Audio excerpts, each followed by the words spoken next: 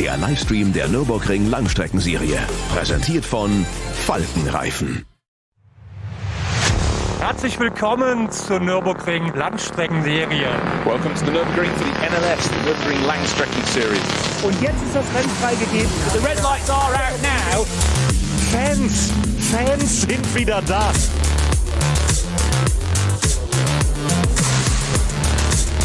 I would think that's very, very close.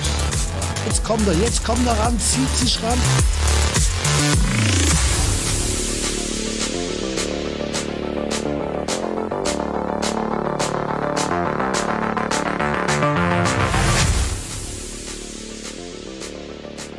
Racing until all is clear around the glory of the Nordschleife. A start delayed, half an hour we're expecting, and that gives a bit more time for the fans who are down on the grid and packing the pit lane to take a look at this field of over 100 cars coming out to play this round 7 of 8. My name is Bruce Jones, and delighted that alongside is Peter Snowden. All set, but hold it for the moment. It's all dressed up and nowhere to go, isn't it? Typical Saturday night. Oh, it's morning. Yes, well, somewhere in the world it's Saturday night, but not here as yet. So, conditions crisper, cooler, going up to a Grade 2 race jacket rather than just a little wind cheater, but plenty to talk about ahead of this one. Qualifying this morning was a little bit broken up, and in fact we ended up with the Shearer Sport PHX Audi on pole for Vincent Kolb and Frank Stippler by a whisker under 9 seconds, showing how conditions were difficult and clearly track cool and greasy first thing. But I would think the fact we're having barrier repairs means that probably spiked the best laps of the vast majority of this field.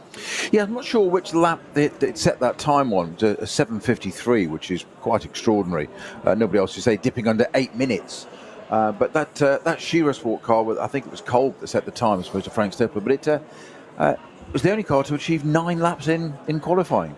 Yes, it's done the most laps and the best time. Well, by way of comparison, okay, grey clouds going over the Schloss, but the second best car, Aston Martin's the number 17 from Pro Sport Racing, Maxime Dumoulin and Marek Bachmann, did just basically 2 laps, and the next one down, the Walkenhorst BMW, not the one you'd expect to be right at the front, which would be Christian Cronjes and Kubica Maziak. They've got 4 wins. Sister car, Dylan Pereira and Sami Matti Trogan, who remember sort of came to prominence when we went into the COVID pandemic, and he was an iRacer and has been in huge demand since then, but he got his chance to swap over from the digital world into full metal and has just been getting better and better, the Finnish racer. So they're third on the grid.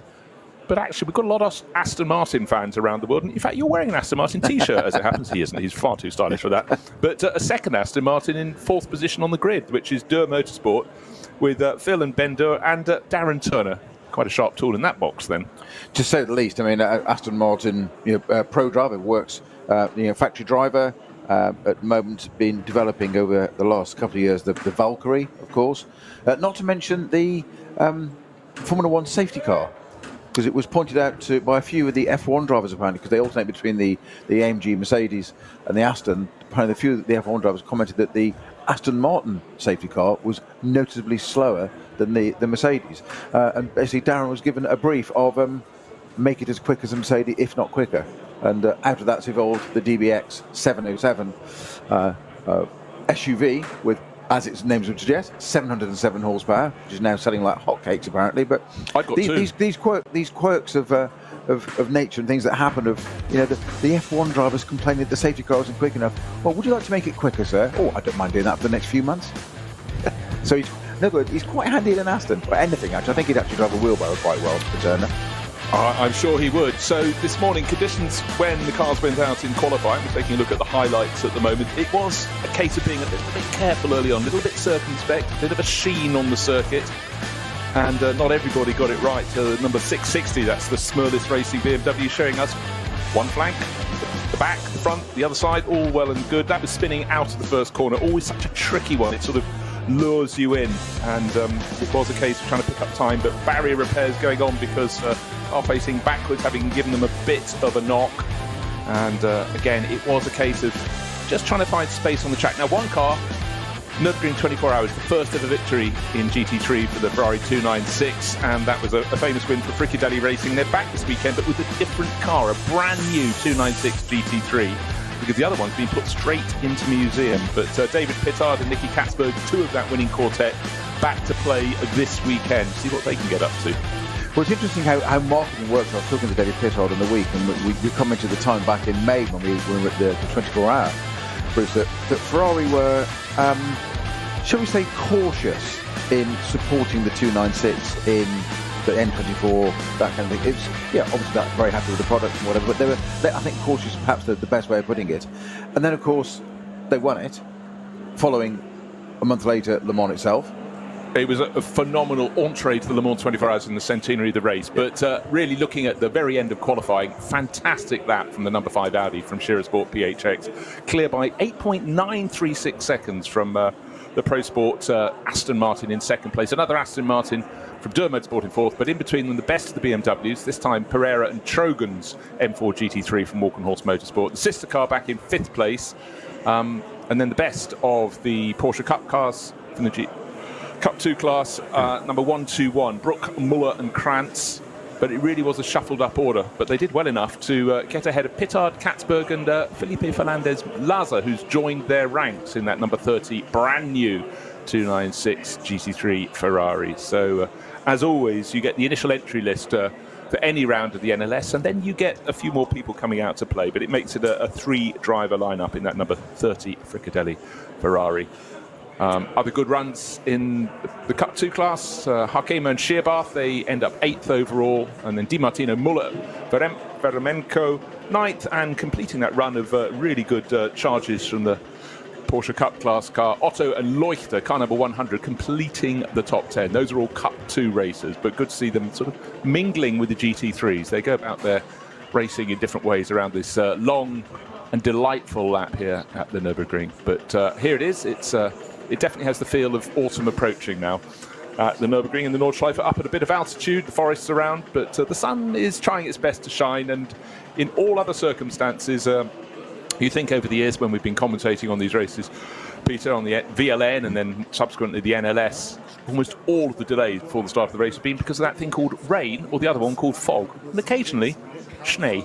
We had one, didn't we? It was actually cancelled. Yes, it was. We were all like it's ready to go, and it actually cancelled. Just as the camera zoomed in on a snowman being built in the pit lane, we noticed. It was. That was our cue for, this may not be delayed, it may not even happen, and it didn't. Well, we'd already had a period of people running out to the pit wall and building them because they just thought, well, let's go and see. But you wait and you wait, but eventually it was absolutely clear. The weather was going nowhere for the day. But right, here today, penultimate round of the championship. It's the Barbarossapreis, a race that's been run a very large number of times. This is the 55th, and I love that continuity, the history that runs through the sport, and particularly events on the Nürburgring Nordschleife, a circuit that's been with us since the 1920s. You think of the greats who competed around here, from the 30s. You just imagine the Auto Unions and the Mercedes, the Silver Arrows, the Silver Pfeiler, performing their amazing... even today, when you look at the performance figures of those cars, they are off the clock. And to think that was happening in comparison to everything else in racing at the time, it's just so far clear. Phenomenal. And also the circuit at the time, it was this ribbon of tarmac through the mountains here, but there were no barriers.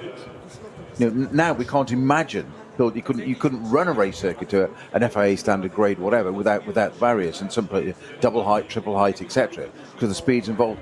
The speed of some of those cars wasn't significantly slower in terms of overall speed, high speed, top speed, as these now. Ultimate, the lap time was different because of cornering tyres technology. But in a straight line, 170 miles an hour was not unheard of. In that, I hate this phrase, back in the day, but nearly 100 years ago. I try not to use that one. I know. But I need to get out of my system. I'll tell you a very good book to read about that is Richard Williams' book about Richard Seaman. Offered to be one of yours, sorry.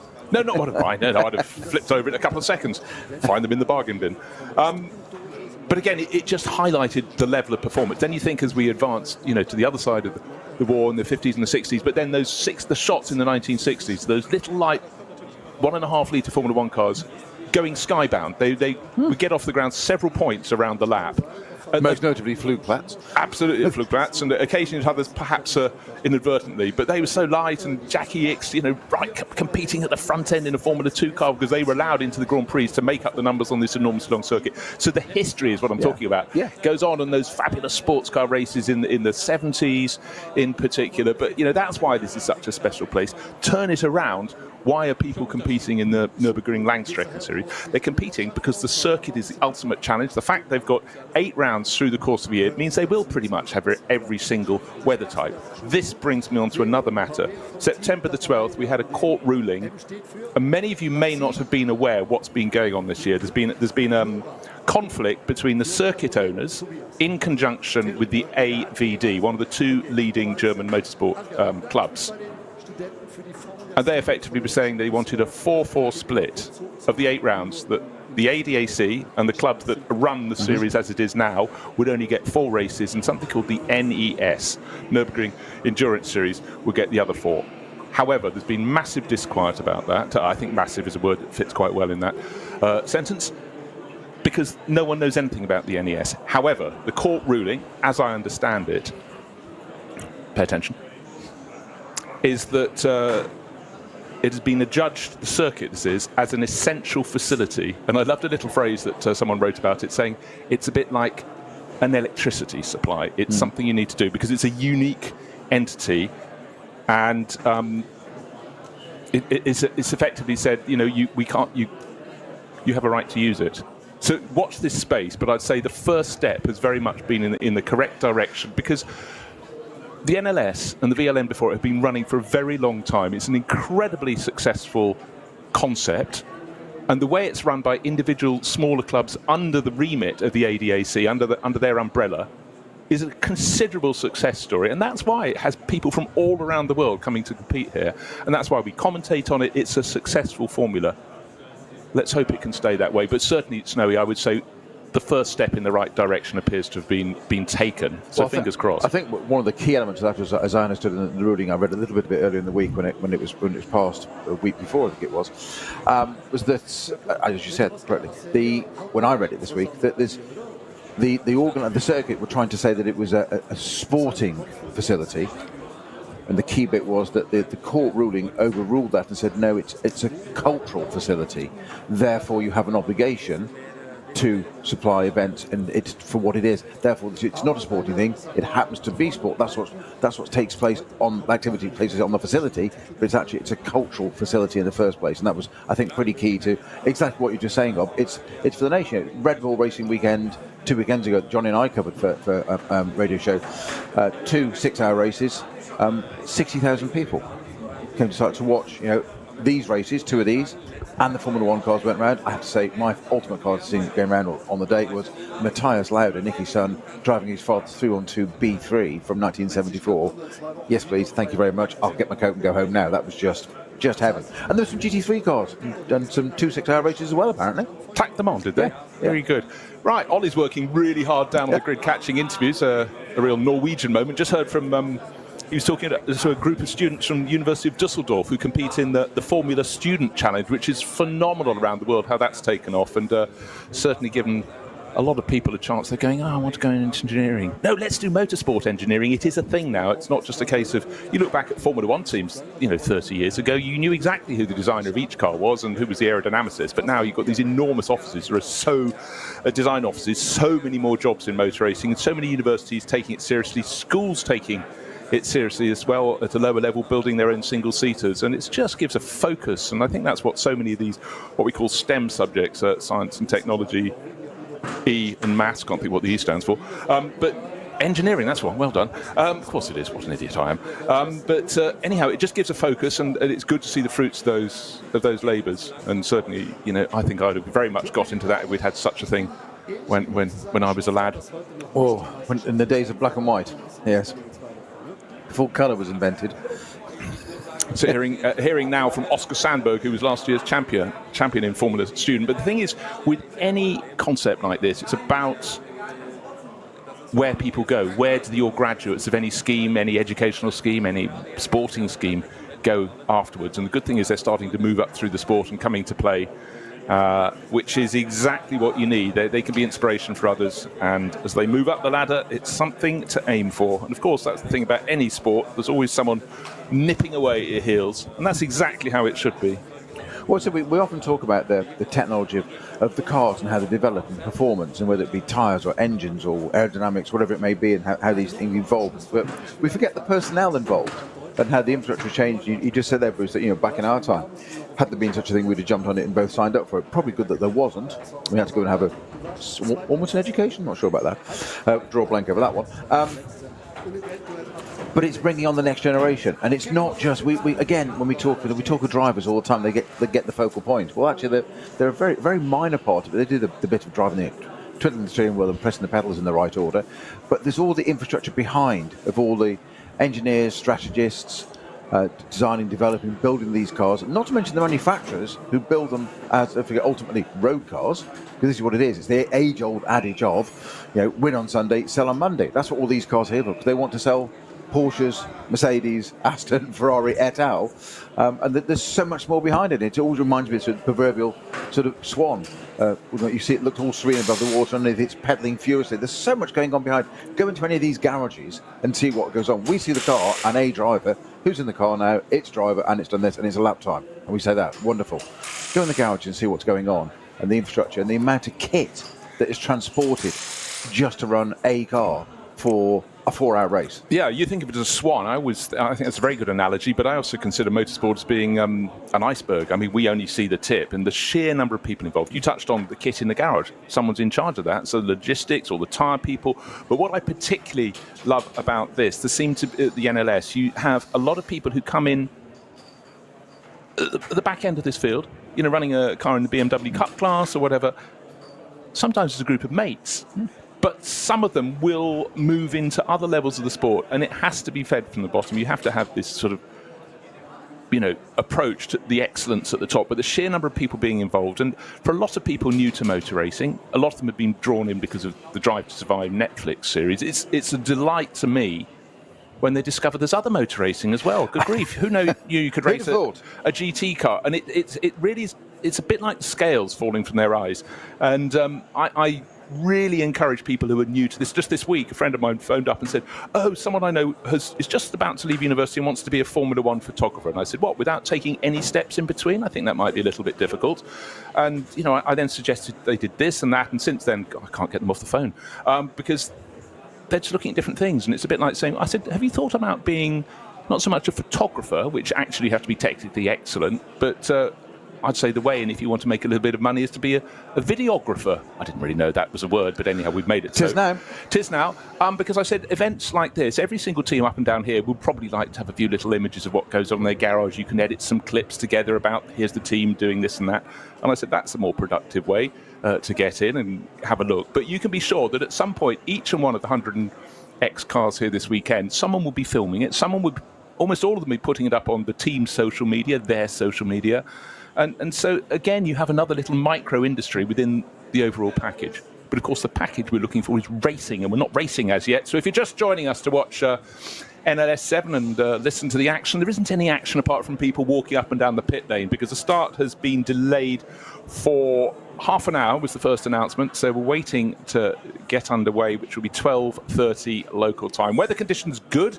Delighted to report a little bit of light cloud in the sky, but it's a fine autumnal day, and I can't think really of a nicer place to be than the Nürburgring Nordschleife. If I was here as a fan, I'd be down among the cars now, but I would be working various points around the circuit. Drive your car around the outside, stop off at Brunchen, stop off wherever you can. And again, a little bit of knowledge goes a long way, and a lot of knowledge goes even further, I guess. Well, I mentioned it a couple of weekends ago when we had our back-to-back 6-hour races at the Red Bull Formula weekend that Johnny and I covered, because you were at Goodwood. Yes, indeed. And we'd mentioned this exactly, walking around the track, and the fact that during the 24-hour, we'd gone out into one of the practice sessions. You, Johnny, and I walked out to Hats and back, and only then do you get an idea of the scale of the gradients, the altitude, the change of levels. The camera always foreshortens these sorts of things, and we were standing there on that bank at Hats and back, and it is literally, I've always described it as a roller coaster, because you quite literally join the start of the circuit there through Sabine Schmidt's go of that 180-degree left-hander, which designates from the Grand Prix loop onto the Nordschleife, and it's always a marker. Plus the fact I've said it so many times that it must be boring, but on the right-hand side, there isn't any room. There's a white line and a barrier. So if that doesn't focus you, this is the corner, and what a more aptly corner to choose for her name, I can't imagine. But then you go through that and go off down the Hats and back, And it's this literally roller coaster, left, right, and it's exactly that. It's strap in, hold on, and away you go. And we went there and watched it. And walking down, we walked a fair bit of it. Walking back up, I mean, you're a fit young man, it's fine for you, but somebody like me, you had to tow me along. Pull me along. It was so steep walking back up. 23 years old, like a greyhound. I know. In my mind. I know. It was a tough paper round. Oh, God, and we had to apologise to that group of people. You were in their hot tub with them, drinking their beer. I know. Well, it said free beer, so... Yes, free beer here. But, I mean, the thing that really strikes you become accustomed to the Nordschleife through the lens of the camera that's in whichever position it's fixed. And a lot of the cameras are going to be in... You can't have a camera on every corner, clearly, with 170-odd corners. But you have other parts that don't normally get full coverage, and you see them with a bit of onboard. But when you walk them yourself, as you say, you go through Sabine Schmidt's curves, it's tight. It then drops down, arcs to the right, but some of the corners seem to come up at you far faster than you sort of consider from when you've been watching over the years. And you can't walk the whole of the Nürburgring Nordschleife, but anybody there on a weekend, it's just much better to get out around the circuit, just really get a feel. But my admiration for people racing here in these long-distance races is huge, and I can fully understand why they do it. And if I was living in Germany, had money, had talent, I would be there as well. Yeah, just going back to qualifying for a minute there. Just a couple of things. I've got the start groups come through, which I'll go through in a minute of how they operated. We did see a few moments ago on our German production feed TV of an onboard going past some Unimogs on the left-hand side. I couldn't see exactly which part of the circuit it was. It might have been, I think, I was just having a very quick glance, I think it might well have been at Metgersfeld. But as barrier repairs, what I saw was a very quick glance, looked like a Mercedes GT3 car. All I saw was a flash of colour, of white and yellowy green. Well, that's what I thought. But that would be Schnitzelbaum, but it isn't. The car that I've noticed I can't see in the pit lane, actually, and this is really quite worrying because the car was out at the end of Tiergarten. There's barrier repairs at the end of Tiergarten as well. It's a CP Racing Mercedes, number 45, and I believe that did have an incident in qualifying. Whether it's the one that's causing the big delay or not, I don't know, but I haven't seen the car in the pit lane lined up. Talking of Mercedes, I think I've just seen lime green, I always call it Lamborghini lime green, Kawasaki, the brands are available. GT4 Mercedes go onto the grid, and if the lights aren't ready because there's a delayed start, unbelievably, they may well receive a penalty for going to the grid too early. I know, you couldn't make it up. You can't make it up. Yeah, you didn't make it up, alas. But yes. No, I wish I was. But we'll see. We will indeed see. So, if you're just joining us, half an hour delay so far. Weather actually clouding over a little bit, but track conditions fine. It's still barrier repairs that are being undertaken. A little nip and a tuck. Gosh, if you go off at Tiergarten, you have done 98% of your job, and in fact, you've only got 2 little twists to go. That would be very frustrating, and obviously less frustrating in qualifying if you've got time to repair the car. Pits from there. Yeah, but you might actually want to walk in the reverse direction to make it longer until you see your teammates and apologise that they're now in the short wheelbase version of the car entered for the weekend. If I may, I'd like to go back to just talking about David Pittard, Nicky Katzberg, what a season he's been having, left, right and centre. But have them back this weekend. But I think you don't often think of GT3 cars, if they're not works cars, being moved into a museum. But that was such an amazing victory for the Frikadelli Ferrari back early summer. That one has been put, you understand the cars that win at Le Mans, you expect them to go into a manufacturer's museum. But, I think it's phenomenal, and I think it's recognition of the importance now of GT3. Exactly so, and as we said, going back to what we said a few minutes ago, it's all about selling road cars, and that the whole Ferrari Clienti Corsa program of people buying the cars, being involved in them, buying a LaFerrari, going up through a LaFerrari Evo, etc., FXX, FSXK, the ultimate one, etc., and it's all about those drivers being involved in it. It's a clever program, and it works for Porsche and Mercedes and Aston equally. But they get their owners get to come do unique events at certain, those that don't want to race necessarily, but want to be on the racetrack. All the Ferrari engineers or manufacturers, in this case, we're just talking about Ferrari, they get involved. So that whole crest of a wave thing with winning the 24-hour here, which Frikadelli was a new car. And I was talking to Pittard about it because we knew it had damper issues, and it was getting tougher in the last few hours of that 24-hour to stay ahead. But what they'd made was, during the night, they'd made hay because the car was so phenomenally quick through the night that they managed to build that buffer, which gave them the chance to win it. The car wins it, and then a few weeks later we go to Le Mans, and Ferrari haven't been here 50 years. It's the centenary edition. They haven't been here for half of it. Nothing's going to happen. Don't worry, they'll be quick. That's fine. We expected that. It's a round of WEC. And they go and win it. Just come back and win it. And it was just, and what star? So it's on the back of that. We said at the time, didn't we? When we covered it. It's fairy tale stuff. Oh, entirely. So then you go to Monza for the Italian Grand Prix, and what do they have? The 24-hour Le Mans winning car, and you can get a GT3 version, by the way, and that did the 24-hour. Oh, by the way, it won that as well. From a marketing point of view, it just provides that direct link to it's a road car. It's not been washed, by the way. The 296. It's been lacquered. And I haven't washed since then. It was just the way to go. That was another matter. We weren't going to mention that. It was, but no, and I think in terms of, I cannot get across. I mean, you cover a lot of GT3 racing. I cover a lot of GT3 racing. We've watched it grow and grow and grow. We've watched GT4 coming through. GT2 is taking its while, but actually, a short while ago, talking to Stefan Rattel, the boss of SRO, and he said people are so impatient. They keep saying, why aren't there more cars in GT2? He said, look at GT4. It took a while to get going. But we had an interesting thing last weekend at the Creventic 24 Hours of Barcelona, where it's a bit embarrassing, really. The race-leading car, also a 296 GT3, was taken out at the first corner by a GT2 car that was quicker in a straight line, tapped it up the rear, spun it off the circuit. But to a lot of owner drivers, the GT2 cars, they've got the bragging rights, they've got more power, and it will grow. It's just a matter of time. It's coming, and stateside it's looking quite good, and we've seen them here. But it's this whole element of the rise of GT racing, and a lot of professional drivers owe their career to it now because when their various careers in sports cars or single-seaters are just hitting a trouble to get to that next stage, they've come into this, found really rock-solid teams. You think of a lot of the teams involved in these championships. They've been going for decades. They get in under the wing. They do a good job. They have to learn to behave as a team player. They've got to learn to work with the engineers. But coming to race at events like this, it gives them so much seat time, so much testing time. And for some of them, if you're in your probably early 30s, you've been the top of GT3, you're sort of made because, of course, now all the manufacturers entering the World Endurance Championship in hypercar, they've got a seat for you because they want your experience. So, stepping stones. Earlier we saw Oscar Sandberg being interviewed. Of course, he was last year's overall champion with Sindri Setsas, Daniel Zils for Adrenaline Motorsport, still competing here. But again, these are steps that all of them do. This is a shop window, and I would wager, Snowy, across the course of a season, trying to get consistently good results to win a championship means you've got to not just have good luck, you've got to be consistent, because it's so easy to make a little slip here that would just cost you the race, cost you the points, and you've only got 7 more rounds to make up the shortfall. And even worse, it can cost you your career. Yeah. It's this place because it's the ultimate CV, isn't it?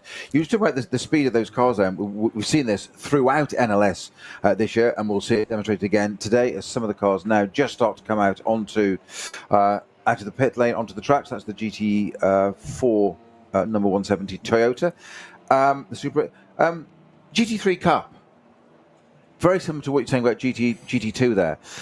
The in a straight line, and we've seen it. The top cars, the SP9 GT3 cars here, we've seen them on Dottingahoa, the long straight up to Tiergarten. They're flat out, but they've got so much aero, they're actually going slightly slower than a cup car. You see these well-drilled teams. Kramer Racing, where are they on the grid with their cup car? 6th. Yep. Overall. Yep. You know, they've had a fantastic season. 3rd row of the grid. Where's their other car? Oh, that's P9 as well. You know, GT3 Cup cars right up there amongst it. And you'll see this. We'll see it later on today, I'm sure. Those GT Cup cars, you know, there's a possible... I think last round, actually, at NLS8, we nearly had one on the podium, I think. Look, I just think it's a matter of time. And all you need is a couple of the GT3 cars to play billiards with each other and knock each other off. They're there. But that's why the Cup 2 class, we've got, 14 entrants this weekend. That's rock solid. But to win that class is ultra hard because the more people in your class, the harder it is to win. The more points you score. And we've only got 9 GT3 cars, SP9 cars. Yeah. So let's hear it for Max Cruz and Max Cruz Racing with Nico Otto and Benjamin Leuchter. They're leading Cup 2, giving chase. K. Kramer Racing, we mentioned them already. It's that one that's qualified so well. Christopher Brook, Tobias Muller, and Moritz Krantz. So such a good class, and who knows where drivers go to from there. But where they're going to from here, and here is the pit lane, is out onto the circuit. So that's good news indeed. The start was put back half an hour for barrier repairs at various points around the circuit, and I think we should be lining up quite soon. I just wanted that point because obviously licensing, and we have lots of environmental issues now. Environmental, mostly with motorsport, isn't all about tyres and recycling things. That's all part of it. It's actually about noise, obviously, because you've got conurbation nearby and villages, etc. I'm just wondering, with the delayed start, will we get a full 4-hour race still? It depends on what the license is to run to and what's on afterwards or not. So we may, well, I'm still awaiting confirmation, we may have a slightly shorter race. It might be a half an hour later start and become a 3.5-hour race as opposed to a 4-hour race. Oh, you never know. You are a tease. So, but these factors have to be considered, and again, it's about everything being communicated to the teams. It's also in any championship you compete in. It's the experience of dealing with the officials and the comfort you have with that, which again was one of the factors that was causing such disquiet with this concept of having a new endurance championship being run by a different operating club. And certainly there was a lot of resistance from the teams, but right now the teams are here and forming up on the grids in the different groupings. Do you want to explain those again? If someone's watching one of these or waiting to watch one of these events for the first time here on the Nürburgring Nordschleife, we have 100 and odd cars in the grid. They don't all line up in one bunch, do they? They don't. We have 3 start groups, Startgruppes, 1, 2 and 3, and red, yellow and black, as in the German flag colours. And the first group has SP7, 9, 10, 40, 8T and Cup 2 cars.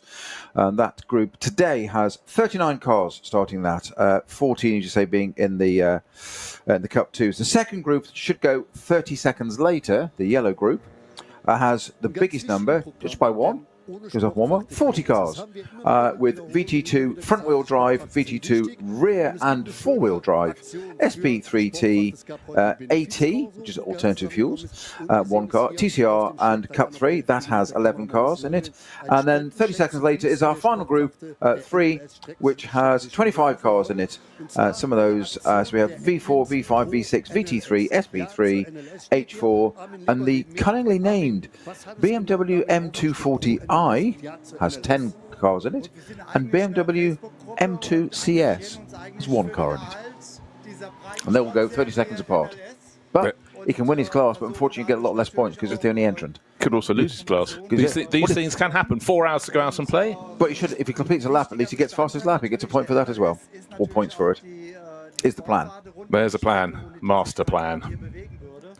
So I'm glad to report, I think racing is going to be coming relatively soon. The sun is shining properly, and good to see the fans bearing allegiance to the teams they support. Doesn't matter what level is it, a GT3 team, a GT4 team.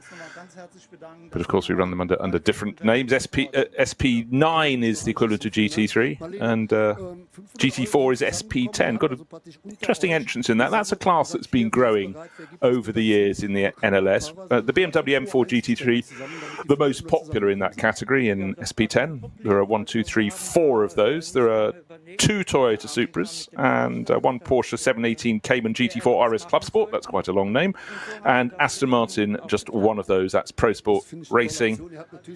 And you have 1 Dumoulin, and that's Guido Dumoulin with Yevgen Sokolovsky. But in the faster group, SP9, we've got the other Dumoulin, Maxime Dumoulin and Marek Bachmann, and they're leading the I suppose we should point out there are subclasses. You have SP9, which is GT3, but that's in Pro-Am, which is being led by the aforementioned number 17 Aston Martin of Dumoulin and Bachmann, and Am as well. This weekend we have just the one entry in Am. It's the other 296 GT3 Ferrari. That's the one entered by Racing One for Christian Kohlhaas, Stefan Aust and Jacob Schell, inverted commas.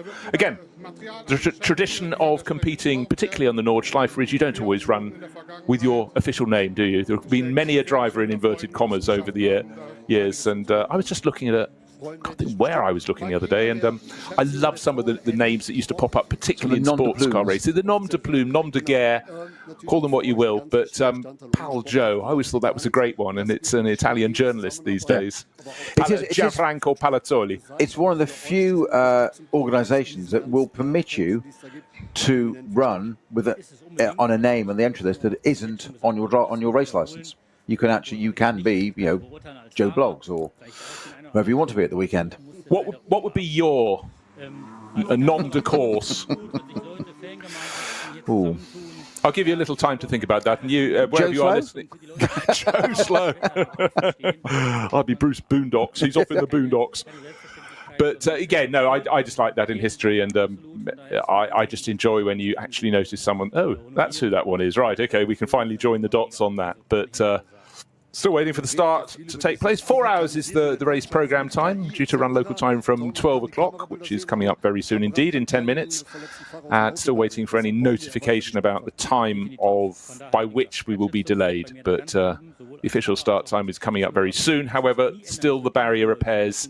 Hopefully they will be pretty close to completion. Certainly the ones at Tiergarten looked as though they were almost done and dusted. But when you drive around the Nürburgring, if you're lucky enough to do so and pay your money to go and do so, we talked earlier about the 1930s, no barriers whatsoever, just those unyielding things called trees. I mean, barriers can be relatively unyielding. I mean, they've got to do a job. They've got to sort of deform to absorb some of the impact. But I can be sure the first time you raced around the Nürburgring, they were a certain height, and there'd be another layer up since then.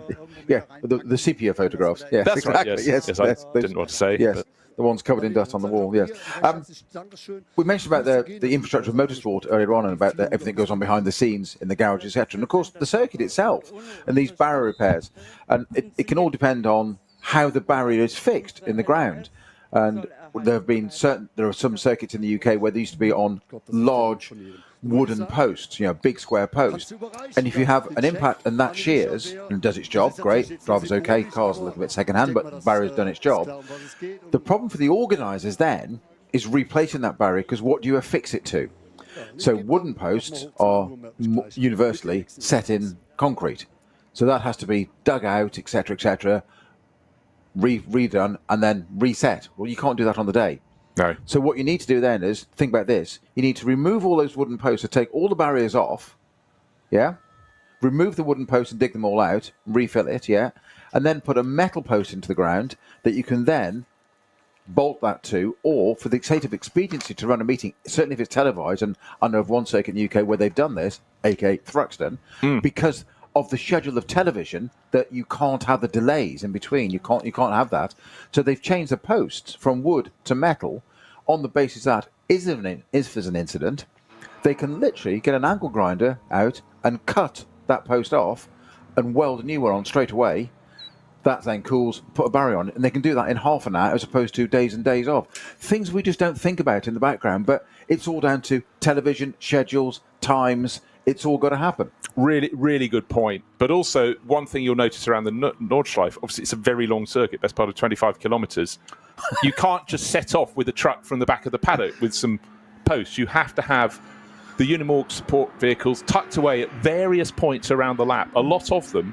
But even if you've got to go several kilometres to the next post, that's a whole lot quicker than driving, 18 kilometres from the back of the paddock. So those logistics, and again, just cutting back to if another organising club tries to have a go on this, they've got a model they can copy, but you can't copy something instantly without errors. And it's not 25 k's, it's 50, because barriers on both sides. So you've got 50 kilometres worth of barriers to replace. Yeah, that's quite a lot. Should you have a team, start the team at opposite ends and cross over halfway?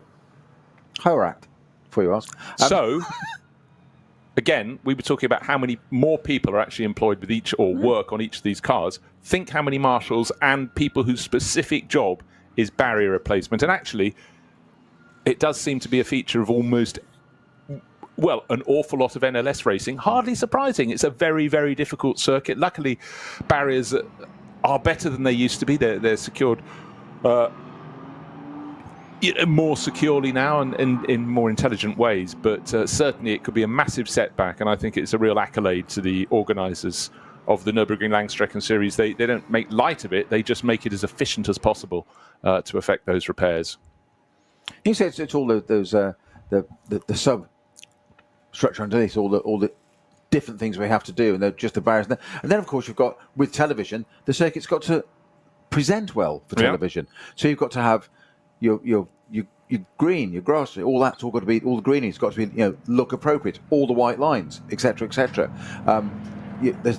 Everything's got to be neat and tidy and presentable, and we've certainly seen it in the UK of how some circuits. You look at some of the circuits, photographs, footage back from 20, 30 years ago, and it's, to be honest, a little bit shabby, because we focused on, getting in the car, going out to the pit lane, and driving on the track. Everything on the periphery wasn't important, but photographs, social media, everybody involved now. People want better facilities. You look at some of the catering and loos and things at circuits in years gone by. It was appalling. They didn't cater for the public, whereas now they have to draw the crowds to make it viable. Well, it's a bit like looking at the circuits run by Jonathan Palmer's group in the UK. He decided that discussing lavatory box weren't acceptable anymore. There should be proper catering, and the facilities have all had an uplift. I mean, facilities can only be to the standard of the day, and that fortunately keeps moving forward. And it's a much better day out now for a lot of people, because the teams also think about it. I mean, most teams look inward, not outward. Back when access was an easy thing, they just didn't realise they would just focus on their jobs and fans could knock around as long as they didn't get in the way.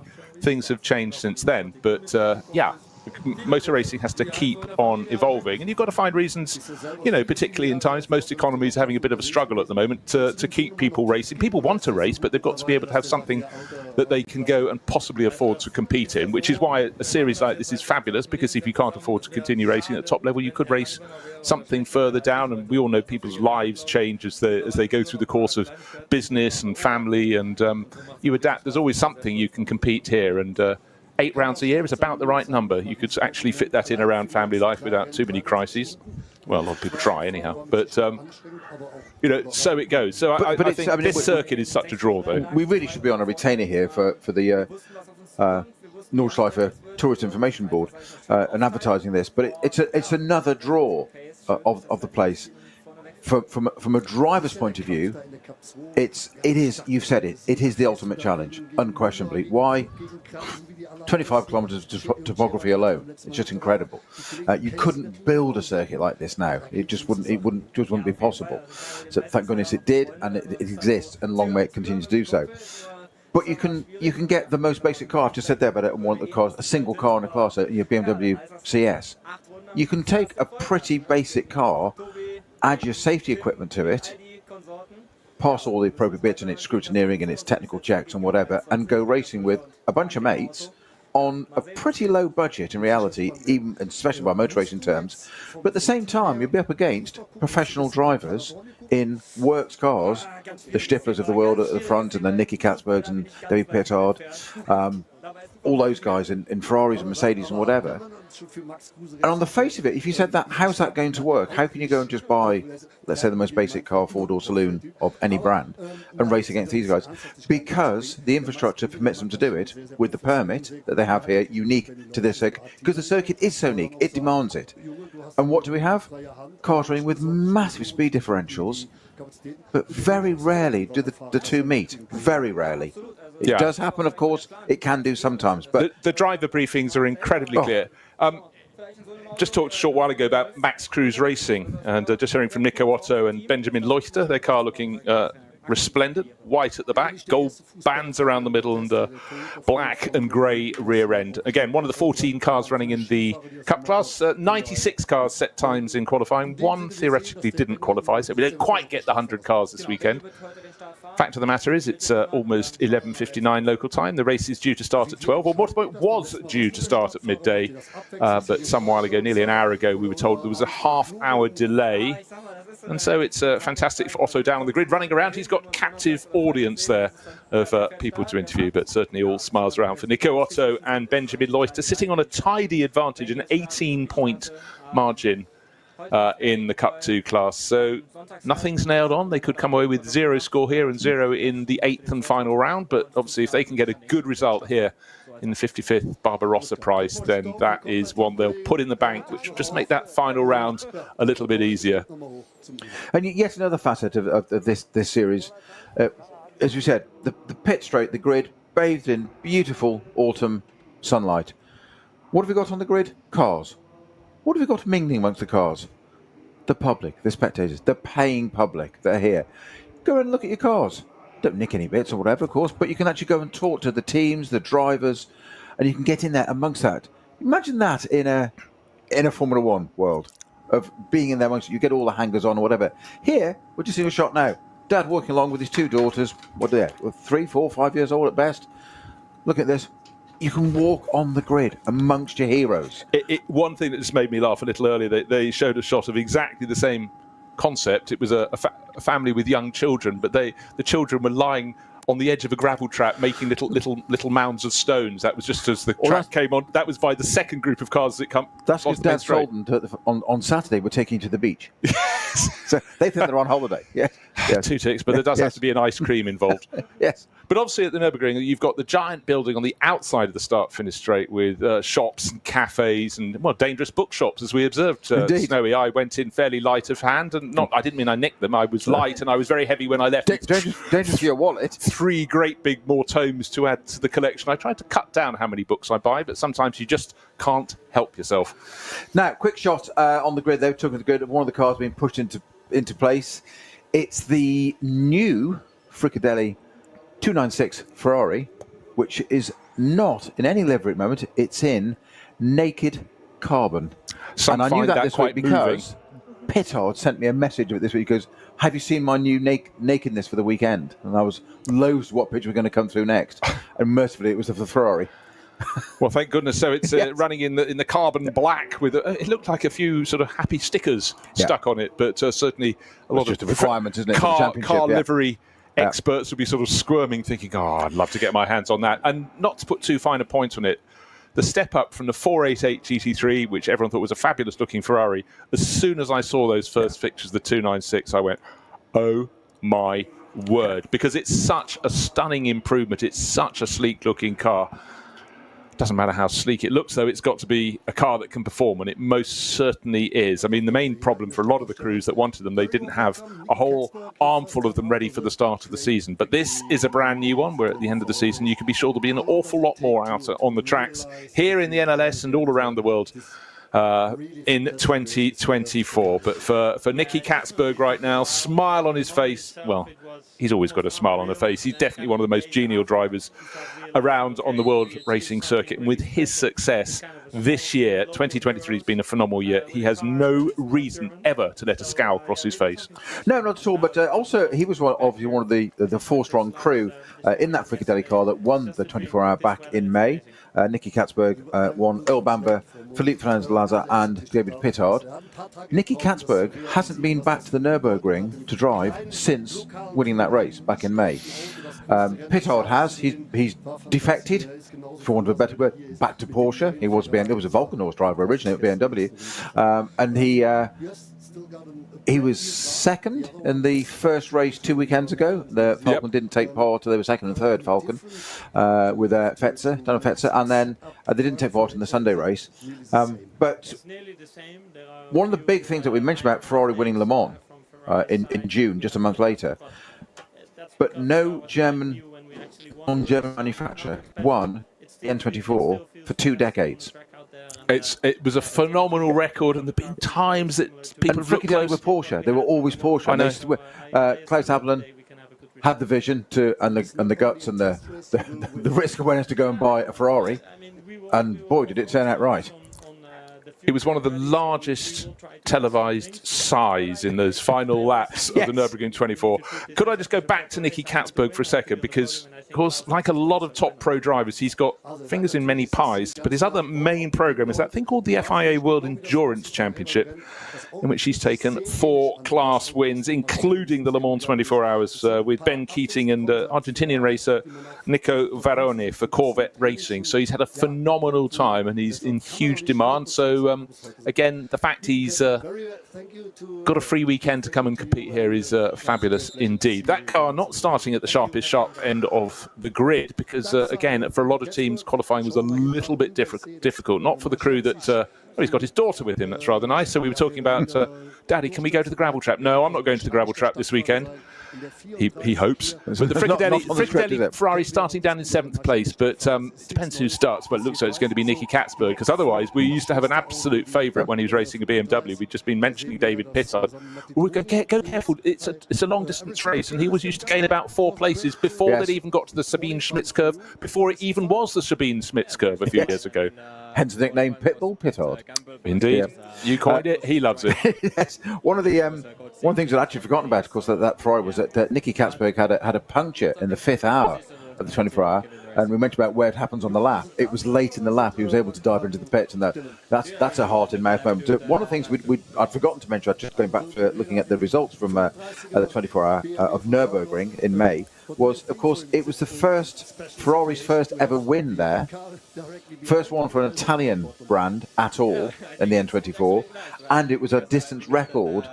Broke the record by a further 3 laps. 159 laps was the previous record, and they ran 162 laps in that car. So quite rightfully, it's been put alongside the car that won the 24-hour at Le Mans a month later, and they said, these two need to be covered in lacquer, left dirty, and put in a museum.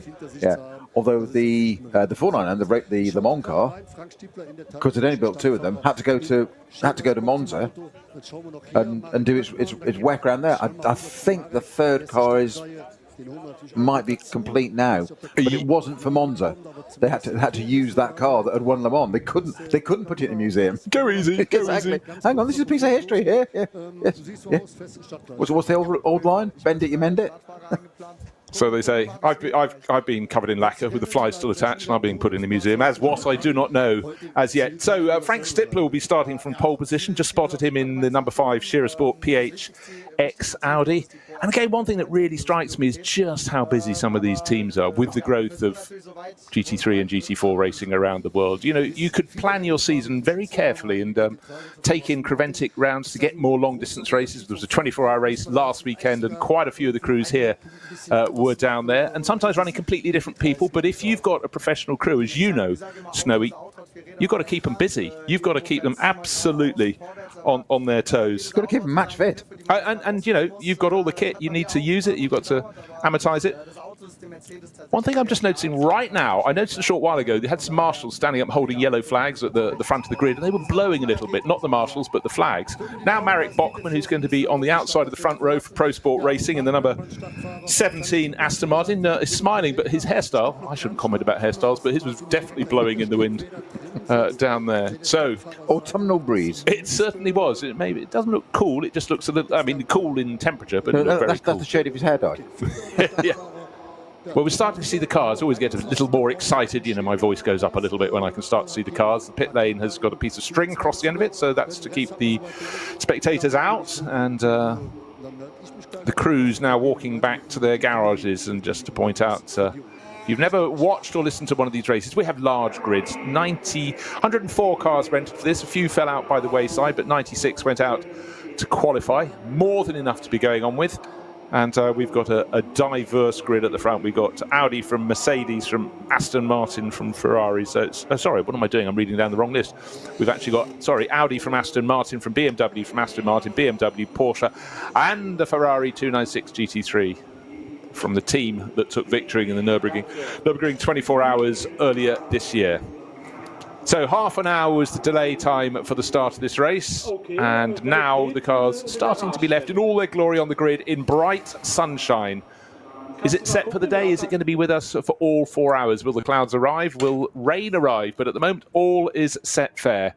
And certainly for crews at the front of the field, they're just trying to nail down another good run, because this is the penultimate round of the championship, and it's a real case of, in the NLS, such a difficult circuit, so many incidents can happen that can catch you out. Someone else's problem quite often can catch you out. And one thing we haven't talked about, Snow, is the fact that many a time on the circuit, we've talked about how the different performances of the different classes, you know, they tend to stay out of each other's way as much as possible. However, when you get a slow zone because there's a rescue vehicle clearing something up, 3 minutes until the cars will need to pull away from the grid. Quite often, a front runner can be caught by the slow zone and it's cleared by the time a chasing car or vice versa closes in. So you can never be sure in this race. You've just got to be watching all the vital signs of the cars, but you've just got to be in communication with your pits as much as you possibly can. But you've got to be aware that you could be sitting on what you think is a comfortable lead and suddenly it'll be taken away from you. And just for clarity for anybody sort of listening for the first time, we'll just explain what a slow zone is. That we don't, at the Nürburgring, we don't use safety cars. They don't deploy a safety car at all, or even a virtual safety car. They do a kind of format of that. We have what we call these slow zones. So if there's an incident, or let's just say a car breaks down, heaven forbid, that doesn't happen very often these days, but you've got a slow car on track, you'll get a waved yellow flag, double waved yellow flag. We'll then have a code 120 where all the cars passing through that section need to slow down to a maximum of 120 k's. If it's a bit more serious than that, and it's always about the marshal's safety, that's always the point. You know, obviously the driver's fine after an incident, that's fine, we have to clear it up, but marshals working on track, their safety is paramount. We'll then go to a code 60, so down to 60 k's, and woe betide anybody that crosses that or goes too fast or whatever, and there are penalties, and the authorities, and quite rightly, and I fully back it, take it very seriously, because it's volunteers' lives at risk, standing on track. Their safety is paramount. Drivers are cosseted. We sit in a car and we have this lovely big tub around us and roll cages and safety equipment and hands devices and all sorts, and basically if you go off, a lot of the time it's your own fault. But going out to attend to that crew that has to come in and help that, they need to be safe. So we'll slow all the cars down, and it'll be for a set period, then it'll go back to a green flag at the end of that zone. So we get these slow zones that Bruce was just talking about. And the problem is that depending on how long it may be, and if a car has collected, let's say at some speed, gone off and bounced off one side of the barriers on the track and crossed the other side, you can have quite a lengthy bit of tarmac of a good few tens of meters that are requiring work. That will then have service vehicles on site if they've got to bring barriers out, literally. We've seen it, the Unimogs, with trailers on the back and all the paraphernalia, nuts, bolts, washers, everything that go with it. And we want to slow down that. And it's one of these things, it's absolutely amazing. You'll see some of these top GT3 runners will arrive at that slow zone and they'll suddenly just slow down, and the car behind will literally sit almost hovering on the rear quarter of that car, awaiting that restart, because it's exactly the same as a safety car restart. When it goes from code 60, green flag, back up to speed, and that's one of those maximum opportunities. You've got to try and maximise that and try and get by and see where it is. And this is where the specialists of this circuit know the circuit so well. They're thinking all the time in that slow zone, code 60, what can I do? What can we do? Warm-up lap, formation lap, just about to start, Bruce. In fact, it is just moving off the grid now. We say formation lap here, nothing to get too excited about, because it takes about 20 minutes around here to do a formation lap. Bear in mind that lap times are, we've commented, the organising body like to keep a magic number of 8 minutes. That's what they want. They don't really want cars going under 8 minutes. So how do we control that? Balance of performance. We have issues. You can add weight to take a bit of air off. And these top GT3 cars, they are not quite FIA GT3 spec. They're kind of like a Nürburgring specialist car, but not a great deal different. They've got a little bit less aero in one way, but then again, the Cup 2 cars, we said, have got even less aero and a bit more power. So don't be at all surprised later on when we see Cup 2 cars. We've said Kramer are in 6th and 9th overall, so 2 of their cars in the top 10 overall, giving these GT3 cars a hard time, because down the faster part of the circuit, dotting a hoe towards the end of the lap, they've got less resistance through the air, and they can sit there and they can do some wonderful side drafting, which I'm sure many of them will demonstrate to us later on during this race, which we'll be able to explain how that works, and get past a GT3 car. And there's not only are these cars in the top 10, there is every possibility of them being on the podium. And also what I'd like to see as well in this, Bruce, is not just the Cup 2 cars, but the rise of the Pro-Am in this. Not just the pros, the Pro-Ams right up there now, mixing it with the pros and keeping them on their toes. Again, I mentioned I was talking to Pithard this week, and he just said, some of these guys are getting too quick for our comfort. And I was like, brilliant. And he said, no, love it, bring it on. That's what they want. Yeah, and also that's part of your role in a Pro-Am driver lineup, to develop the AM, and some can develop, some do develop, and some clearly won't develop, but they've got to find out. And it's how they react to the specialist information, the advice they're being given. And also, you never know until you really push yourself in a racing car where your potential limit is. Everyone has a sort of limit they're going to get to, but it's the job of the pro and the team to make sure their AM is as close to 100% of their capabilities when in the car. But consistency is almost always the issue rather than speed in bringing on an AM. They could drive, an AM driver or a pro driver could drive brilliantly, and one little error, and what circuit is most likely to prompt an error from anybody? This circuit. But for the drivers going around, you talked, Peter, about the length of the formation lap. Most times it's their first chance to check the weather conditions and the track conditions at the far end of the circuit, which is probably about 13 kilometres from the pits, because it's 25 kilometres round, how it's changed in that time. And we know it can change in the space of a few minutes here. But right now, as the second group of cars is just heading down towards the first corner, light cloud, blue skies by and large, and dry circuit. So this is one of those almost rare events through the course of the NLS calendar. We have some baking hot races, we have some freezing races, we have a lot of wet races, but right now at this stage in the season, particularly with drivers trying to get close in their championship battles, this is the ideal playing field for them. A very vivid personal experience of when I first drove here. My first ever race on the Nürburgring was the 24 hour, so a bit of a baptism of fire, but I can clearly to this day remember being in the car in perfectly dry at night, so pitch dark, wonderful, going through the woods, down the hill towards Bergwerk. As I went through Bergwerk, it was wet. Excuses started. It was wet. Well, yes, I'll give up on that part of the lap You didn't already. start the race, presumably, because you were the newbie in the car. No, I did actually. You did? Yes. 260 something cars in the race. Yeah. And what were you driving, just for clarification? Mitsubishi Evo 6, 7, something like that it was. Thing, four-wheel drive, turbo, you name it, all bells and whistles. So you got to start the race. Obviously, that was in daylight. But then, mysteriously, 24-hour races go through the night. Oh, how much of a different equation is it driving in the dark around the Nordschleife? Oh, totally, as is any circuit. But it's you have to be more focused. What really catch it is the speed differentials with the other class cars suddenly seem magnified. It's cooler. It's easier for you physically because it's cooler. The car runs quicker. Actually, sometimes you can set better lap times at night because the car's running better because it's cooler. But it's those speed differentials. It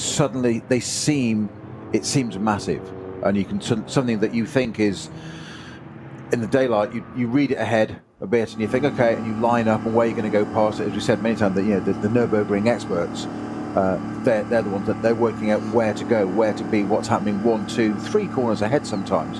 And the night thing is you suddenly get a car that can be doing easily 50, 70 kilometres slower than you are if you're in a GT3 car, top class car.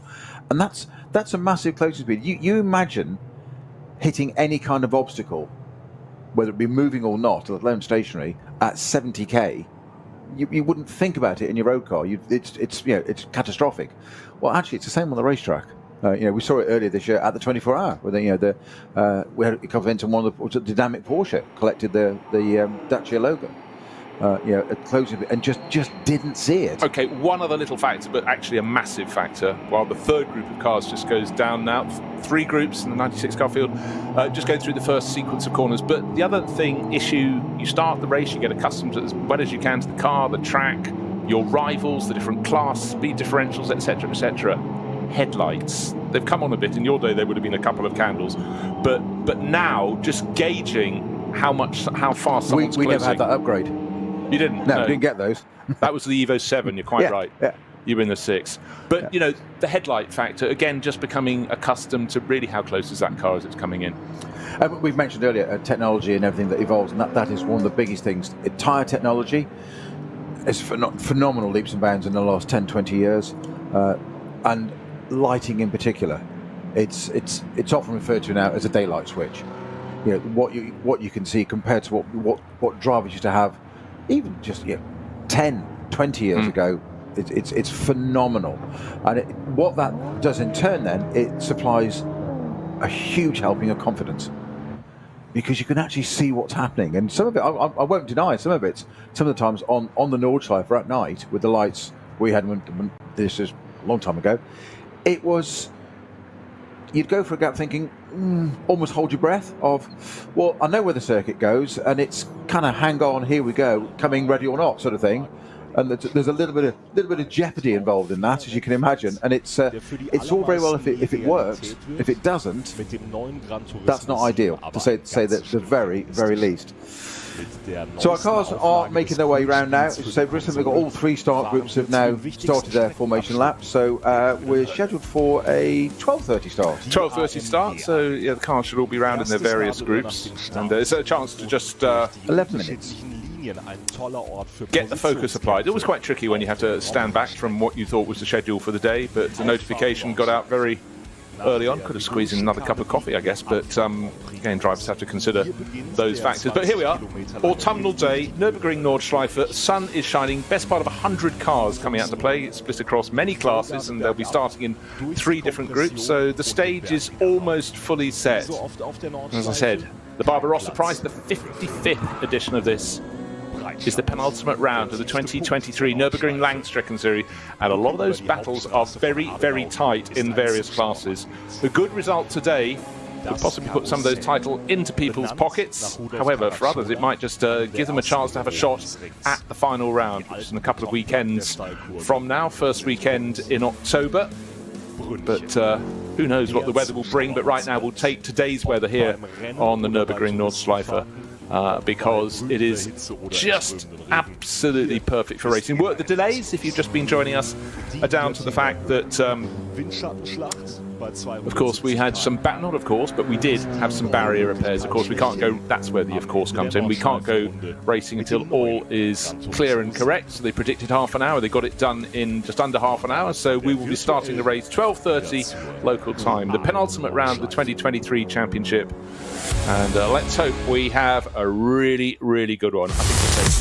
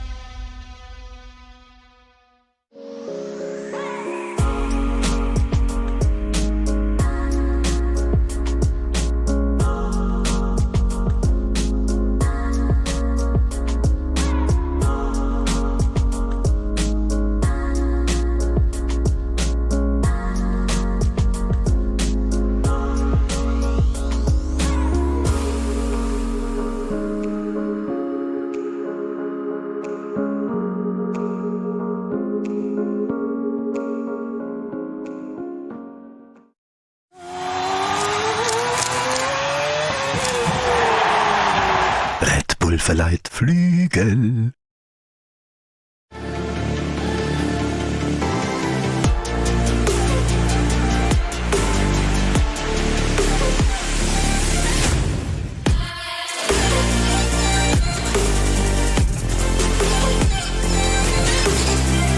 Faltenreifen. World's first asphalt watch. Nürburgring Asphalt 1. Over 90 years of racing history.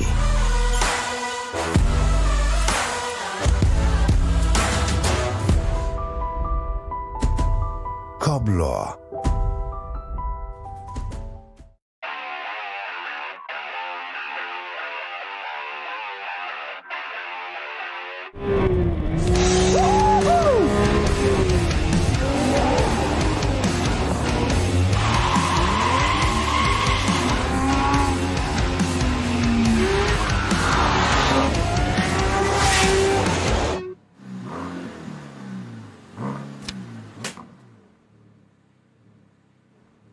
Liebe Fans, besucht unsere Social-Media-Kanäle Auf Facebook, Instagram, YouTube, Twitter und TikTok. Willkommen bei der NLS.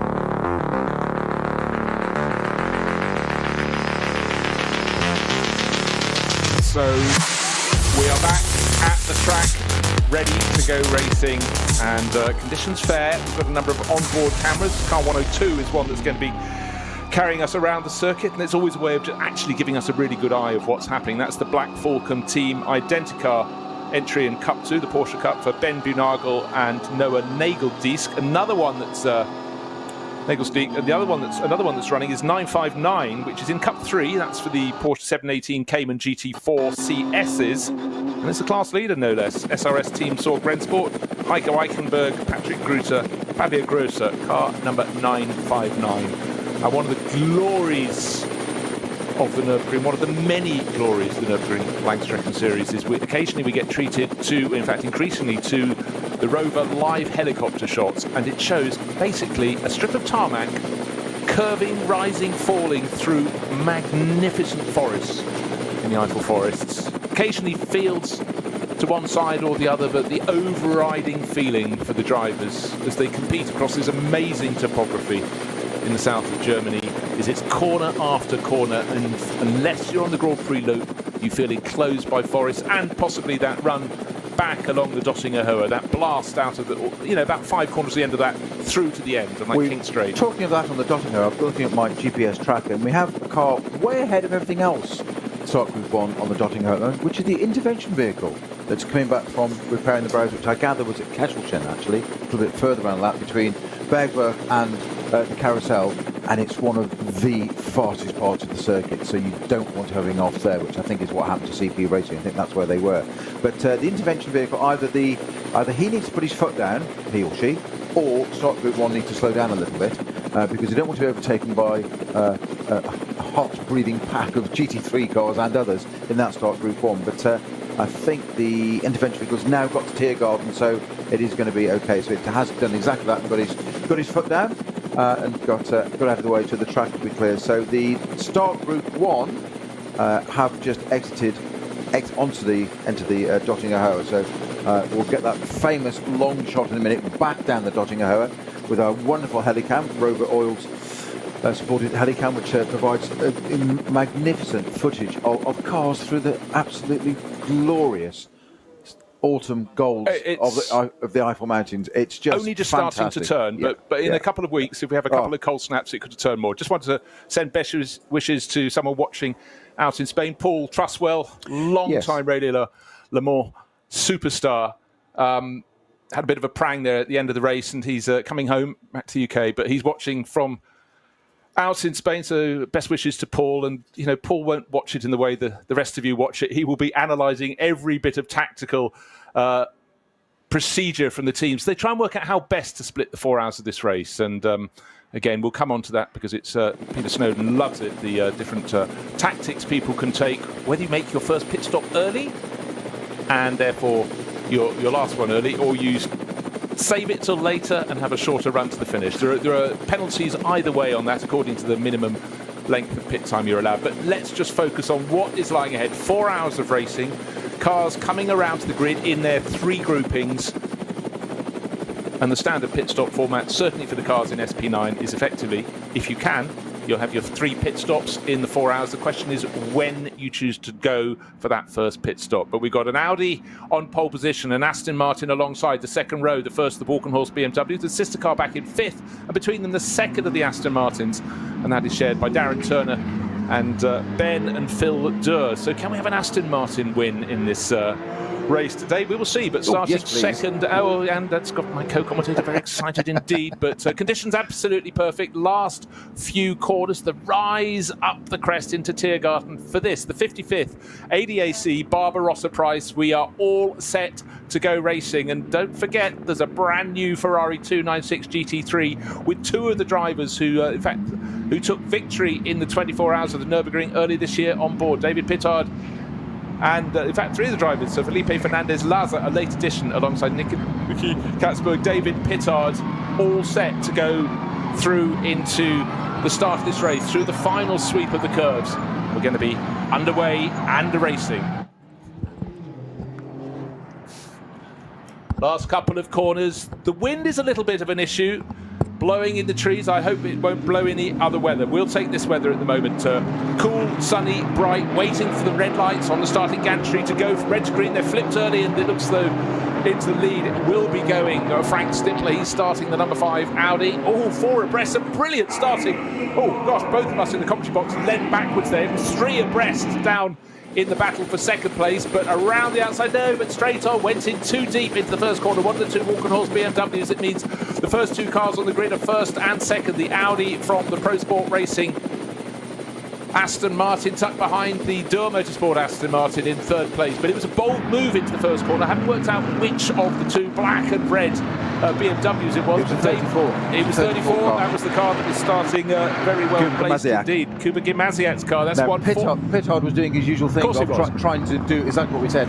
He was so close to that pit wall. I hope that Ferrari's got flush door handles. Well, I tell you, unfortunately, it looks so. It's been a clash for the second of the Ferrari 296 GT3s coming out. It's out of turn 4, effectively getting going, get pushed wide by one of the Cup 3 Porsches. That's the Racing 1 Ferrari. But up front, the 19 car, isn't it? Yeah. Very good start from Frank Stimpler, but he had to hold his nerve down at the first corner because there was a lot of action. It was effectively a 3 abreast grouping following the first 2, and then 4 abreast behind, and that was the Frikadelli Racing Ferrari, the brand new one. Don't worry, hasn't even got a race livery yet, but don't rub it up the pit wall. But anyhow, they got past that, and the Ferrari's going from 4th into what we now call 3rd. So 7th to 6th to 5th to 4th to 3rd. Oh, what comes next? But anyhow, as they go through the Turbine-Smits curve, certainly that brand new Ferrari 296 GT3 entered for this race by Frikadelli Racing has had a very, very good start indeed.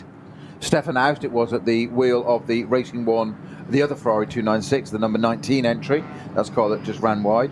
Pittard starting to say in that. Yeah. Now remember in the Frikadelli car. Just remember, Jakub Gimaziak started P5. He was the one that shut the door on Pittard's black. It was black. He couldn't see it there at all, was it? He knew what was coming. He knew who was coming. He won the last 2 races of the 2 weekends ago, the 2 6-hour races, and the first race they didn't even qualify for. They started at the back of this group and still won it. Start group 2 is about to have the green light, Bruce. Yeah, absolutely clear up front. This is largely the Cup 2 Porsches, Cup 3 Porsches at the front of that group, a numerically strong class, and in a handful of TCR runners, and then a whole group of others tucked in behind. Group of Renault Meganes down at the back of that grouping. They're looking busy. Oh, sorry, I was going to say it's a much simpler start, and then suddenly they went into starburst formation down in the first corner, 3 abreast for the first 3, but unlike what happened with number 34 Kuba Gimaziak driven BMW getting a bit busy and a bit too ambitious into the first corner for the lead group and heading straight on off the circuit, having to rejoin, letting everybody else get back into the natural positions. This one was much better behaved. I shouldn't say that because something's absolutely about to happen. Well, funnily enough, I did mention, didn't I, before that before I believe the grid officially opened, we had what I thought was a GT4 Mercedes on the grid. It was certainly a lime green car, so not to be a bit more precise than that. And we said there may be a penalty for that. Interestingly, at the end of its formation lap in start group 2, it's pitted straight away. So I wonder if it's serving a drive-through penalty of some form straight away and getting it overruled. I may be putting 2 and 2 together and getting 5 or 6 or 7. It's not been the first time. Hopefully it'll be the last. Well, I tell you, unfortunately, it looks so, it's been a clash for the second of the Ferrari 296 GT3s coming out. It's Well, let us wait and see. But what we can tell you, it's been a tidy start from all concerned. And just noticing on some timing screens that Felipe Fernandez Laza is also competing in Cup 2. He's down in the number 125 entry. So you always have to keep on your toes. A lot of horse trading goes on in the NLS as people go, actually, could you come and drive for us? Because someone else got appendicitis or whatever else they may throw their way. But Laza appears to be racing for Huber Motorsport. And again, hired hands, a lot of these drivers, and they've got to have a view to the next season. And certainly Felipe Fernandez Laza, a real specialist in the Nürburgring Nordschleife, therefore very much in demand. Right, the third grouping of cars, this is where you get bunches of BMWs.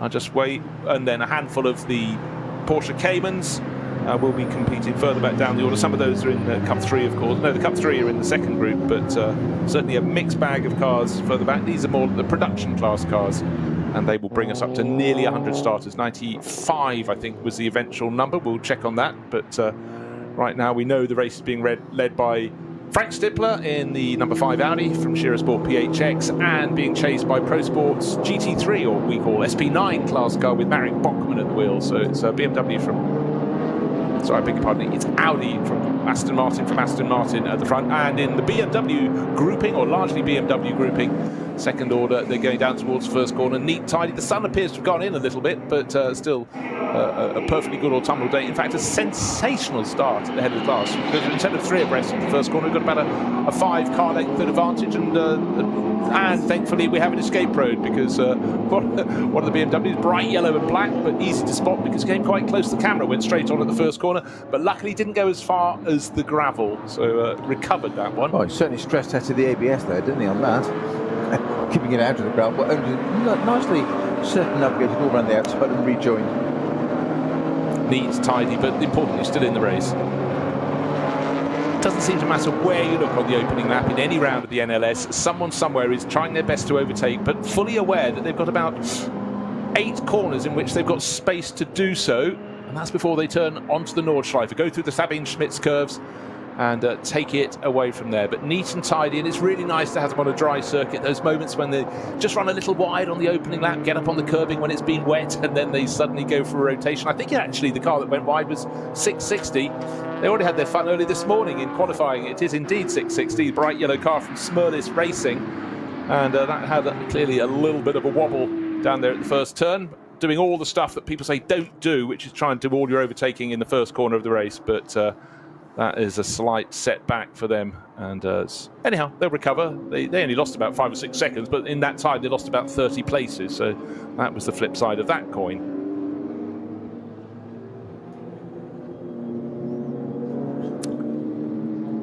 But the lead battle, I'm just trying to see, we're being shown a replay of what happened, or why one of the Ferraris was off the circuit, coming out of what we used to call the Mercedes arena. It was the Racing 1 car.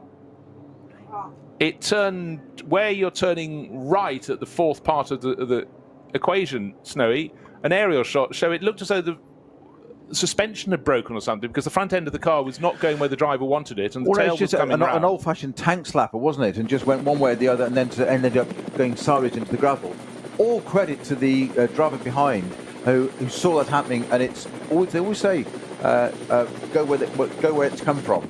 And basically went left and put his car straight through the gravel at speed to come out the other side. Otherwise, he'd have collected the Ferrari and just taken both cars out. But turning right and staying on the track is the logical thing to do, but actually it wasn't the safe thing to do there. He went left through the gravel and comes out the other side. Of course, then that fills the car up and gets grappling the calipers and all sorts. Yeah, good save, because the barriers are coming up fast. 2 groups of cars, 2 trios of cars coming down the Dottinger Höhe, along the Dottinger Höhe. The second group has got the Door Motorsport Aston Martin tucked in behind both of the Walkenhorst BMW M4 GT3s, looking very serious in that fabulous black and red livery they run for Advan. But that's the second grouping. The first grouping across the line to complete one lap is our race leader, Frank Stippler, tucked under his tail. Marek Bachmann in the number 17 Pro Sport Racing Aston Martin. Right under his tail is David Pittard, who started 7th and has finished the opening lap in 3rd place. In fact, as they turned onto the Nordschleife, he'd already got into 3rd place. Going on to the second lap, the number 34 BMW taking a little look. That's Kuba Gamasiak. He ran wide at the first corner. He was looking down the inside. I don't know which of the Durs is in the car, Ben or Phil. But right now, whichever one it is very busy indeed. Through the Mercedes arena, and you know what? Realising a move might be made, he pulled to one side, so Kuba Gamaziak dived up the inside into the tight right, and then ding, not even using a slipstream, just simply spotting the door was open. The second of those BMWs with Dylan Pereira, normally in the Porsche Super Cup, the driver from Luxembourg, tucked through as well. So for Door Motorsport, they were fourth. They're now down in 6th position. Likewise, another Aston Martin being hunted is the one in 2nd position in the race, one with Marek Bachmann on board and David Pittard in the brand new 296 GT3 Ferrari. Yes, I know he won the Nürburgring 24 Hours in One. This is not it. That is now in a museum. This is brand new for this weekend. And flinging it around, that 296 GT3 unliveried. Oh, he's got the pace, definitely. He's moved up from 7th on the grid, past one of the Cup 2 Porsches that was ahead of him on the grid, and is really looking serious. But he's got to depose Marek Bachmann, and Marek's not too keen as they go through the hats and backs to give it all up. No, and nor should he be. Just looking at Marek Bachmann, it's a pro-am lineup, that car. Of course, it's Maxime Dumoulin that will be in it next.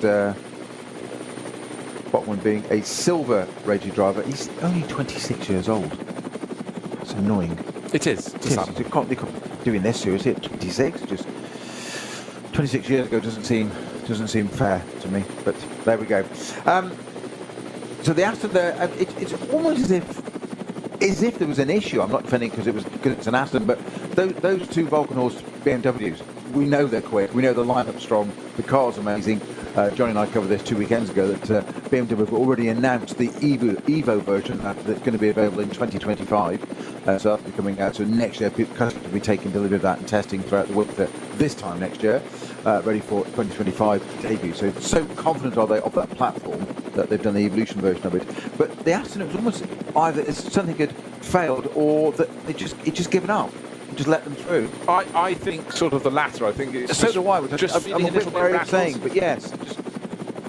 Okay, just been looking up and down the order. I just suddenly thought we had the barrier repairs that delayed us the race start by half an hour, and one car that's missing from the fray, and I did fear it was their car. We sort of touched on it. Was it the Schnitzel Racing Mercedes that we saw outside the track? And I'm fairly sure it was, because the number 11 entry is not here. That was a car due to be started by Lucas Andrew Treves, Kenneth Heyer, Johannes Stengel, and a driver who going incredibly well in SP9 class leader, Marcel Marshevitz. So that is a big loss. And certainly for Mercedes, that has, if we also do not have, and again, I'm just double checking that CP Racing didn't get to start in number 45. No, it didn't. So we've lost both of the Mercedes. No, sorry, but yeah, we've lost both of the Mercedes from the top class. So that is really unusual, and it's one of the regular ingredients here. But some days work, some days don't. But the day that's working most beautifully is the day belonging to the car that took the pole position, number 5 Shearer Sport PHX Audi, number 5. And that's got Frank Stipper at the wheel, and he's pulling clear because the battle for second place between the Aston Martin of Bachmann and Dylan and David Pittard is now clearly going very much the way of holding each other up and just letting our race-leading Audi escape up front. So that is an easy moment at the front of the field for that team that's had so much success, Shearer Sport PHX, in its various forms over the years here. In answer to my speculation, would the race still run to full 4 hours? Yes, it is, according to our official timing clock. Race organ. So we are having a full 4-hour race. I just wondered if there might be some other sort of permit restriction or whatever that we couldn't do that and lose half an hour, but we haven't. So just a half-hour delay, so everything just moved on by that. Still 4 hours in total. Shearer Sports have got some unfinished business here this weekend. So they didn't have the most successful of Red Bull Formula weekend, so the 2 6-hour races 2 weekends ago, incident in one and then problems with the other, and they just didn't have their usual result you'd anticipate in that car. So Frank Stifler and co will be very keen to set that record straight again. Well, also to put the point, you look over the years, they've just been super consistent, almost always on or near the podium. This year they've had 7 rounds, which is great. They've had 1 pole position. They haven't had a podium yet. 4th position in the 4th round, but more importantly, 4 retirements in 7 rounds. This is not the way it normally goes for them. So you could say they're due a good result. And right now, Frank Stipper is doing the best job of making sure they've got the foundation stone for that. They've just picked up the wrong script, haven't they? which is not like them at all. Yeah, look at it, and it won't have another 5 at the top, it'll be someone else's. But field breaking up into groups around the circuit. But Frank Stippler at the end of the opening lap, just bear in mind, it's a long lap, 0.86 of a second clear. The closer racing is behind him. Cup 2 at the moment, very close indeed. 1-2-1 was leading that at the end of the opening lap, and that's K. Kramer Racing. Tobias Muller kicking off in that, and he's in 7th overall. Next in line was 112, which is sister car from K. Kramer Racing, started by Michele Di Martino, who for so many years was racing with a Lamborghini in the top class, but he's moved into Cup 2, and tucked in behind that was 3rd in class Peter Turting, car number 123 from Mulner Motorsport. He's showing with Marcel Hopper and Peter Ludwig, but almost nose to tail in that class. Yeah, tight times at the top of the first 3. Stippler 8:04.8 on that first lap. Do mind, it's not a standing start, but it's not a full race start, so it's going to be a little bit quicker than that. So we might see just under 8 minutes there. 8:05.7 for Marek Bachmann in the Aston in 2nd place, and the Pittard in the Ferrari, Frikadelli 8:06.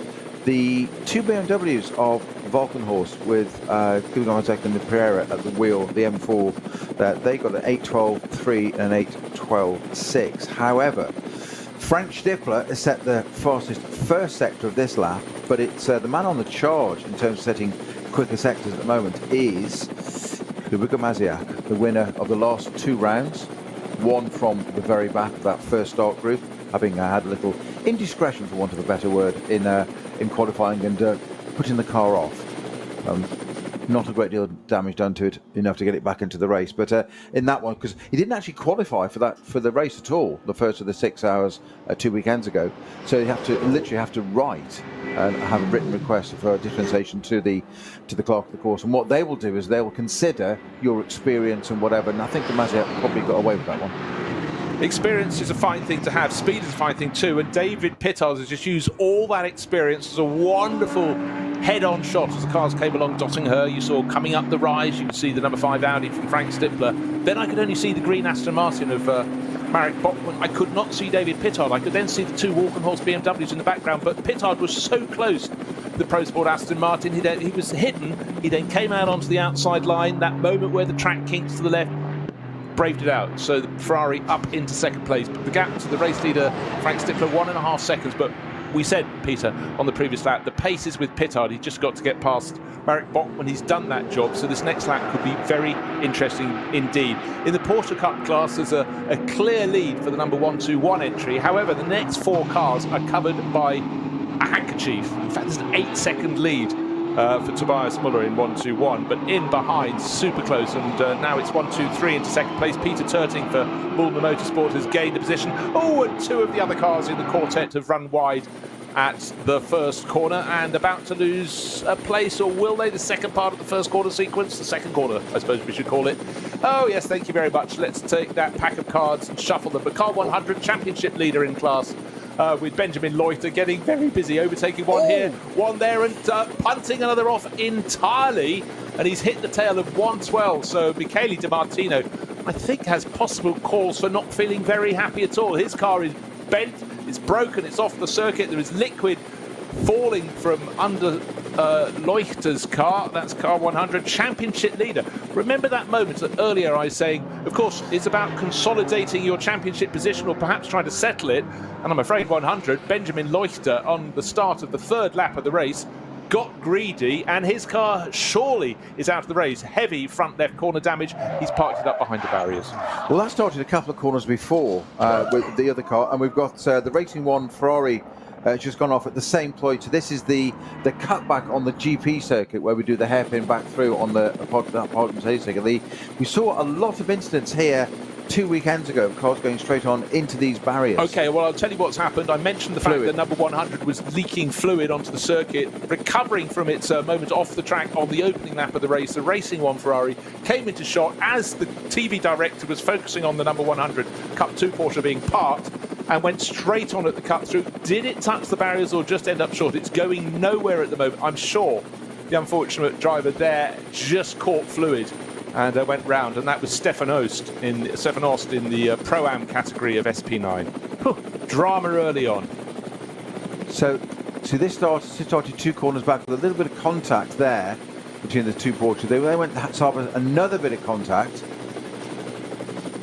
a third little bit of rub there, and then this bit is just quite extraordinary, where the 100 just picks up speed and then just seems to get the brake and basically just assaults which car number is it? It's the 112, isn't it? It's 112, which was given a thump, and the person that was Michele Di Martino, and the car that benefited most was Felipe Fernandez-Laza in the number 125 entry. As I said, he joined Huber Motorsport to start this race.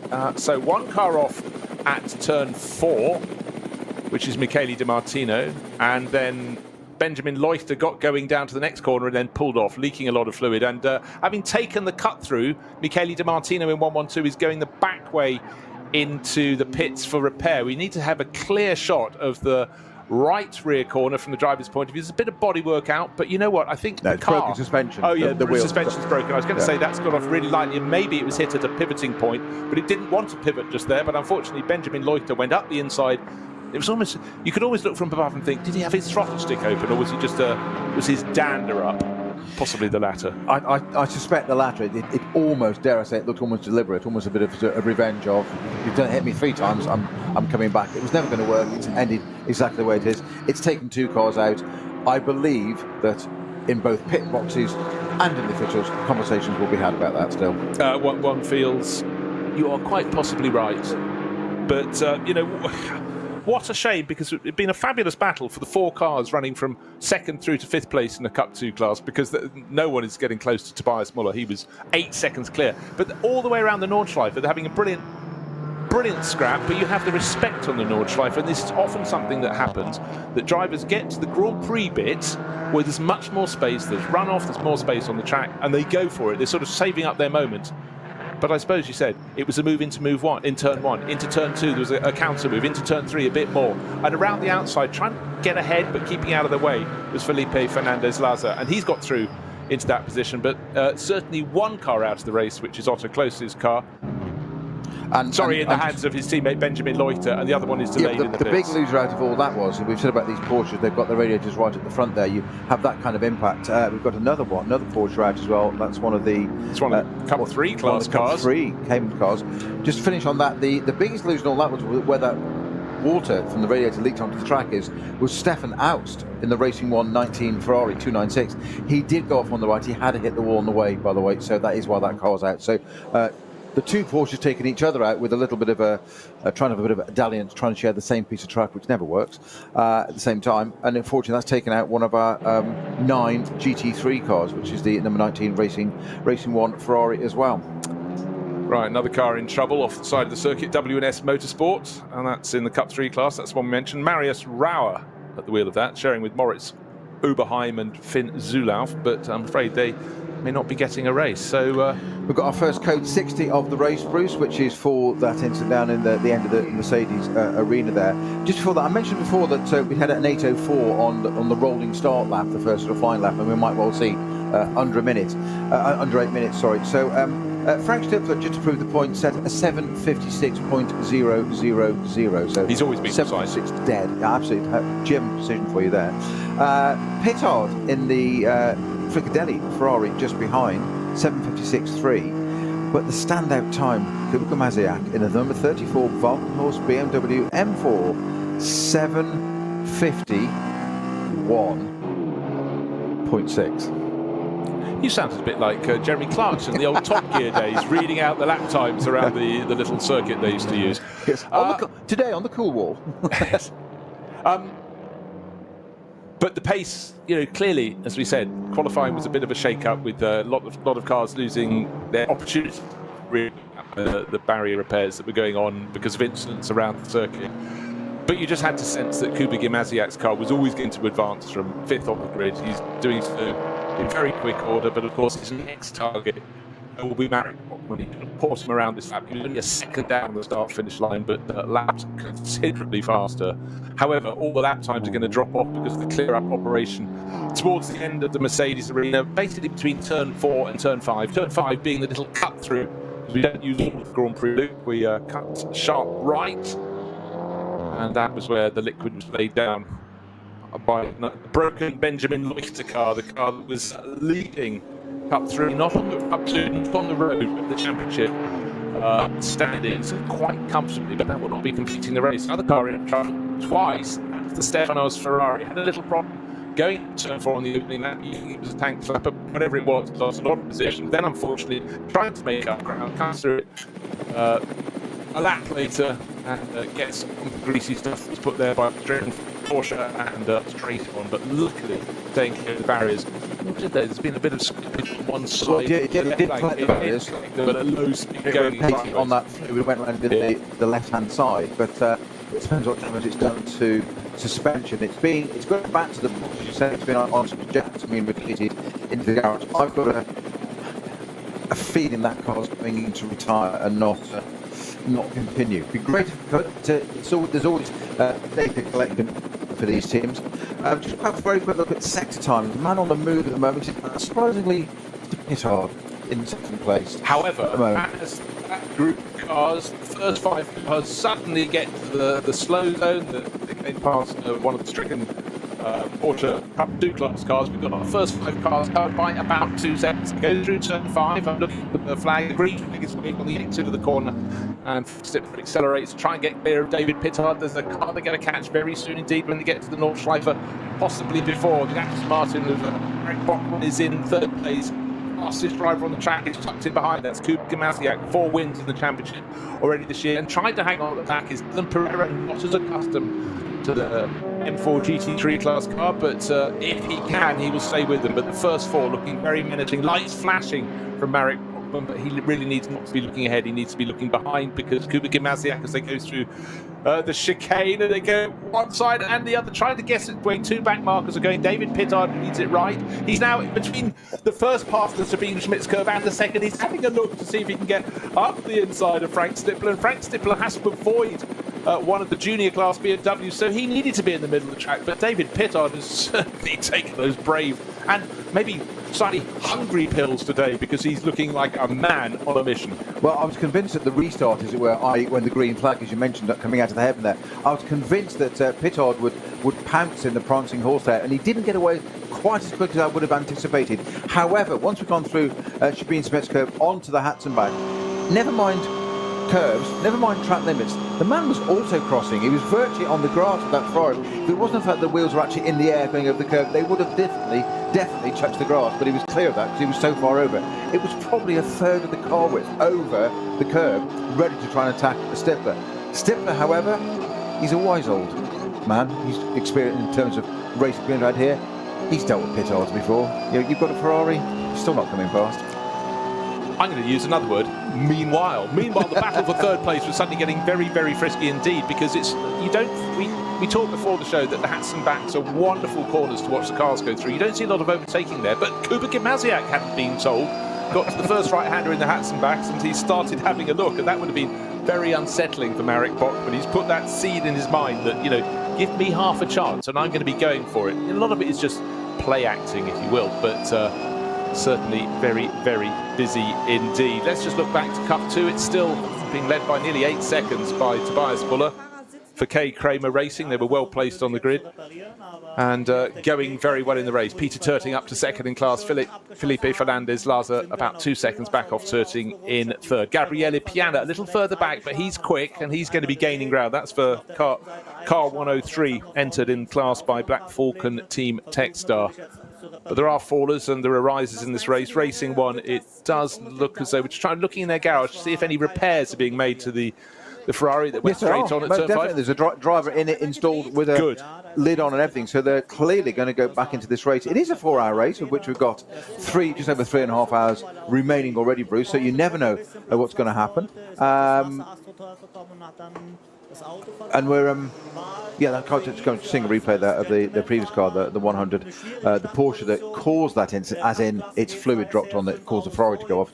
Didn't take it off deliberately, of course, but it does look like the Ferrari's going to go in. It did collect the barriers, yeah, just at the very end. So what's really difficult there, in basically straight ahead for the drivers, there's a tarmac escape road, but then there are tyre walls on the outside. They're put there because that part of the circuit is closed. But then there's another tyre wall to drivers' right-hand side, around the back of which Benjamin Leuchter had tucked the number 100 Cup 2 class Porsche, and the very end of that protrusion, the proboscis, if you will, which was what was caught by the Ferrari as it was rotating. Really bad luck. In the lead of the race, Frank Stippler has opened out clear air.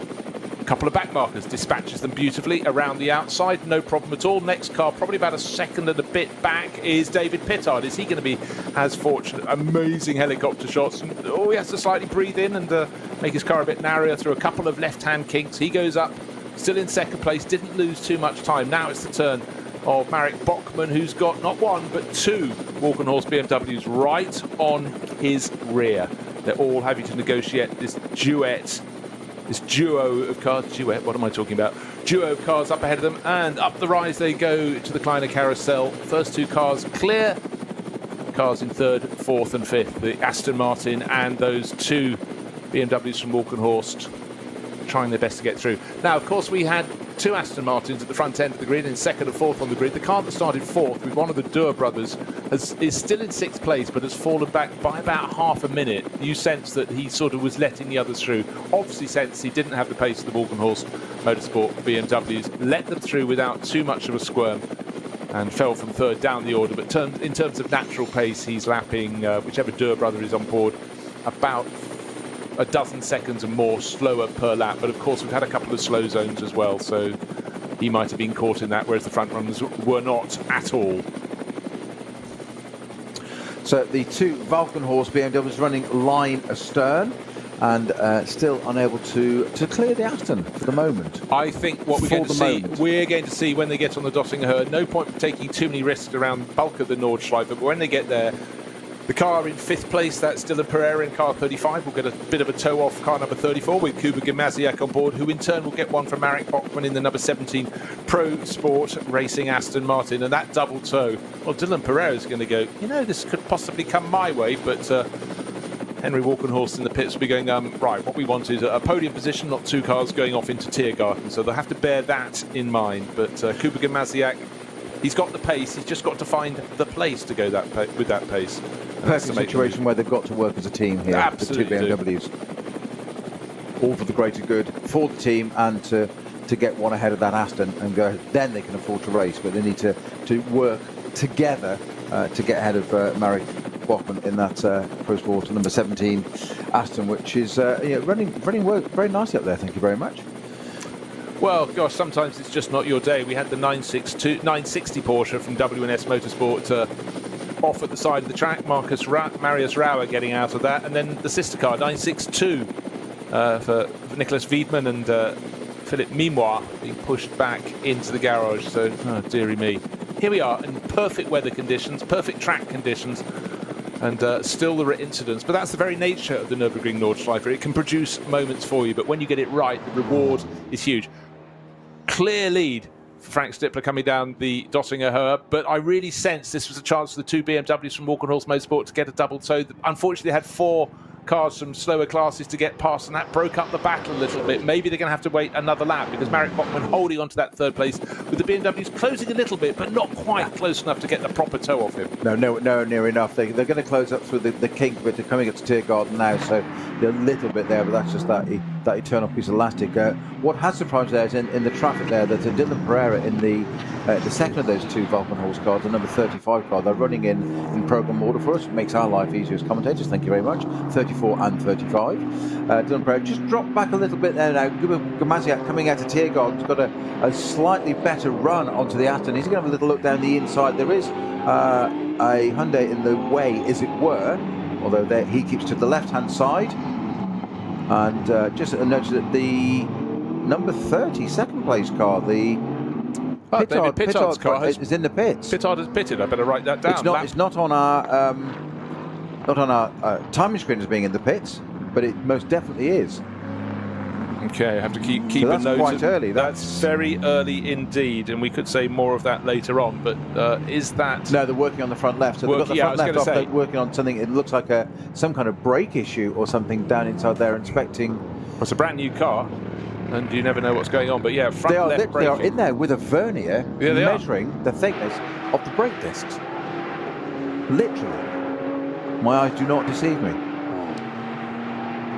Well, I'll send him a message, but he's in the car at the moment. But he's got no time for you today, Snowy. He's very busy indeed. So, it's not bit for of a us, it's for the surprise. audience. This was a car It's that for was his audience, his fans. up into second place on that lap, but unfortunately falling back a little bit. And it's not a good day for the 296 Ferraris because the Racing 1 version went back out onto the circuit and has now come through the shortcut back into the rear of the pit. So, thinning out a little bit at the top. Frank Stippler leading by 8.7 seconds. So it was a really good lap. But of course, David Pittard would have been a bit closer had he continued. He'd have been behind him, but coming into the pits, falls back a little bit. Marek Bachmann now into third place. Into second place. Kubik is still.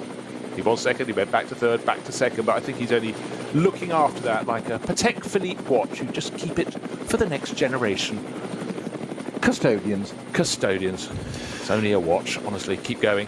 Just watching Gamaziak there in the BMW, hustling that over the curbs at the end of the Vidal chicane, isn't there? At the end of the Grand Prix loop, just going up into Sabine Schmidt, literally touring car style, bouncing it over the curbs.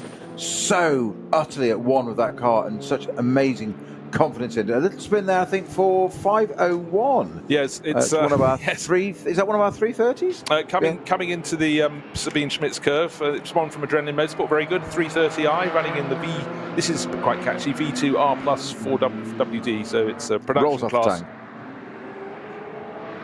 Car, but luckily managed to get it going again. It was a course vehicle quite close there as well. I don't know if he spun because he suddenly saw the course vehicle and was getting a little bit close. Right, just going down through the Cup classes because they're always such competitive groupings. Tobias Muller, oh gosh, he's having a fabulous race. He's 10.5 seconds clear in Cup 2 in 7th overall ahead of Peter Turting, therefore the 121 Porsche ahead of the 123. Third in class is still Felipe Fernandez Lazo, who's very close to the tail of Turting, so that's probably helping Tobias Muller escape in that class. Cup 3, 949, Fabio Grosser leading that class, and that's for STS Team Sorg Rennsport. Second in class, Cup 3, a little further back. It's a name that's had so much success, multiple champion, and it's Christopher Rink sharing with Francesco Merlini and Josh Bednarski for Smurlis Racing. So Smurlis Racing having a good run there in Cup 3 class car, but we saw there one of their BMWs, car number 660, going for a rotation in its class in qualifying and then getting it wrong in the first corner of this race here.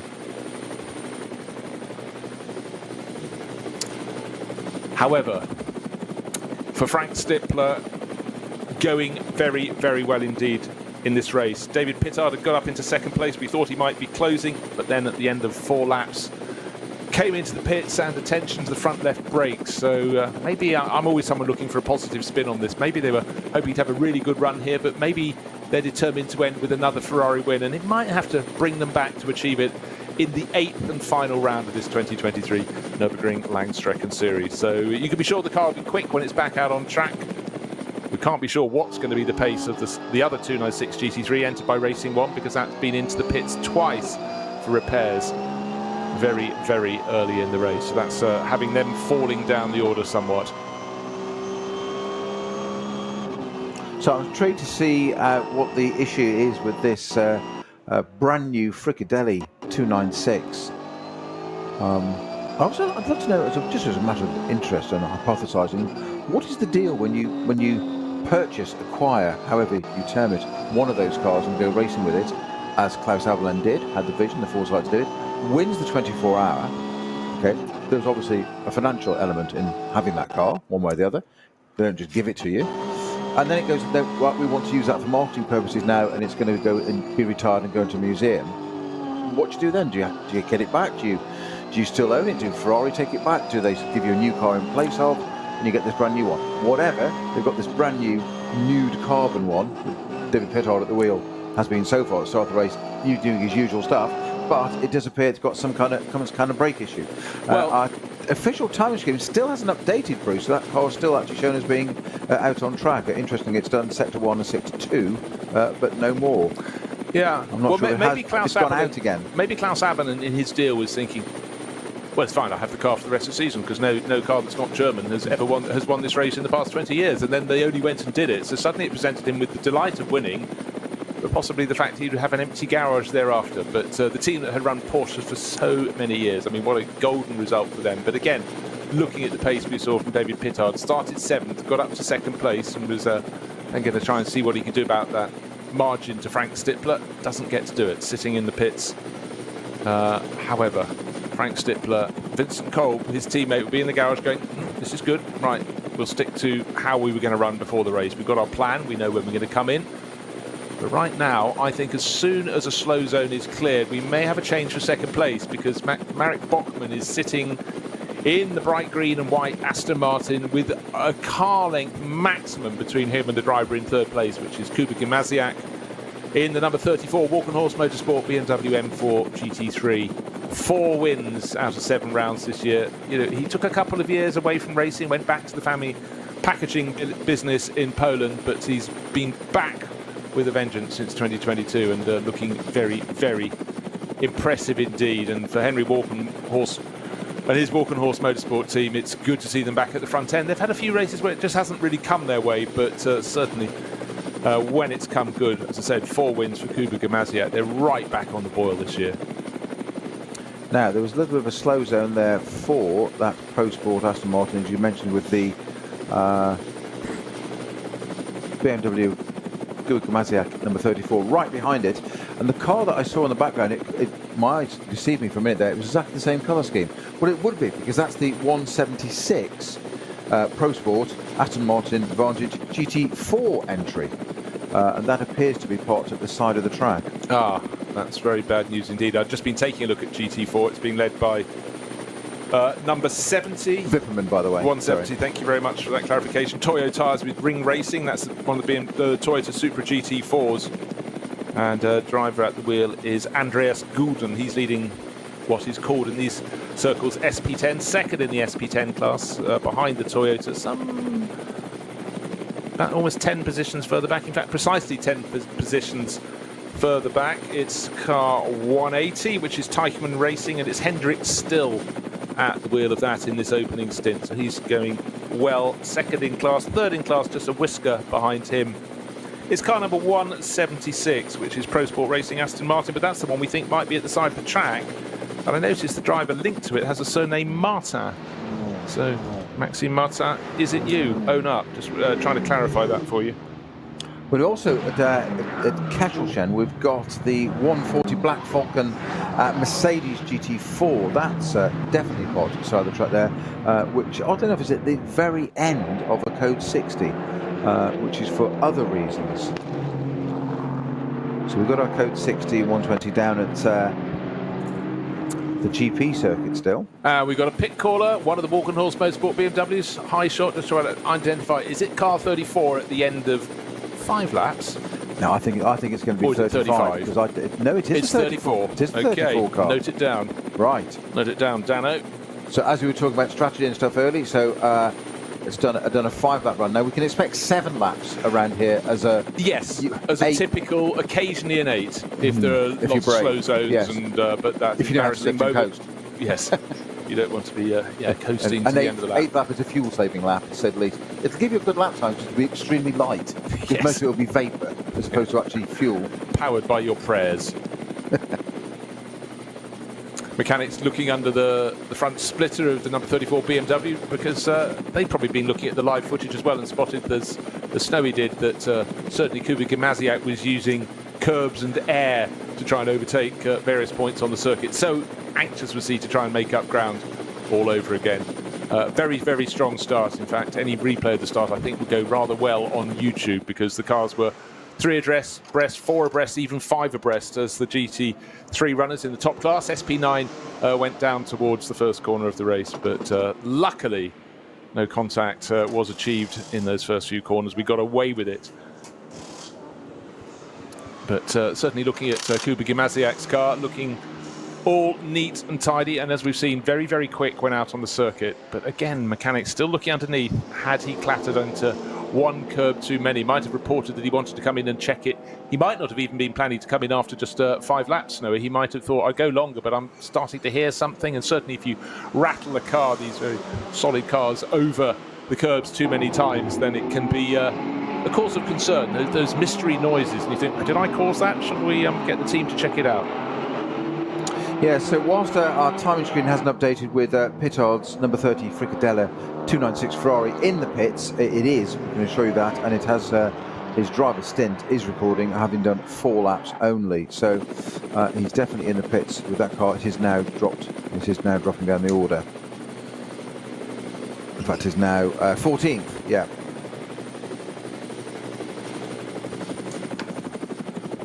Yeah, just waiting for that to come through and complete 5 laps. So should be, yes, he's come through now, classified in 14th. 2.5 minutes down on race leader Frank Stippler. So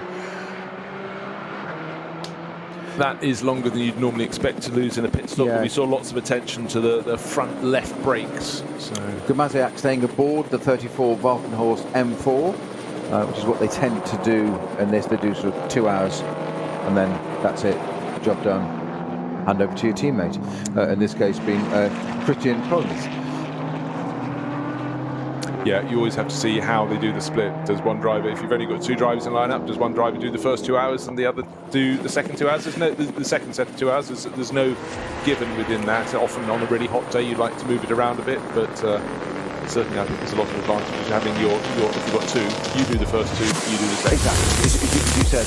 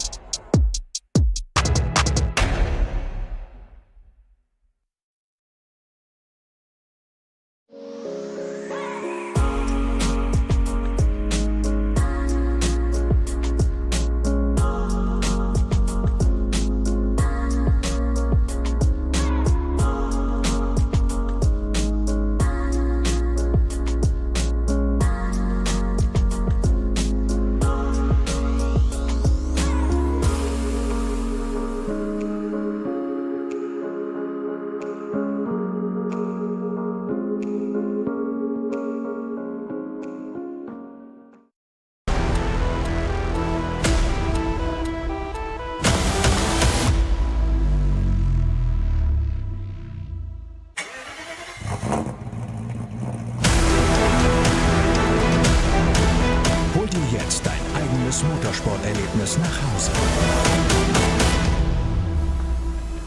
Dein Online-Shop für Simracing-Hardware und Zubehör. www.simraceshop.de.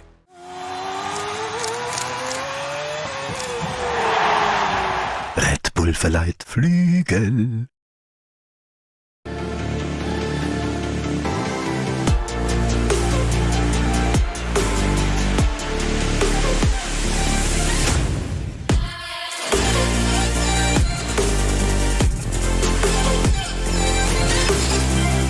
Falkenreifen.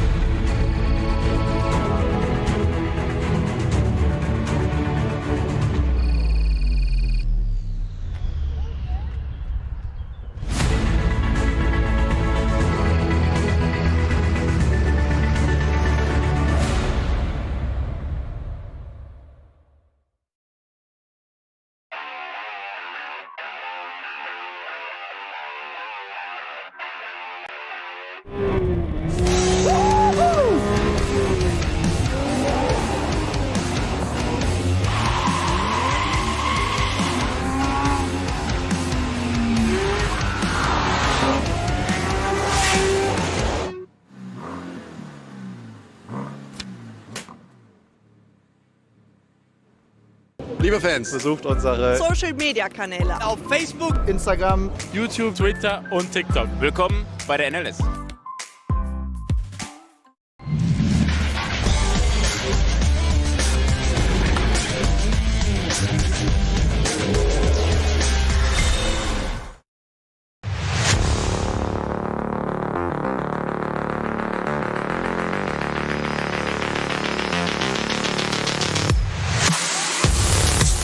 So all is set fair at the lead of the race. In the lead of the race, Frank Stippler leading for the Schirra Sport PHX Audi team. 8 and a bit seconds to good over Marek Bachmann, who's fighting the good fight for Aston Martin Pro Sport Racing. However, there are various incidents around the circuit that are bottling the cars back up.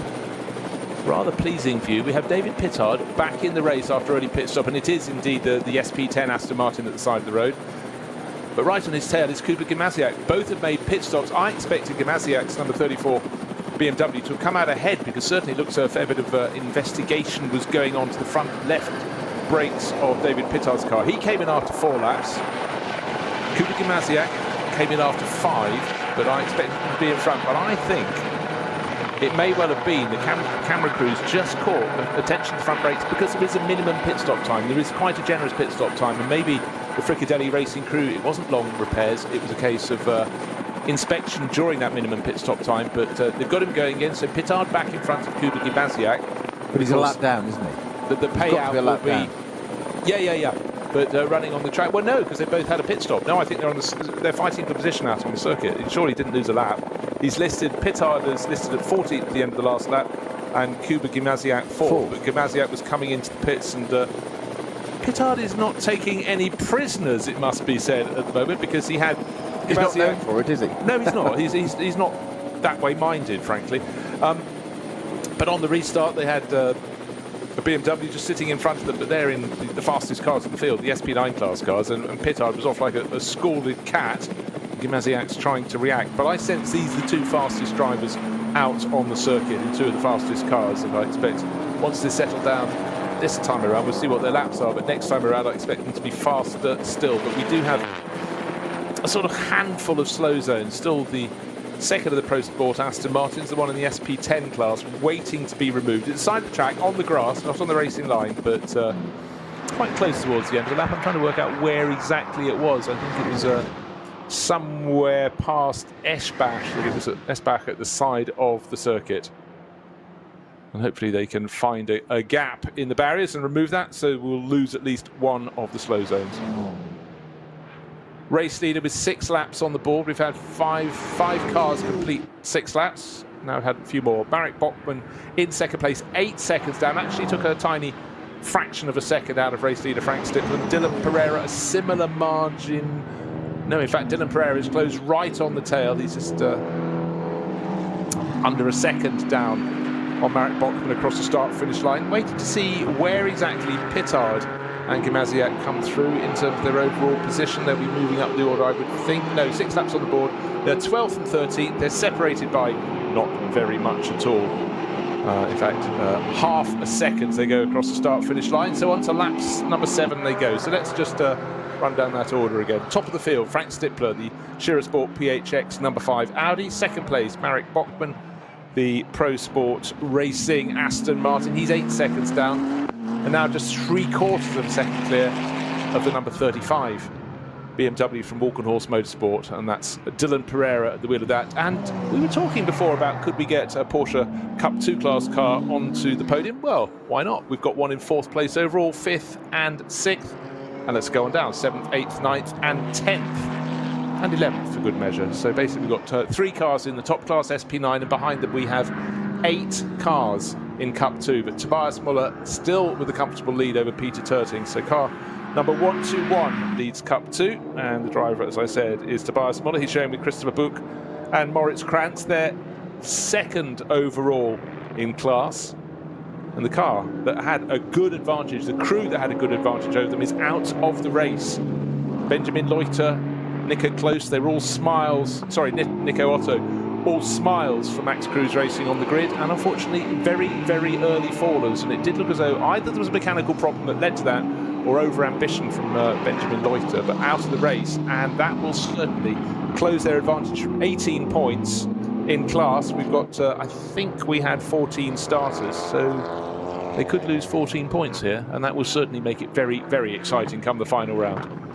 Well, we've got, is it 8? 8 Cup 2 cars in the top. Yeah, top 11. Top 11 now. It's quite ridiculous. We literally have the Shearer Sport by PHS Audi with Frank Stippler started that car. Kolb at the wheel of it now. Dumoulin in the Aston was in 2nd place, but has just left the pits. That car just having been handed over to him from Marek Bachmann. This battle, you're absolutely right, of course, Bruce, that this battle between Pittard and Gamaziak, captivating though it is already, I thought it was a lap out to sink. You're absolutely right, of course, that Gamaziak, whilst he stayed in the car, had pitted, so they are on the same lap, so it is for position. That's 12th and 13th. That natural order will change when that whole gaggle of Porsches, I'm not sure what the collective name for Porsches is. You've said BMWs is a bunch earlier. I tried not to. I'm not sure whether it's a phalanx of Porsches. I'm not sure.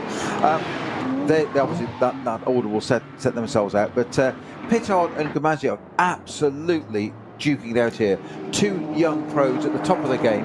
2 cars with a more different philosophy you couldn't get. The ultra sleek, as you say, almost sexy looking 296 Ferrari, especially in that black.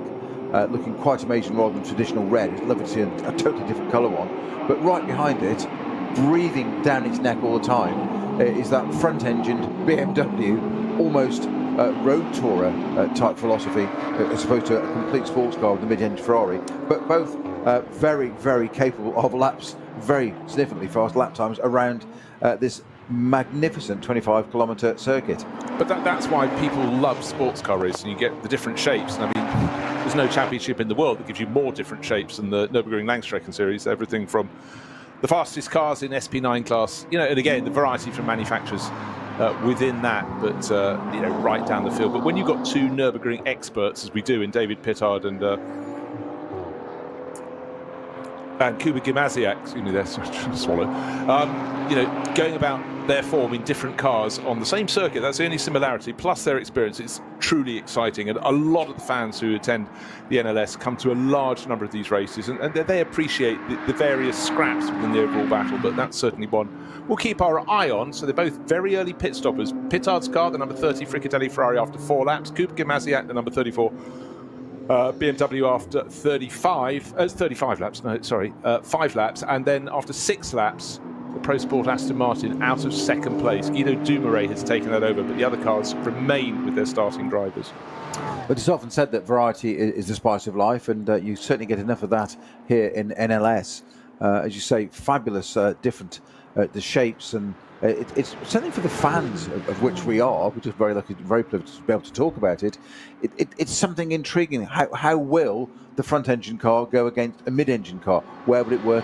We've been watching the set times. You've got 2 drivers there of pretty equal status there, in Gamaziak and Pittard, and they're duking it out, and it's absolutely brilliant. I think these cars, I mean, you cannot rule out Gamaziak getting to the sharp end of this grid, if not the top step of the podium. Therefore, Pittard, who's ahead of him, despite that issue at the moment, is still only in 12th place. Gamaziak is 13th with a routine pit stop. So what is the ultimate pace of that Ferrari? And that begs the question of, if the Ferraris had work in the garage, it was a fair bit of time there, and I'll look at the minute on the analysis to how long it's been in the pit there, and it can still do that. What's it got in reserve? But more to the point, why can't he pull away from Gamaziak at the moment? I think that's a very, very good point.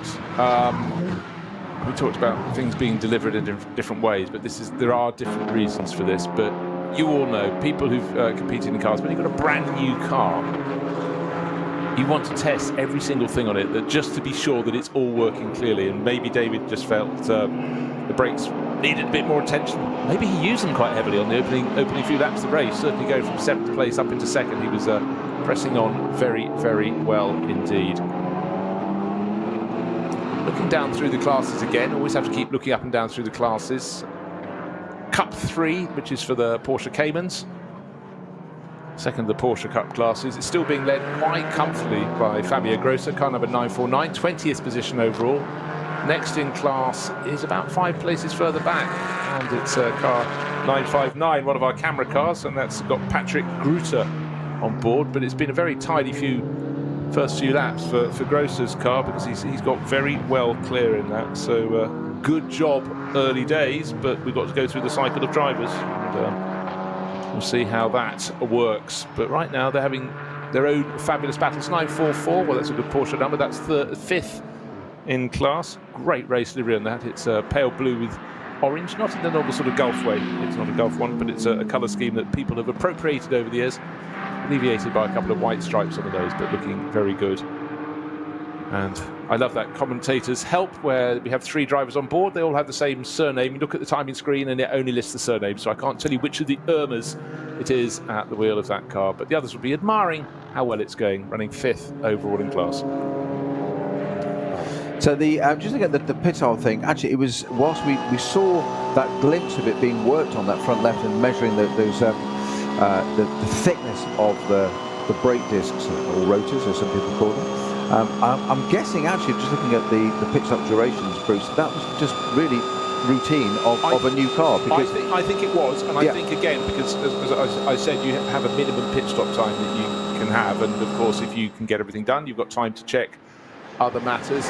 Notice that Darren Turner has taken over the Door Motorsport Aston Martin, so I do expect a little more progress from that, because he's bringing the Durr brothers along very nicely. But the black Aston Martin Vantage with the white stripes up its nose should be starting to work its way up the order a little bit. He's down in 14th place overall, and he's about a minute and a quarter, minute 20 seconds down on the Pittard-Gamaziak battle.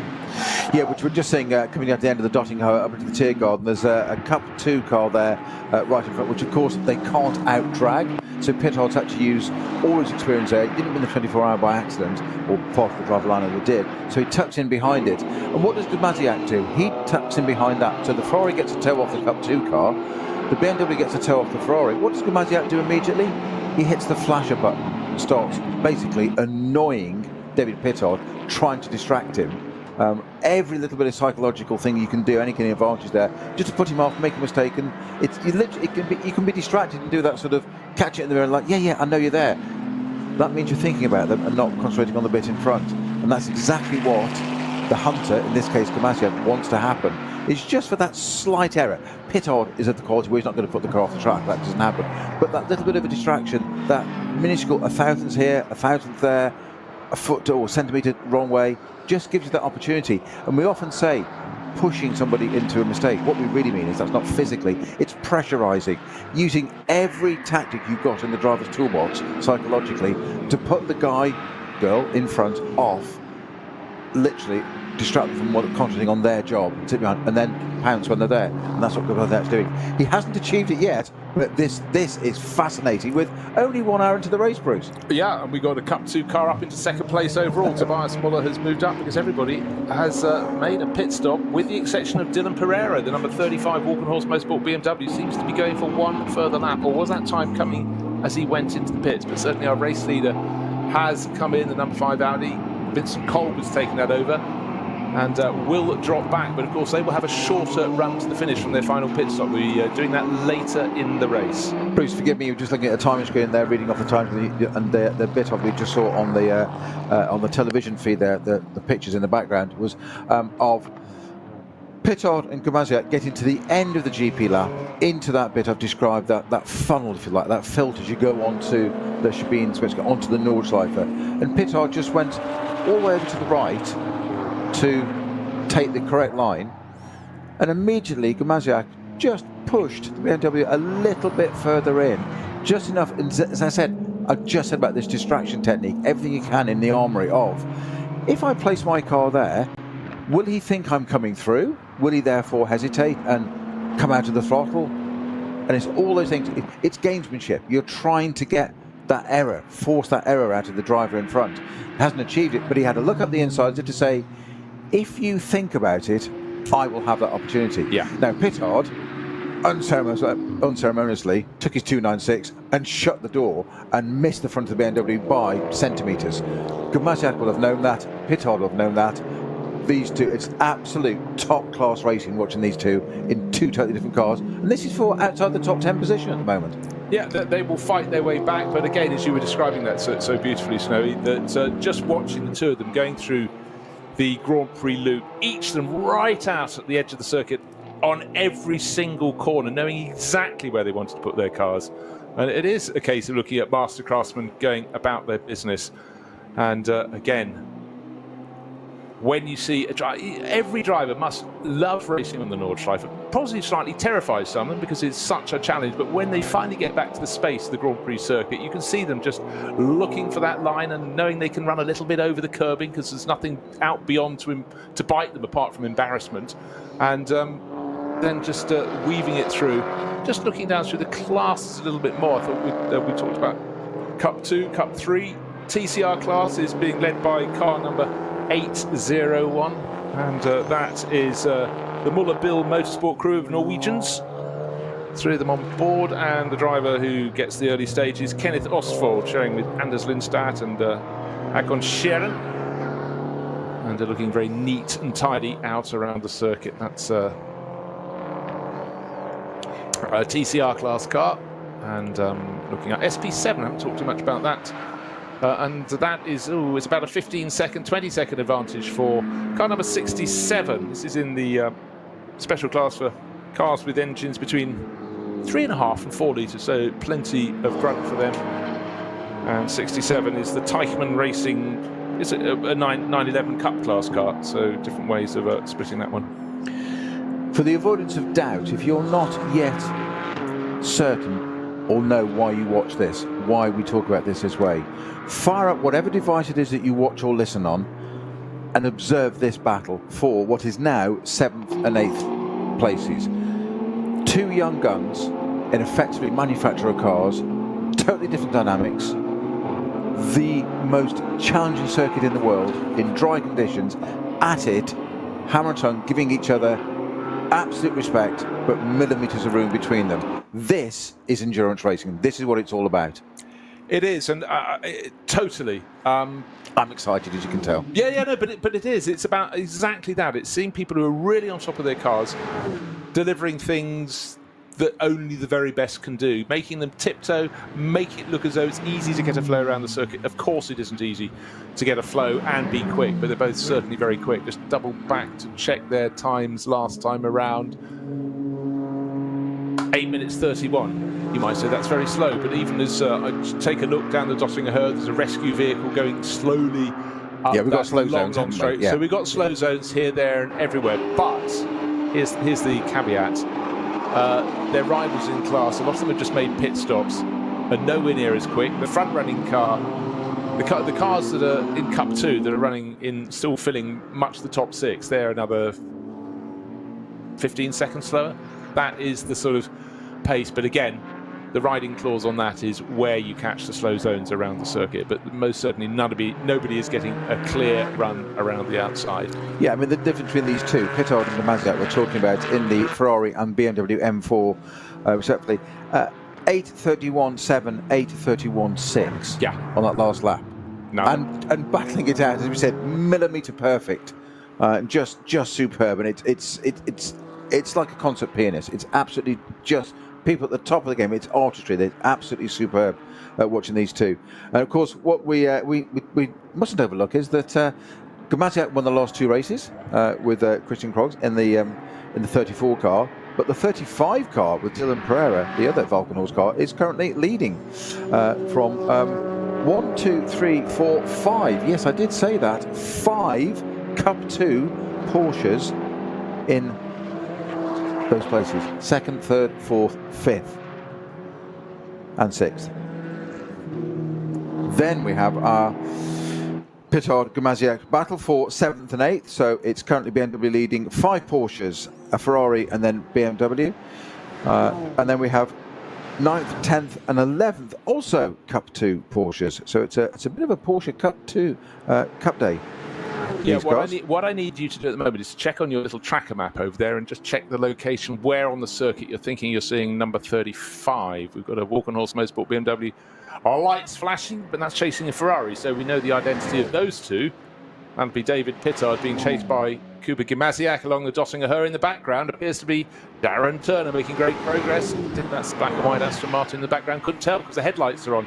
So many drivers. The day was very bright. It's going down a bit, but for Pittard and Gamaziak, their lights are on just to get the other cars out of the way, let them know they're coming through. But nose to tail at the start of this lap and nose to tail at the end of this lap. Still the Ferrari ahead of BMW. Both were pitting early, but Ferrari for Pittard came in after 4 laps, and a lap later there was a response from Kuba Gamaziak and the Walkenhorst Motorsport crew, and they come through in what we call 1st and 2nd positions. I'm waiting to see if it's Darren Turner who comes across the line next in 3rd. No, it isn't. No, he should have been some distance further back, but again, it was a long shot. But by dint of pitting early, we have cars that were running before the pit stops in 2nd and 3rd stroke 4th positions into 1st and 2nd, but then again, those that pitted later will have a benefit later in the race. They'll have a shorter final pit stop, because again, pit stop time is mandated according to when you come in at the end of the first stint. Well, when you choose to end your first stint, if you come in after 4 laps, which is David Pittard, your minimum pit stop time is 283 seconds, so 4 minutes 43 seconds. If you come in after 5, it's another 23 seconds longer. And that is why Pittard, still with the attention to the brakes, came out just in front of Kuba Gamaziak. It's a sliding scale. It's a tricky one always to get your head around. And just waiting to see when Darren Turner's time goes on the board. He's still down there, still waiting for him to complete 8 laps. Sorry, it was another car with a similar livery in the long shot. But 1st and 2nd, we were enjoying it when they were racing over at 14th and 15th positions. But now what we've had is the Porsche Cup battle.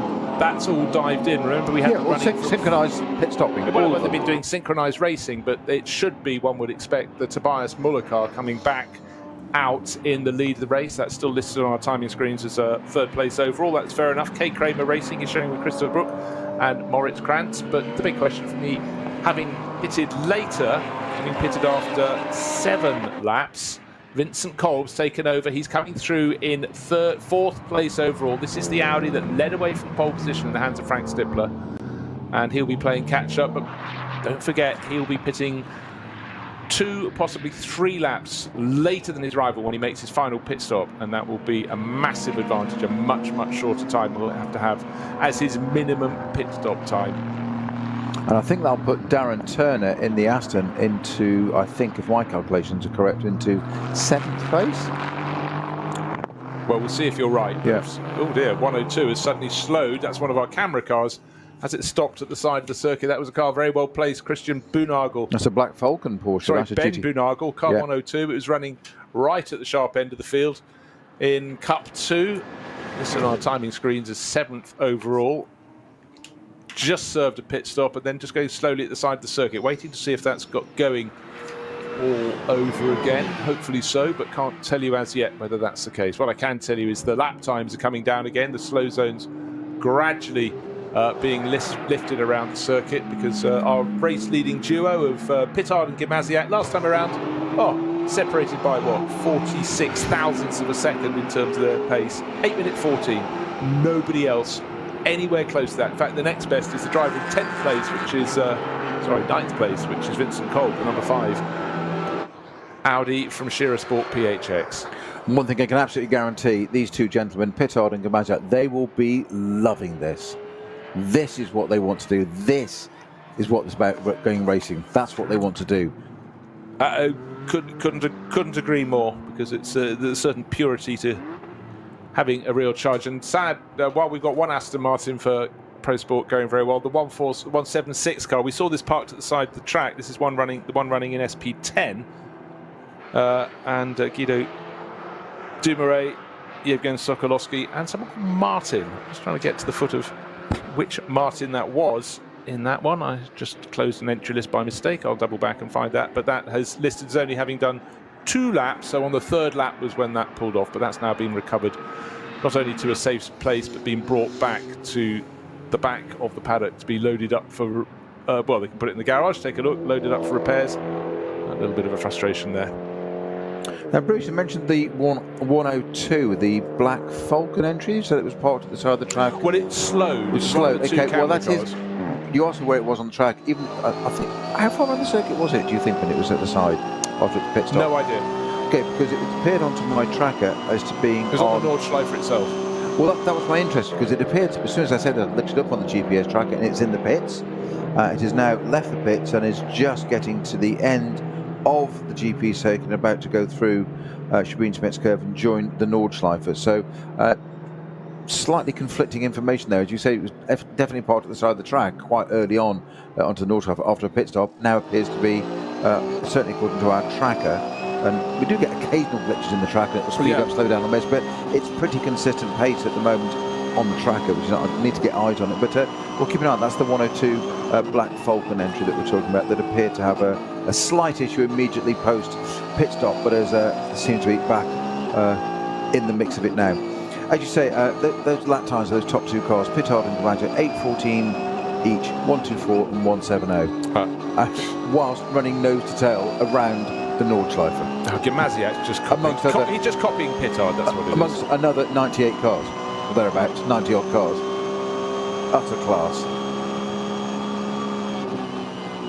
It's good, isn't it? Right, okay, sorry, I've been very slow. Guido Dumoulin is sharing with Celia Martin, who retired, not Maxime. I didn't think Maxime would be in that one, but I better double check. But forgive me, with 104 cars on an entry list, sometimes you can lose one for a second. So Celia was the driver who parked that up, so didn't get to have the fun she was looking for, and had replaced Yevgeny Sokolowski in that car. And again, it's a feature of this championship. A lot of teams put in an entry and then discover one of their drivers has other things to do, like business, family, or simply someone else wants to go, and they said, why not? But so Celia Martin, the driver of that one, or more to the point, not the driver of that one, because it was rescued back to the pits. In fact, I now appreciate that was probably the one I saw being brought back down that long haul down the Döttinger Höhe and retired to the paddock. The BMW Porsche battle a little bit further down the field. I'm trying to get numbers on these two as they come through Tiergarten, and again, different dynamics of vehicles. Front engine BMW staying ahead. This is the 899 BMW and the 949 Porsche. Well, the 949 Porsche was the one from STS Team Sorg Rennsport that had been leading its class, leading the Cup 3 class. And 899 was leading its class because it's in its own class, the BMW M2 class, and it's Thomas Leyer, the wheel of that. But once the Cayman got past, it was a very tidy move down the inside into turn 1 in a livery we've had for a long time in the championship. The Sinziger mineral water going through the loop at turn 5, which is on the Grand Prix loop where you sort of double back. That's where we had the trouble early on. But you're quite right, the car's running very similar pace, but certainly going about it in a different way. One much easier to imagine being a road car, but they're both at the production end of the field than the other. But the BMW, you count the number of BMWs who've competed in the Nürburgring Langstrecken series over the year. It's a prodigious number and lots of different model shapes, but certainly very, very popular in the production class. So battle still continues at the front with David Pittard leading in the Frikadelli 296 Ferrari, brand new for this event, this car. I've had it delivered so late they haven't even been able to paint it, I joke, but it is there. It has got little green bits on the wing end plates just to make it stand out. I'm not sure that's ready for 24 hours. Second place, in 0.5 of a second. Yes, half a second behind is Gumagumazia in the number 34 Falcon Horse BMW M4, and they were sharing times last time. They've opened up. There's 3/10 quicker now. It's a chasm. It was thousands before. Now it's into tenths. Which is making it 8:13.7 and an 8:14 dead. Going through turn 3 of the Mercedes arena, Cooper Gamaziak's just got bored with the black stuff. He had at least 2/3 of the car on the green stuff as the track went sharply to the left, just possibly so he can have a slightly better entry, a wider entry into turn 4. But they've negotiated round a rather elderly BMW GTR at the back of, but got it before he got out of the Mercedes arena, and so battle recommences. David Pittard into the drop, then the compression, and they'll come up and rise to the chicane. Vidola, and tucked in behind, as ever, his shadow. Gamaziak, 4 wins already this year. 2 wins in the last meeting a fortnight ago. What a success for them. It's only 2 wins valuable when your rivals trip up, including the 5 Sport PHX Audi. Not once, but twice. And you come home with sets of both balls of footballs, then you're laughing, aren't you? Yeah, I know what Todd will tell you. Bragging right here.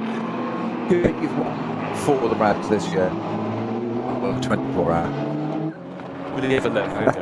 Of course he would. Every right not to.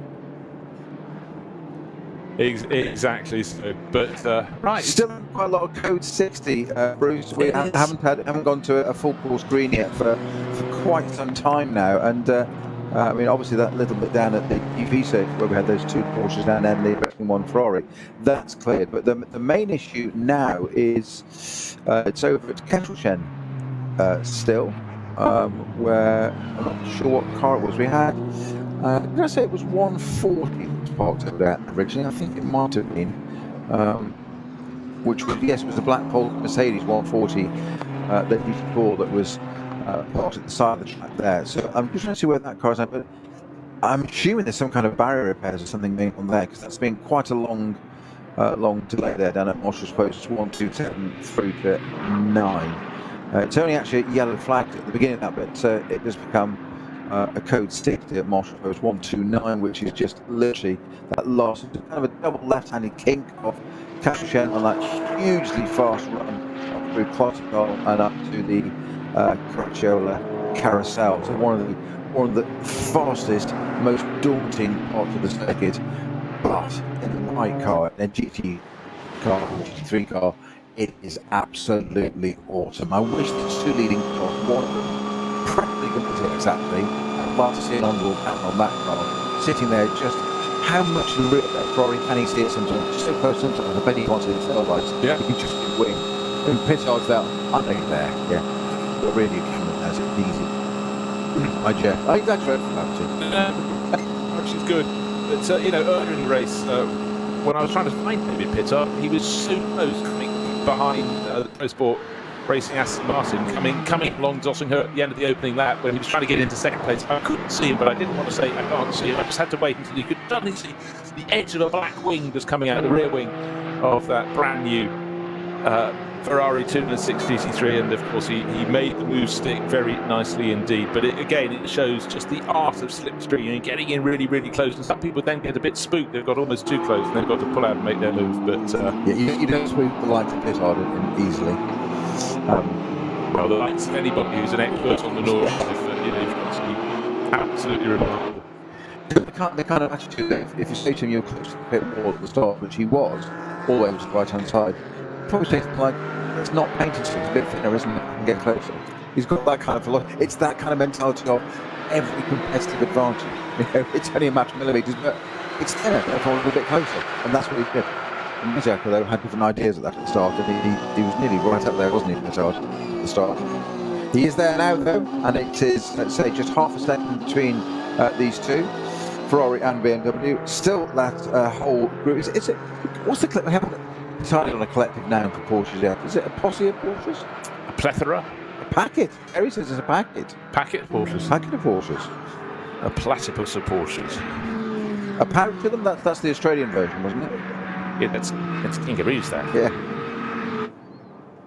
So, dry conditions, people doing things exquisitely well and running different tactics. That's why the cars that were not leading the race, that in the first stint it was the Sport PHX Audi car number 5, started by Frank Stipman, now in the hands of Vincent Kolb. That, pray tell, why has that fallen down the order? Because it pitted late. That's why it's only third. That pitted after 7 laps, but Pittard's Ferrari from Frikadelli Racing, the brand new car from this weekend, pitted after 4. We worried there was a problem, was going with the front left brakes. A lap later, Kuba Gimasiak up from 3rd position came in.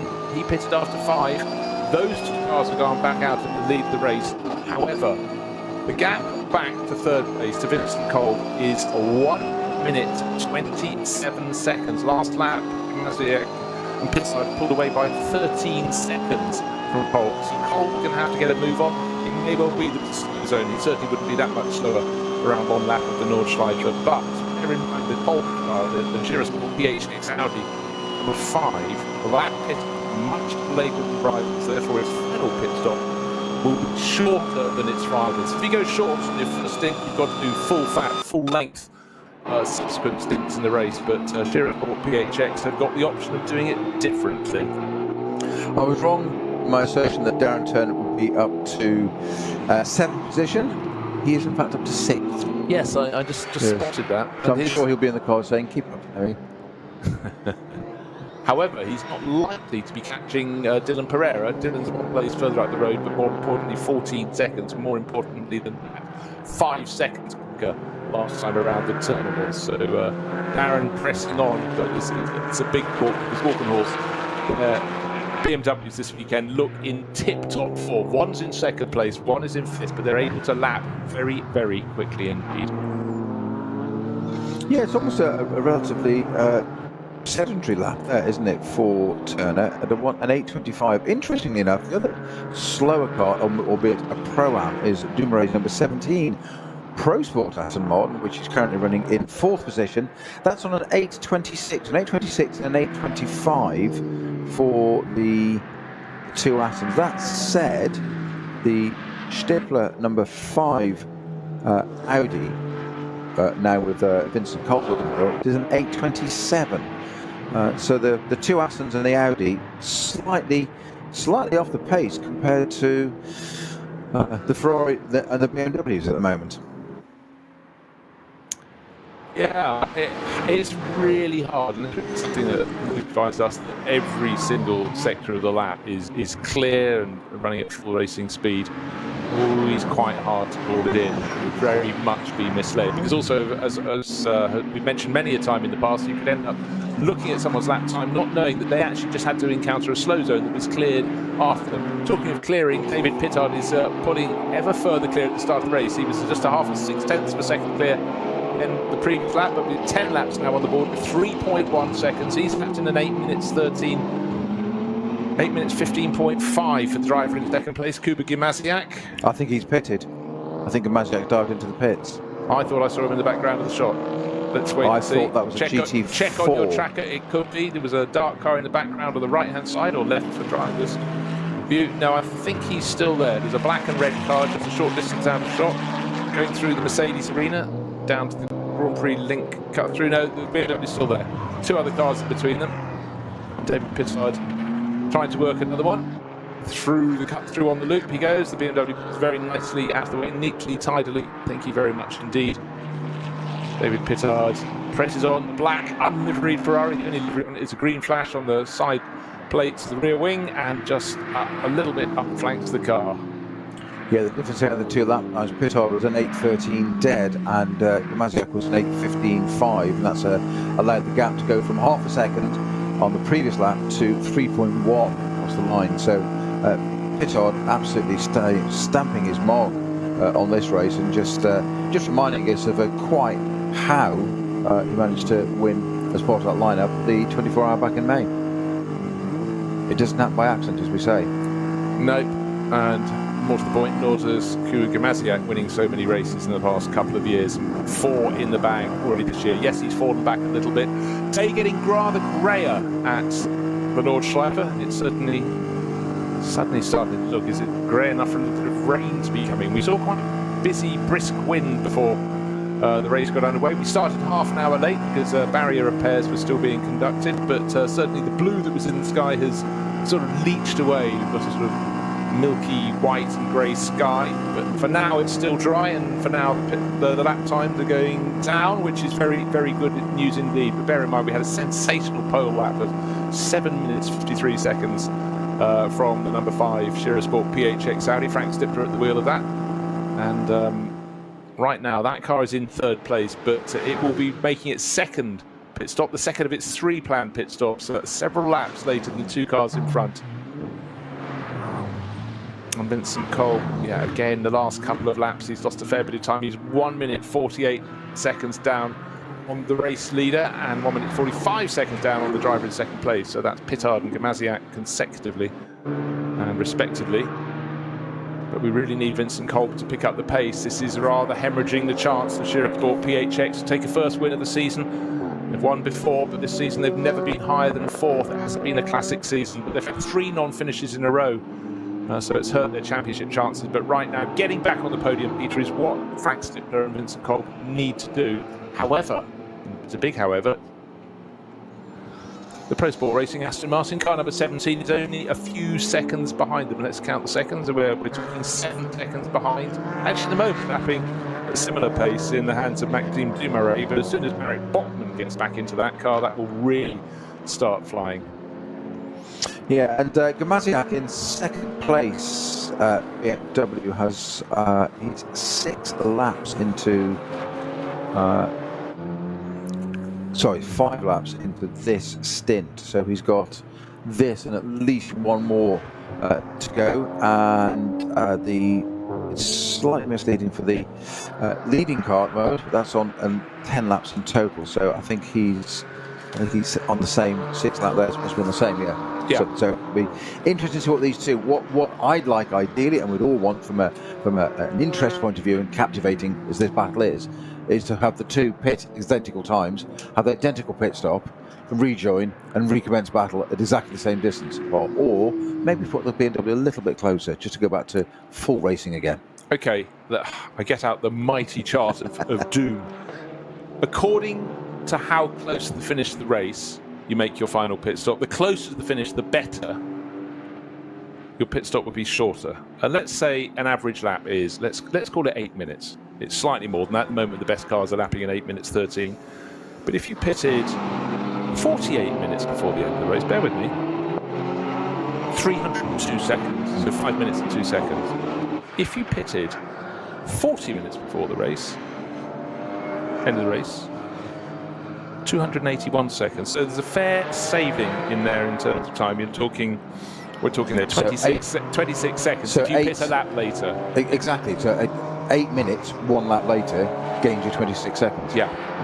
Off your full distance. Our race leader, he will have to make his final pit stop, 3rd and final pit stop, as many as 3 laps before the Kolb and Stippler 2 laps. That car came in after.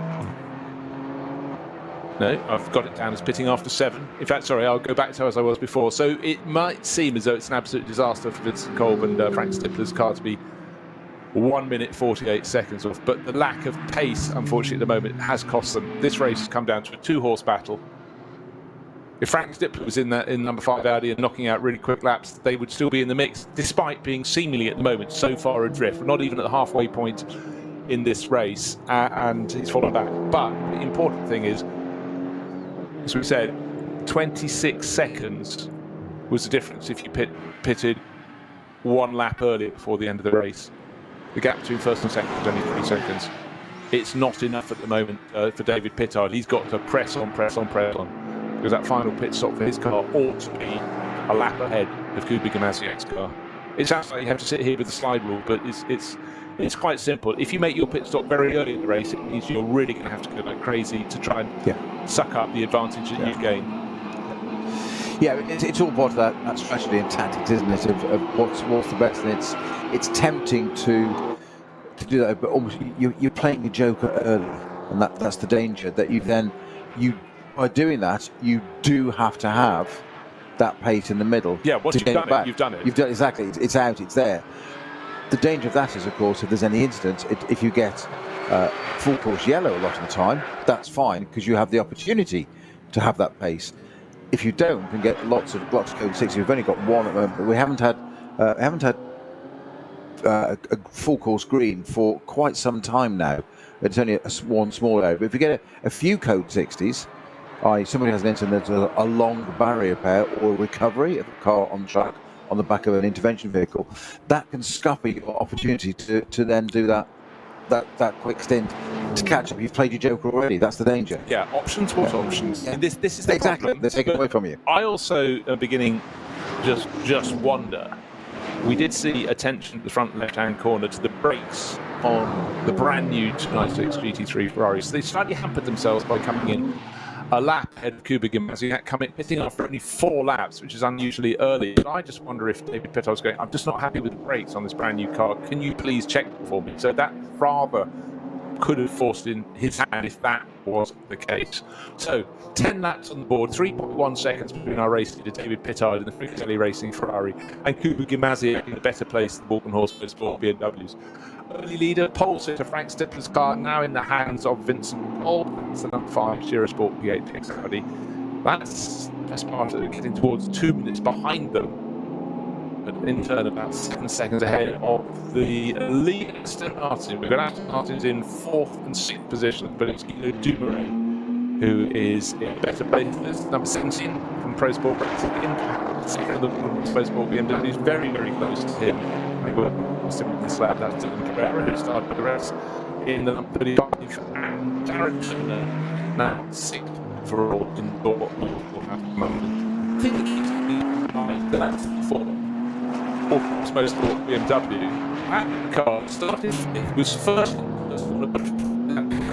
keen enough and went out and went down to his place. Maybe slightly more circumspect of the race.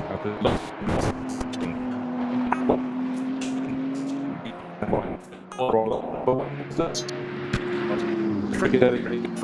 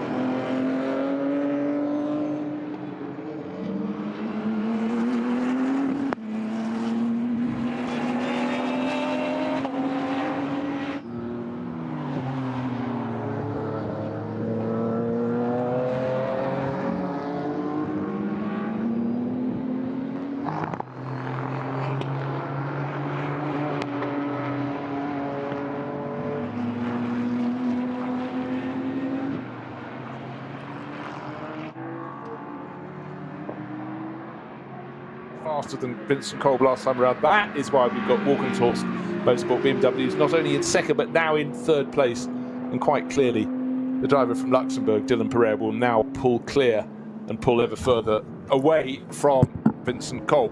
However, at the end of this lap, it'll be 12 laps on the board, and it will be time for David Pittard to come into the pits, one would presume, if he did his first pit stop after lap number 4. Well, you'd think so, wouldn't you? But you never know. You never know. Will he go for an 8th lap? I doubt it. Well, but my reckoning, he's on the 8th lap at the moment. He pitted after 4 laps, unless my eyes deceive me. Could you check on your little tracker map? He should be around somewhere, one would suggest, early part of the Nordschleife, so possibly around Flugplatz, maybe a little bit further on, maybe Arenberg, Fuchsruhe. Are you settling for X-Muller? Gosh, he's quicker than I thought. Yes. said many a team manager about Pittard. Yes. He's on the move. Yeah, he'll like that. That's the best accolade he's had all day. Right, he's quicker than I thought. And he thought he was quick. Oh gosh, put the handles on his cage. Yes. Right now, Cup 2, it's been a cakewalk so far. Masterclass from Tobias Muller. Car number 121 from the K. Kramer Racing stable in their red and black racing. Red on the flanks, black on the bonnet and the roof and the tail. Bottom half of the car, but he is very well clear. He's let's do the maths on that one. He's best part of half a minute clear of 103, which is from the Black Falcon team Techstar rather than team.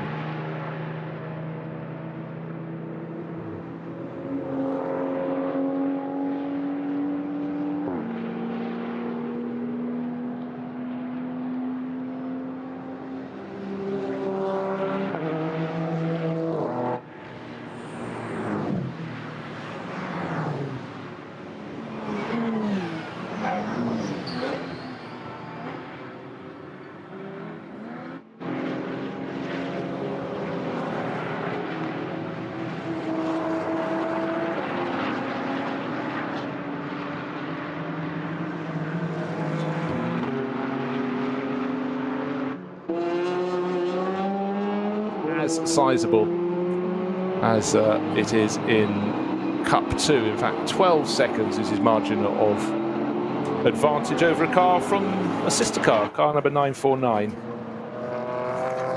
which at the moment is in 26th overall and being piloted in his second stint by Stefan Bayer, who is doing the second stint. So here we go. So neat, tidy in Cup 3. So we are expecting our race leader, as we've just said, David Pittard, in the Frikadelli 296 Ferrari, to make its way into the pits at the end of this lap. It's had one pit stop in there, which we slightly caught us off guard because they started doing some inspecting work on the front left in particular. I assume they were doing the same on the front right. They wouldn't just do one side, but they were literally out with verniers measuring the thickness of brake discs, and initially we suspected that was a problem, but it wasn't. I think it's just routine for data collection for Ferrari, I'm sure, to all their engineers who are supporting that car, to how the car's working and settling in, or use of its brake materials. So that it slightly caught us off guard. We thought it was an issue, but it wasn't. And so Pittard is currently just coming through Flansgarden. My apologies, he's slightly ahead of the Schwalbenschwanz now. It's Gamaziak that was at Flansgarden, so a little gap between them. That gap had moved out to 4.7 seconds. Yeah, in the previous gap he gained a second and a half, but we know he's got to keep pressing on because as hard as Gamaziak is chasing, it's limiting his option and providing and presuming that David Pittard, by dint of that car having made its first pit stop a lap before Gamaziak's car did, has got to find about 26 seconds, so he's got to keep pressing on. And of course he's got a very, very handy backup in Nicky Katzberg, who's going to do the second half of the race. We did initially have Felipe Fernandez-Laza joining him in the car, but he was competing also in the Cup 2 Porsche Cup class, so may well be it's just Katzberg and Pittard who get to drive the number 30 Ferrari for Frikadelli Racing, a brand new car for this weekend. Of course, they won the Nürburgring 24 hours early this year. You might think, why aren't they using that car? Because it's been put into a museum and they had to have a brand new one for this weekend. Great to have them back, and also for the sake of the Ferrari 296, it's great to have them still in the race, because the Racing 1, number 19 in SP9 AM, was in the wars early on, had 2 early pit stops, and absolutely on cue. There's 12 laps are completed. A 4-lap stint is followed by an 8-lap stint, and in from the lead comes David Pittard. That means he should be able to sit down with a coffee and a biscuit, and Nicky Katzberg walking out to take over that Frikadelli Racing Ferrari. Dolly Jack's out.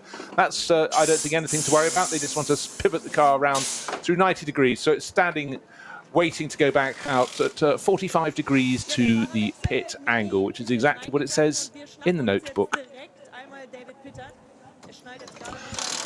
I'm not sure whether our intrepid pit lane reporter will be able to get an interview with David Pittard, who is, of course, English, but speaks fluent German because he lives out there and has his delightful girlfriend, I think fiance actually, Natalie, who is German, so he speaks fluent German. So according to that last time, Johnny and I went to listen to that, and he was fluent in German, and I thought, the man there's no end to the man's talents. He can drive racing cars very quickly and multilingual. Did you not hear him doing the interviews after 24 hours?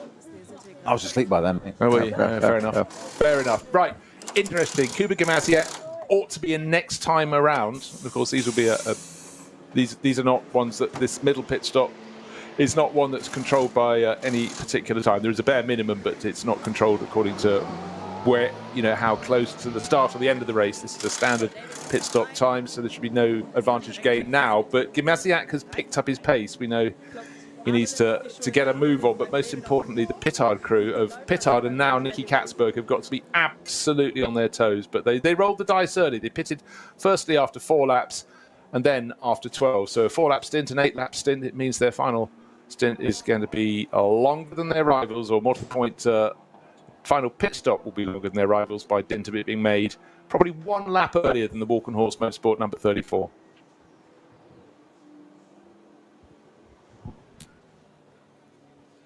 Just double checking lap times, just got to keep refreshing the screens because it's such a big gap between the first pair. Walk and Horse now in the lead, Kuba Gamasiak, David Pittard in the pits, handing over to Nicky Katzberg. Then you have to wait, and Dylan Pereira we saw move up into 3rd place last time round, made it very easy for himself, but unusual manoeuvre round the outside of turn 5, which is the cutback on the Grand Prix loop, very tight corner, but Vincent Kolb doesn't have the pace to stay with him, and in fact lost 10 seconds to the second of the Walk and Horse Motorsport BMW just last time around.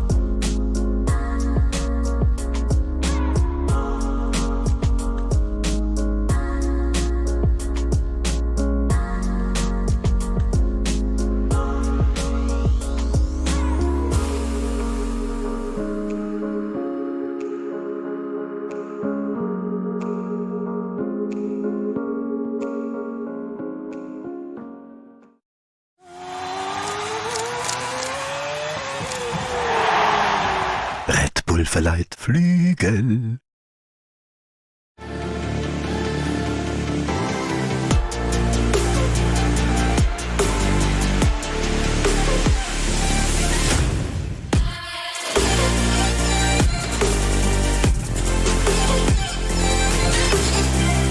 Falkenreifen. World world's first asphalt watch. Nürburgring Asphalt 1. Over 90 years of racing history.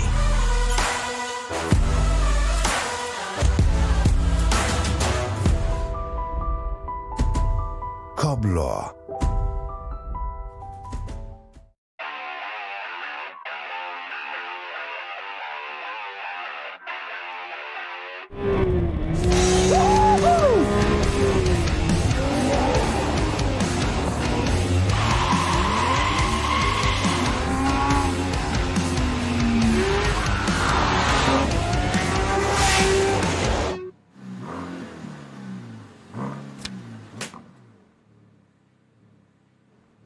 Liebe Fans, besucht unsere Social-Media-Kanäle Auf Facebook, Instagram, YouTube, Twitter und TikTok. Willkommen bei der NLS.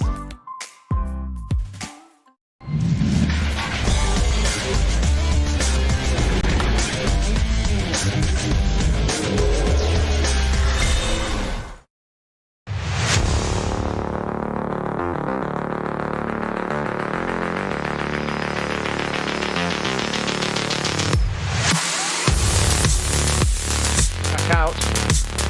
Sun is shining on the wicked. No, it's the other way around, isn't it?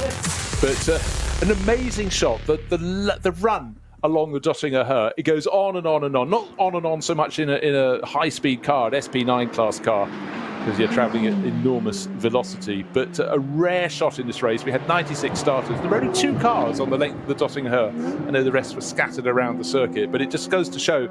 And yet, other times you look and there are fabulous slipstreaming battles, multi-class cars, and people trying to gain an advantage, trying to thread the eye of the needle. But it just happens on long circuits, and 25 kilometres of glory, of course you'll get those moments. I mean, on the Dottinger Her, I mean, none of the cars are slow down there, and they're all doing what they can, maxing out for their particular class. But those SP9 GT3 cars, they're pulling 270 kilometres an hour down there, so 170 miles an hour. Down there and having a drive to somebody and flashing the lights and checking all the instruments, because it's relatively easy at that point. They don't have instruments these days, they have dash panels and things and engineers to talk to you. I know. No Vaglia Chronos? No, and stuff like that? no Smith's instruments with chrome bezels anymore. Right. No. Deeply shocked. I know. Yeah, they have screens they can scroll through and buttons to press and Okay, I can't tell you exactly how many years ago this was. You can, but you probably don't want to. No, but I can tell you, it was when Ralph Schumacher was at Williams. So that's a fair few moons ago. And it was when I went up to Silverstone and they were experimenting with dropping driver information onto their visor. Like fighter pilot style. Head-up display. Yeah, and I exactly. just thought the difference is someone in a jet fighter has got quite a lot of space up around them. I know they're travelling at huge speed. Someone who has been travelling at huge speed, a huge smile on his face, is David Pittard, and he's being interviewed down in German in the pits, and luckily Snowy's fluent in it, so he's saying, I'm very happy indeed, and it went rather well. What a fabulous battle we had. Yeah, he's just thanking Bruce and Snowy for giving him the mojo to be able to go and lead the race from where he was, despite the little bit of brake issue. He was very, very happy with that, and it's basically all credit down to us, and he's looking forward to paying our agent's fee. I can't believe he reckons it's 5 seconds a lap. If you're happy with that, Pitbull will be happy too. But what he will have enjoyed principally in that was the fact not only was it a great start to go from 7th and by the end of the opening lap be up into 3rd, but all drivers want a proper scrap, don't they? And that's precisely what he got. He's talking about code 60s now. All the drivers will be talking about those because they come and they go and they help you, and equally they can hinder you. But the smile is there, the satisfaction that the team have got coffee, biscuits, and he's got a very, very good backup in Nicky Katzberg, who's out on the circuit. The Tall Dutch driver will be going about his business. Wait to see what his lap time is next time around and his relative to positions to Kuba Gimasiak. But Gimasiak should be joining David Pittard in having time off in the second half of the race, because his car, the number 34 Walkenhorst Motorsport BMW, should be in the pits next time around. That will be 13 laps on the board. In fact, Kuba Gimasiak, double check, has just completed 13 laps. His time was an 8 minutes 17. Just trying to see if he's come into the pits. I think he's probably just come in the background. You often mention race drivers' body language. You can learn so much from that if when they took it out of a car and had a pit interview, as we've just said there. But it's a well-known fact that racing drivers' smiles are proportionate to race position. and David Pittard there grinning from ear to ear because his car's at the front and he's just put it there and he's very happy. Nicky Katzberg got in the car with exactly the same demeanour of like, all we've got to do now is just bring it home and don't mess it up. What colour do you like your Aston Martin? I can give you a choice of two that are running nose to tail. The one that's green of nose and white of tail, that's Pro Sport Racing, that's Guido Dumouriez. The car right under his tail, black with the two broad white stripes up over the snout, the roof and the rear, is Darren Turner right in the slipstream. And it's amazing, the Pro Sport car looks so much larger, but Darren Turner's had enough. He's eschewing the fame and fortune and he's diving into the pit, so buys a little bit of space for Guido Dumouriez, but certainly that was a very, very good lap from Darren Turner. Yeah, he took it again at 6 and a bit when I was waiting for his time to come on the screen. Well, he slowed to go in the pits, but he still was quicker than Guido Dumouriez. Dumouriez will carry on for another lap or so, but Turner into the pits. So you can't really go into battle with no fuel in your tank, can you? Some have tried. Some have tried. So could you look at your little tracker map again, because I can't do more than one screen at a time. I just want to check the placement of car number 34. Did he come into the pits or not? Hold on, I can double check myself. In fact, yes, he has. He's changed to Christian Cronje, so he did precisely that. But I looked one way and I managed to obscure what I was looking at, which is a little unfortunate. But yeah, running to plan. So that was a 5-lap stint and then an 8-lap stint. That adds up to 13, which is where we're at. Self-sabotaging. Sometimes it hurts. Right, we'd had a smiling David Pittard, and now we've got a smiling, beaming Klaus Abelen. Of course, still probably on a high from taking that emotional win in the Nürburgring 24 Hours. Back this weekend with a second Ferrari, a brand new one, and clearly pleased at the moment with the progress that's achieved starting half of the race from David Pittard, and now waiting to see what Nicky Katzberg can do. The lap pace will be coming down, I am sure, and certainly for all the drivers right now. They might just think back to the start of the season or the end of the seasons in the NLS when you can race in fog and rain and snow, but today conditions are perfect and things going well. But the best thing of all is we've got this classic dogfight between Walk and Horse Motorsport, looking for its 5th win this year for Kuba Gamaziak, and of course the Frikadelli Ferrari that Frikadelli for so many years, Peter, fan favourite, running all the Porsches, running the Porsche Cup class as well. It seemed weird to have them in a Ferrari, but I'm starting to get accustomed to it, and certainly Klaus Abelen, really enjoying life up and down the pits, as he has done here for decades. Well, they were just one of those traditional, sort of Porsche teams, weren't they? It's what you associated with them. It was always a Porsche, and then they news broke that they were going to get a 296 Ferrari, and it was just like, really? And then of course they made good with that very, very quickly by winning the 24 hour. And as you say, you kind of get accustomed to it now. It's almost, oh yes, because they do still run their Porsches. Well, in fact, the last 2 rounds they were running that Porsche. So when John and I had the 12 hour event just 2 weeks ago, so they do still run that. As long with Falcon, and I did not see Falcon out here this weekend. They did the first of the 2 6-hour races a fortnight ago. In fact, they were second and third. Second in one of those cars was David Pittard. So he kept himself match fit and kept his eye in at the Nürburgring, to say the least. Nicky Katzberg, who's in that leading car at the moment, hasn't driven one of these around here since the last race he did, the 24 hour, which he won as part of that lineup. So we mentioned about being match fit. I think some of the level of Nicky Katzberg, it doesn't really, it doesn't fade a bit. Most of us will get tarnished and get out of practice. He may have a minuscule layer of dust on his Nürburgring knowledge, and he'll just blow that away and get on with it. Nice image. It's like people who've had their marriage vows for a long time before they get to use them. Yes. However, I've had these for a while, I think was the quote. However, what you think about where Nicky Katzberg has been doing the majority of his racing this year, he's been competing against the hypercars in the Le Mans 24 Hours, the World Endurance Championship. Not competing against them, competing with them. So it's a totally different mix of cars here, totally different circuit, but this is where the drivers earn their corn. And if you could be seen to be competitive in GT3, in LMP2, in GTD Pro, GTD AM, that's what the people want. And you think for many years, Nicky had raced on the European scene, increasingly in demand in the States as well. It's great to be the person of the moment because, your phone rings. and you can be busy. You've got to pick and choose. But then, of course, even in that lofty caliber in which the very best drivers are competing, they've still got to try and get their championships to meld. You don't want to, you know, it's one team chief might be offering you a drive, but you go, oh, I can only do 4 of your rounds. You'd like me to do 6, but I can't, you know. It's give and take. It's a bit like trying to fit a commentary schedule together. It's always so difficult trying to get those dates to meld and do the events you want to do, as well as the ones that sort of pay the money. But as you've just said, what you've got to remember, a lot of these drivers, it is their job. We always think of racing drivers being glamorous, high profile, like airline pilots. It's a job to them, and that's what they get paid to do and do well, and that they are subject to all the things that we all are in regular jobs of, you know, measurements of this. Are you performing well? All the different levels, and we saw it last year with the BMW Junior team with Dan Harper, Max Hesse, and Neil Verhagen.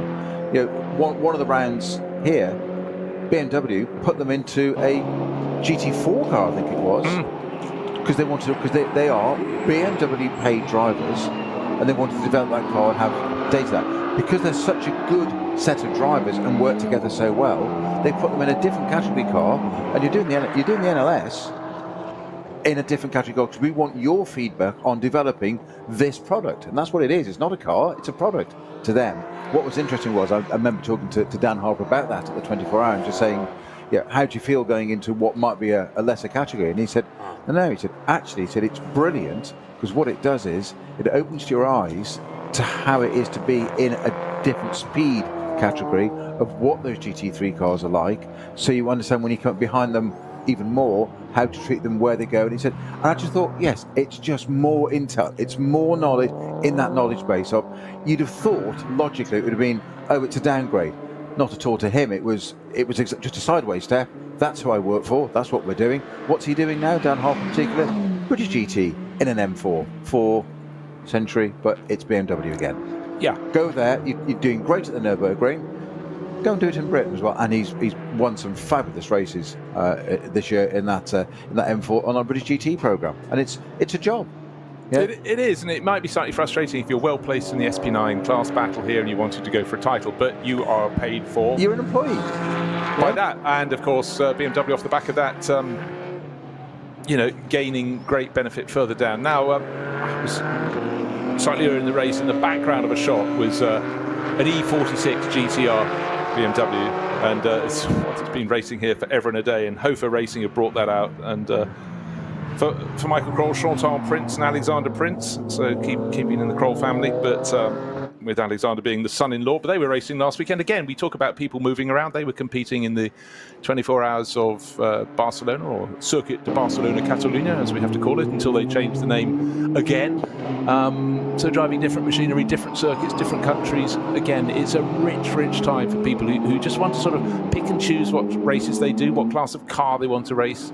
You know, you wind the clock back, if you go back to the sort of 1960s and 70s, there was lots of variety. Then it all narrowed down to sort of one-make formulae, and GT racing fell away, but it's back with a vengeance, and this is just great to see. But if you're a BMW fan, you could stand at the side of the track with your I Spy book of BMWs and tick them off. We have pretty much every body shape from the mark from Bavaria. Manheller Racing running a BMW E90. So again, it's a production wagon class, production car class, V4 in that class. You've got 3 BMW 325s and a rather earlier E90. Looks neat and tidy still, but actually that's had a few candles on its cake. Not as many as me, though. I don't get a cake these days. I have an inferno. Exactly. Yes. Could you blow the house out, please? Yes. Call the fire brigade. It's his birthday again. So we must be having. I'm just looking at the 35 entry, the other Valkenhorst cars, that's currently at the top of the field, as it were, with Dylan Pereira at the wheel. Dumoulin in the Aston Martin, the 17 car. That's just into the pits as we speak, and Dylan Pereira must be bringing the other. 14 laps completed at the top of the field here. The Cup 2 Porsches, the GT3s, have dropped a little bit down the order, but they are now admittedly 7th, all the way through to 16th is Porsche 911 GT3 Cup 2 cars. All of them, in a line. They're good, aren't they? They are. They go the distance. They All on last the same lap, yep. As I always say, the Porsche does what it says on the tin. Christian Cronier's got very, very close indeed to going round the Grand Prix loop of the circuit, and his closing speed was rather more than he thought. So he'd already jinked one way. He had to sort of do a double lift. That was just coming out of the cut through on the Grand Prix loop. Got that under control again. Now he's into the dip and then up the rise into the S's, but pressing on very hard indeed. His last lap was his first lap out of the pits, just waiting for that to come up. So Dylan Pereira, the sister car, number 35, Morgan Horsburgh Sport BMW, that was the last of the front runners from the SP9 class to make its first pit stop. We thought it was running on air, but maybe they've found that's a way to go. Keeps the car light. As long as it doesn't run out, it's fine. Yes. So just waiting for our time to settle down. The fastest lap of the race to date is still the currently third place car, the number 34, Christian Krogner's driven Vulcan Horse BMW that had Kulik and Mazek at the wheel of that at the start of the race, and what a start it was he made, even into literally the start into that first corner, defending from a very hard charging David Pittard in the 296 Ferrari, getting as close as he possibly could get a Ferrari to the pit wall. With even Klaus Abelin was going mind the paint, but it wasn't painted. Yeah, but a 7:51.6 is what stands as the fastest lap of the race so far from Kubica Mazia quite early on. Well, that's not speed to spare. They'd used all the speed that they might have had to spare, but I hope as competitors of theirs, I hope all the competitors are thinking, I hope they haven't got anything spare. Yeah. Any more in reserve, please. Well, I'd very much like to see a replay of the start, because I'd like to digest, because it looks like it was going to come to blows. And when I thought someone was going to break late, I didn't necessarily think it was going to be Kuba Gimaziak who got it wrong, but he did get into the lead of the race from fifth. But alas, then the corner came upon him and he wasn't ready for it, and round the outside he went. Didn't spin, but had to drop back down to sort of roughly where he started, back into fifth place. But for Frank Stippler, he's been through that first corner more than a few times, and he saw the black and red BMW coming up the inside and thought, okay, you have the inside, I'll turn in, thank you very much, and tucked it back into the lead of the race. And at that point, alongside was the number 17 Aston Martin, Marek Bachmann. So they started first and second. They were demoted before the first corner, but came out of the first corner in first and second. But behind, the real story was David Pittard on the move as he worked his way ever further forward. Seventh on the grid, and third at the end of the opening lap, and shortly thereafter up into second place. But then we were confused. We were thinking this is surely too early for a standard pit stop. In he came with that Frikadelli Racing Ferrari after only 4 laps, which is going to make the end of the race very interesting indeed. But all we can expect from Nicky Katzenberg, all the team is asking of him, is drive incredibly fast and don't fall off. Well, that's the sort of thing he does. So not fall off. Yes, double negative. Yes. Yeah, it is. So we've got,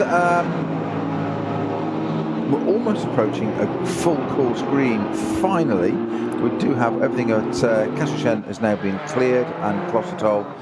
We just have yellow flags and a 120 a little bit further around on the exit from Caracciolo the Carousel on the run up to Hoaat, the highest part of the circuit, funnily enough. But if we go back to full course green shortly, that'll be the first time since 18 minutes into the race, would you believe? It's been that long, and we are at 1 hour 53 to go. Commenting that a lot of the BMWs look fabulous out on the circuit. One that looks slightly less special than it might have left the pits is Adrenaline Motorsports number 652. Why? It's slightly shorter than normal, missing a little bit of the rear valance, if you will. And unfortunately, that happened very early in the lap, because he's not even got to the S's, and he's been through about 5 corners with the tail end of that car hanging off, dragging weed along the circuit. And that's going to be... Is he going to tuck in the back way to the pits? No, he's going on to the Nordschleife, of He's course. trying to get rid of that damn thing that's chasing him. He's probably unaware of it. Quite possibly, but making a bit of noise, but anyhow, hanging on by 1 if not 2 threads. But that's we don't want that coming off and someone else hitting that. That would be well, that, of course, that's always the issue. The big worry. And, I would be surprised if that completes the lap with that on there still. Therefore, on that basis, where does it come off and where does it go? So, yeah. Which car was that, Bruce? 652. 652. Thank you. Adrenaline Motorsport Team Motec. American driver Mike Skeen, Yannick Hills, and Michel Albers. Right, now that car had an issue, yes. Now that was quite a while ago, because that had a collision. This is the 652 car, yes? 652, you're driven by Yes, Michel Albers at the moment. Okay, yeah. That had a collision with the 67 Nitro and Porsche 911 GT3 Cup car. Both did continue, clear, as in we've seen the BMWs, but the Porsche did as well. But that was quite some while ago. Well, you never know. Some of these things can just come a little bit loose a little later on. Well, exactly, gets dislodged, hasn't necessarily been the result of it immediately, but these things can evolve. But as you said, the concern there is not from a performance point of view, but it's from a safety point of view of, does that stay on? Do you leave it on? From a drive point of view, you may not even be aware of it. And I was just looking at the footage of it there. It's dragging along the ground on the driver's side, on the near side of the car, as it were, the left. But the driver's mirror won't have that view down to the track. It'll be an aft view of the rear quarter panel for cars there. So you won't necessarily, if you can't hear it and it's not metal dragging, it's just a bit of plastic. Yeah. If it's not making a great deal of noise, and racing cars are pretty noisy, but you're also quite insulated because you've got a crash helmet on that's padded and etc. and foam. So, and you may well have earbuds in for radio to talk to the crew. So he may not even know it's there. So he's driving blissfully unaware, and that can be so frustrating, because if you do receive the flag of you've got to come in and tend to it, you're just like, why? And all the marshals will, I'm sure, reporting that this debris is dragging along, because you don't want it coming off and going through the front of the car immediately behind. You absolutely don't. Right, here's a little quiz for you, little quiz question. Quiz time. Walk and Horse Motorsport. Give me a manufacturer. BMW. Very good. I'll give you another one. Hyundai. Because they're running an i30N, multicoloured, and unfortunately for Tatsuo Otis and Nico Hanke, that's just taken the shortcut through the back way from the Grand Prix loop back into the pit. So it sort of loses the progress it made around that point of the circuit, the sort of 9 or 10 corners, and is reporting for repairs, one presumes. Or maybe it just went past and the team have pointed out it needs a bit more go juice on board. I rather doubt that, though, the team of that calibre. So the code 120 I mentioned, halfway between Carousel and Hoaakt on the right-hand side, that has now been escalated to a full code 60 again, sadly, as in we've gone backwards in that sense. And I think that is for barrier repairs to do with the 176 car going off, which is the Pro Sport GT4 Aston Martin that went off, not the GT3 version. They got one of each. So you mentioned these teams often running different cars. You just mentioned Valkenhorst there with the BMW right at the front, and a Hyundai as well. Two at the front, and Sami Matti Trogan listed two at the back. At the top. Yes, indeed. Listed at the top as the top runner at the moment, but that's because it's just come in to make its second pit stop, and the Finnish driver who started in iRacing and has competed in car racing and rallying ever since. The last couple of years, he's just taken over from Christian Cronjes. So no, he hasn't. Cronjes has just taken over Gamazia. Sorry, I've gone slightly loopy different there. Car, different Dylan car. Pereira, of course, but they have done longer first and second stints, and they will have a bit of payback later on. Looking for lap pace, Christian Cronjes, I said his name because I couldn't read two lines consecutively. He in the number 34, just going through the S's at the moment. Getting back to quick times. We've had that long period without much in the way of all green. 8 minutes 9 seconds. That's the fastest lap for quite some while we've seen in the race, but not far behind and really looking very, very handy indeed. Nicky Katzberg's getting a move on. He was an 8 minute 12 last time around, but I must say that 296 Ferrari, when you touch a curb in it, it bounces around, very dynamic, and its change of direction is immensely fast. Bruce, looking at my entry list here, which of course is old-fashioned printed with lots of writing on it, because I understand those things. Squiggled hieroglyphics, it looks like. On the 35 car, I have it down as Dylan Pereira and Niklas Krutten. You would. However, on our time machine it says Trogan, which would be Sami Matti Trogan. Yes, exactly. Just mentioned he'd taken over. We saw Sami Matti being interviewed on the grid before race. I forgot to point that out to you because I knew he was sharing with Dylan Pereira. Didn't see Niklas Krutten, and then when the name came up on the screen, but having seen him on the grid, we quite like to see people and go, okay.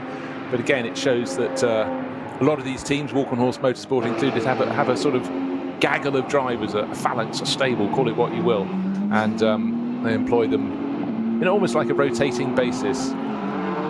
Number 5 Audi. I think it's just a list. Frank Stippler, but it could be, you try and simplify things. Keep it stupid. Or is it keep it simple, dummy, or one of those, I can't remember. Right, Frank Stippler back on board the number 5 Phoenix Sport PXX Audi. This is the car that qualified on pole by a tidy margin, but it was an interrupted qualifying session, but a brilliant lap, 7 minutes 53, come what may. We've seen faster in this race, a 7 minute 51 from Kuba Gimasiak, but in race trim, thus far, the number 5 Audi moving up the order. But now, I'm afraid Vincent Kolb didn't have his best run today and lost a fair bit of ground. And just run through the fact that we have 15 laps on the board, Stippler on board as well. So he took it over after 14 laps. They did a 7-lap opening stint, a 7-lap second stint. This could have some factor in the race. But again, the element of the 2 cars it's most clearly competing against is the number 34 Walkenhorst Motorsport BMW, the number 30 Frikadelli Racing Ferrari, and they came in earlier, 1 after 4 laps, 1 after 5. They've now made their second pit stops as well. But by dint of doing a longer first stint and a similar length second stint means the final stint will be a shorter one for the Phoenix Audi, but I think they've just lost too much ground in the second of the 3 stints, and they're just into the 3rd stint now.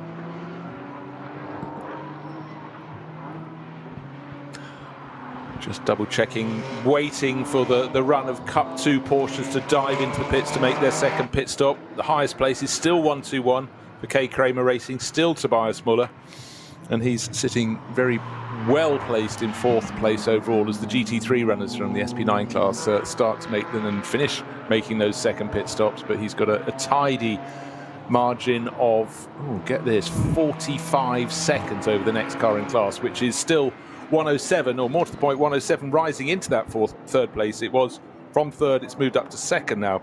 Good starting stint by Reinhard Koffler. Arnie Hofmeister going really well, so he's moved ahead of 120, which has got Tim Scheerbart at the wheel. That's W&S Motorsport, and they deserve a good run because 2 of their cars in the junior classes of in Cup 2 and Cup 3 have had their problems. It's incredible. You can run many cars and they could have a really long race, and you could have 2 completely separate incidents that take out a couple of your cars in 1 lap. And we had that earlier for the Cup 3 Porsches for W&S Motorsport, but at least they've got one running well in Cup 2.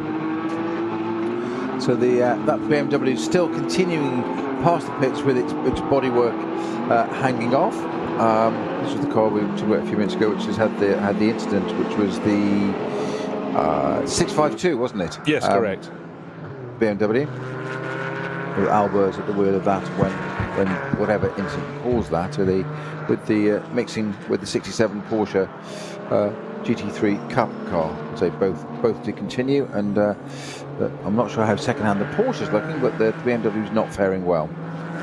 That bodywork. I didn't think it would manage a lap, but it did. Yeah. Yeah. It cost you a lot in gambling there. Well, that's why I never do. never gamble with my own money. Logically, I haven't got any. It's all gone. It's an easy philosophy, yes. All gone away. Right, looking at lap pace, I'm just trying to see whether... I tell you, he was doing very quick laps. I was just waiting for that time to come on the board and 15 laps to be completed. Yeah, Frank Stippler, 8 minutes 9.7. Almost matching the pace of Christian Cronjes, who's taken over from Kuba Gimasiak in that 34 Walkenhorst Motorsport BMW. It's running second to the sister car, but one senses its better place. We'll see as the stagger unwinds through the final couple of hours of this race. And we've passed the midway point in the race about 17 minutes ago, in fact precisely 17 minutes ago. The race started not at the top of the hour, but today, after barrier repairs delayed the start by half an hour, it started at 12:30 local time, and we're through to 2:47. So we're progressing through the race, and I think the pattern is being set, but I'm just interested in lap pace at the time and what Nicky Katzberg can manage in the Ferrari relative to Christian Cronjes. Last time around, Christian Cronjes was 2.5 seconds quicker, so Katzberg needs to settle down and get up to the pace in the Ferrari. And now, bear in mind that I think the Katzberg car, by dint of having made its first pit stop a lap after the Frikadelli Ferrari, is in the driving seat. We had the wonderful second stint of the race with Gimasiak and Pittard nose to tail. They came out in, I think, 14th and 15th positions, but Pittard's car, as I pointed out, has to gain more time per lap. It has to start building a bigger advantage over the Ferrari, over the 34 Walker-North Motorsport BMW, but alas, is actually behind it on the track. It needs to be ahead and pulling away to build time in for that longer final pit stop. It's not happening at the moment. I expected Katzberg to get in and get on with it. He's lapping very well, but certainly Cronjes is really flying. 8 minutes and 9. We'll see what they manage next time around. The gap between them, 7 seconds on the track. It needs to be 7 seconds and more in the favour of the Ferrari, and I think we worked out it needs to gain about 25 seconds before that final pit stop. Yeah, 25, 26 seconds we thought, didn't we? Yes. Yeah. We're not quite at what I call full course green. We might be in a minute, but we only got 2 yellow flags now at Marshall's Posts 178, 177, which is the Stefan Beloff S. So yellow flag means proceed with caution, so it shouldn't affect the actually lap time, but just be aware. Yeah, be aware. Be prepared to slow down. Be afraid. It often leads into a 120, then a 60, so you have to be mindful of it. But so we're effectively on a full chat course now, as it were.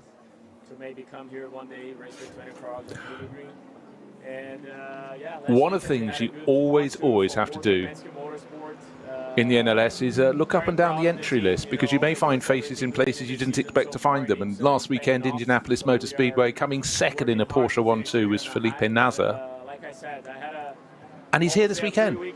He had a free weekend, and Porsche said, would you like to come and play at the Nürburgring? And he didn't look as though he argued too much. So here he is. A really intense battle last weekend at the Nürburgring. A great result for Penske Porsche Motorsport. Resplendent in his, you say, Porsche Penske Motorsport team gear. Did I say it the wrong way around? Yes, I did. I'm sorry. Right. No, not at all. I hadn't even noticed. Sorry, I was just admiring the cap, the jacket. It's one brand fits all. Well, it does, and great days in racing when a manufacturer is spreading themselves across many classes. But you look over the history of the last 50 years in particular, and Porsche's done that year in, year out. They've been such a backbone of sports car and GT racing. Which has so much history, has so much success. But it's great, because a lot of drivers they would love to race on the Nordschleife, but often if you're not competing in a car or a championship that comes here. So I love it when a driver who's done what Felipe's done, he's competed in Formula One, is now a linchpin in sports car racing, still wants to come here and play. You think sometimes people become a bit lofty and they just have been narrowed down to what they do, but it's great to have that essence. And the Nasr family, that's almost the backbone of Brazilian motorsport as well. So still running teams down there, and again multi-generational. Yeah, and I like my details, and I was just noticing that talking about his team gear there and the logos. If he's got on the brim of his baseball cap, he's got the number 7. Obviously, the car he runs in WEC. But of course, surname Nasr, N-A-S-R. Yeah, what's he got on embroidered on the side of his baseball cap? It's Nasr, written in the same font as NASA. So it looks like it's an American space agency. There's got to.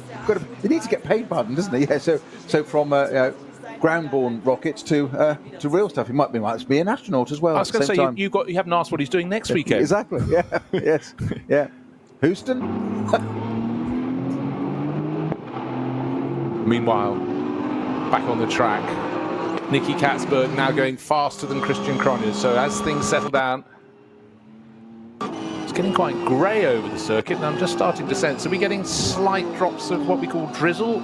I do believe we are. Car number 102, one of our camera cars, the Black Falcon car, turning through turn 1, and the windscreen wiper is on. He didn't want to put it on to start with.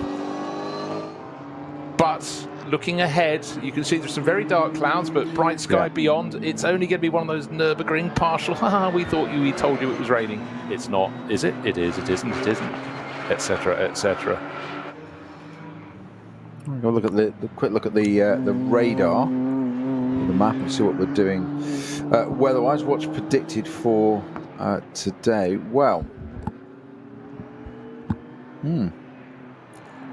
while you're looking at that, just want to point out a little bit of a good lap last time round from Mr. F. Stipler. 7 minutes 57. There's no rain on his part of the circuit, that's for sure.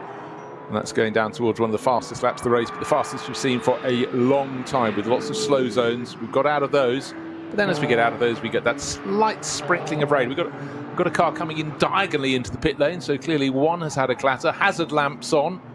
And typically, of course, when you have a car with a problem, of course your pit garage is the one very close to the end of the pit lane, so you have to go the whole way down sideways, uncomfortable. So it's treble 5. It's a very, very bright livery on that BMW. Just double checking which car it is. That amount of issue on it, I think it's kind of academic where your pit box is in the pit lane.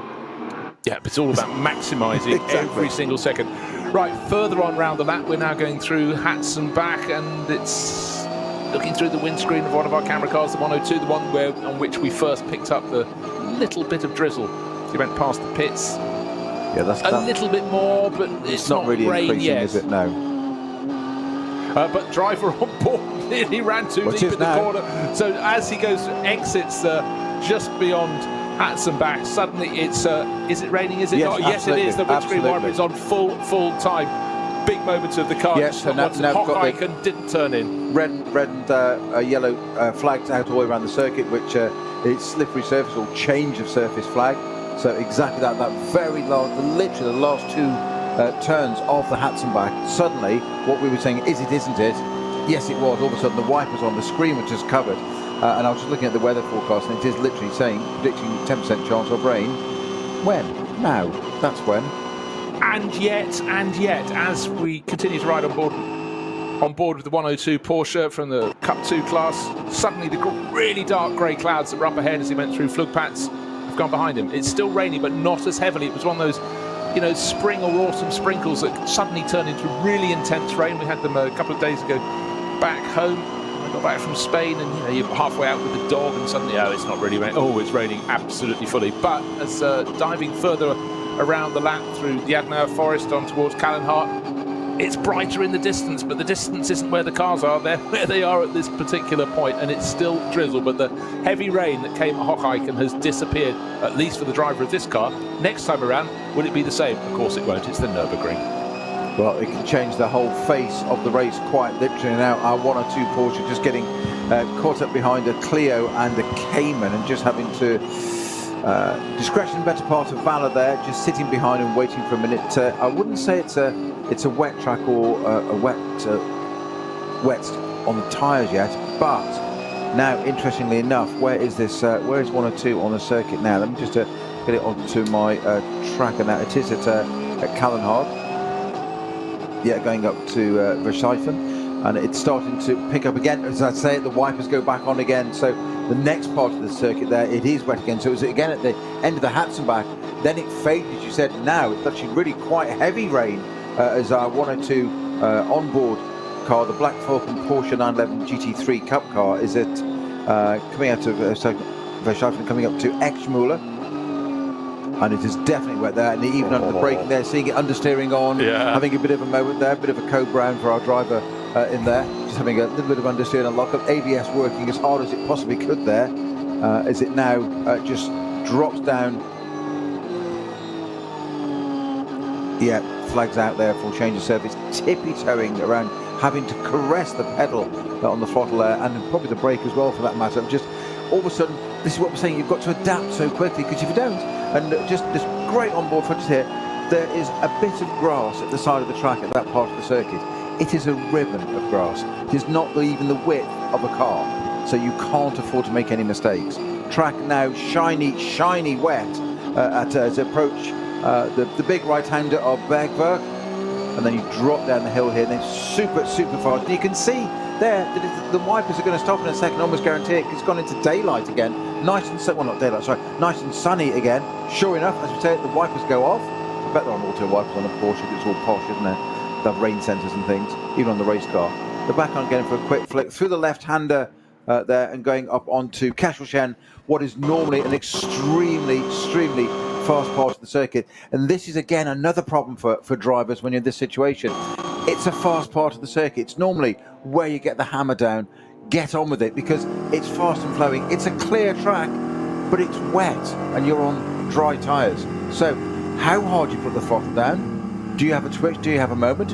Equally, if you're going into pace, you can't lift that much because it puts another dynamic in the vehicle, and it's really tricky. And you can't go too slow because you're just literally just hemorrhaging time, and you can't do that.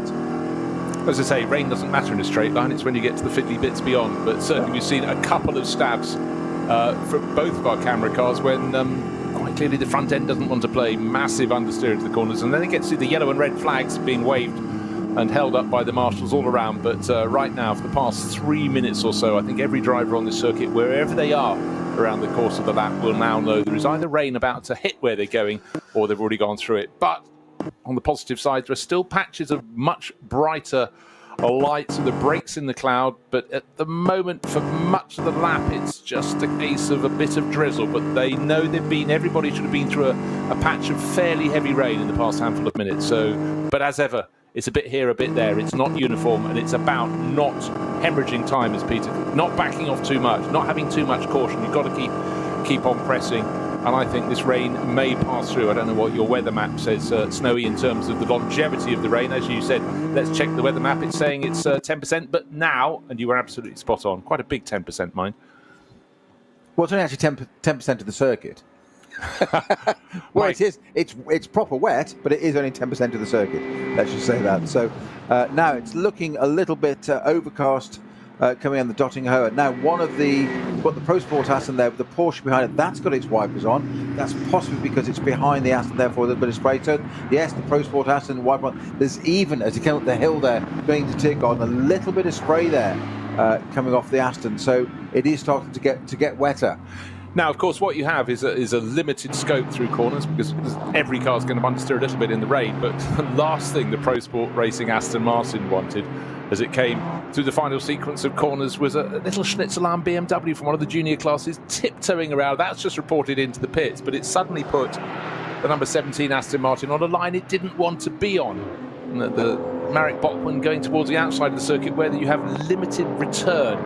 More to the point, maximum scope for just running a little bit wide and going off. But he's taken over from Guido Dumoulin and he's pushing on very nicely indeed and lapping as pretty much as fast as anybody else out there. Marek Bachmann's had a brilliant couple of years, getting faster and faster and running with the Dumoulins, having a good old time. But a top result here would be a podium for them. We'll see what will be manifest. But right now he is pressing on very nicely indeed. Just double checking.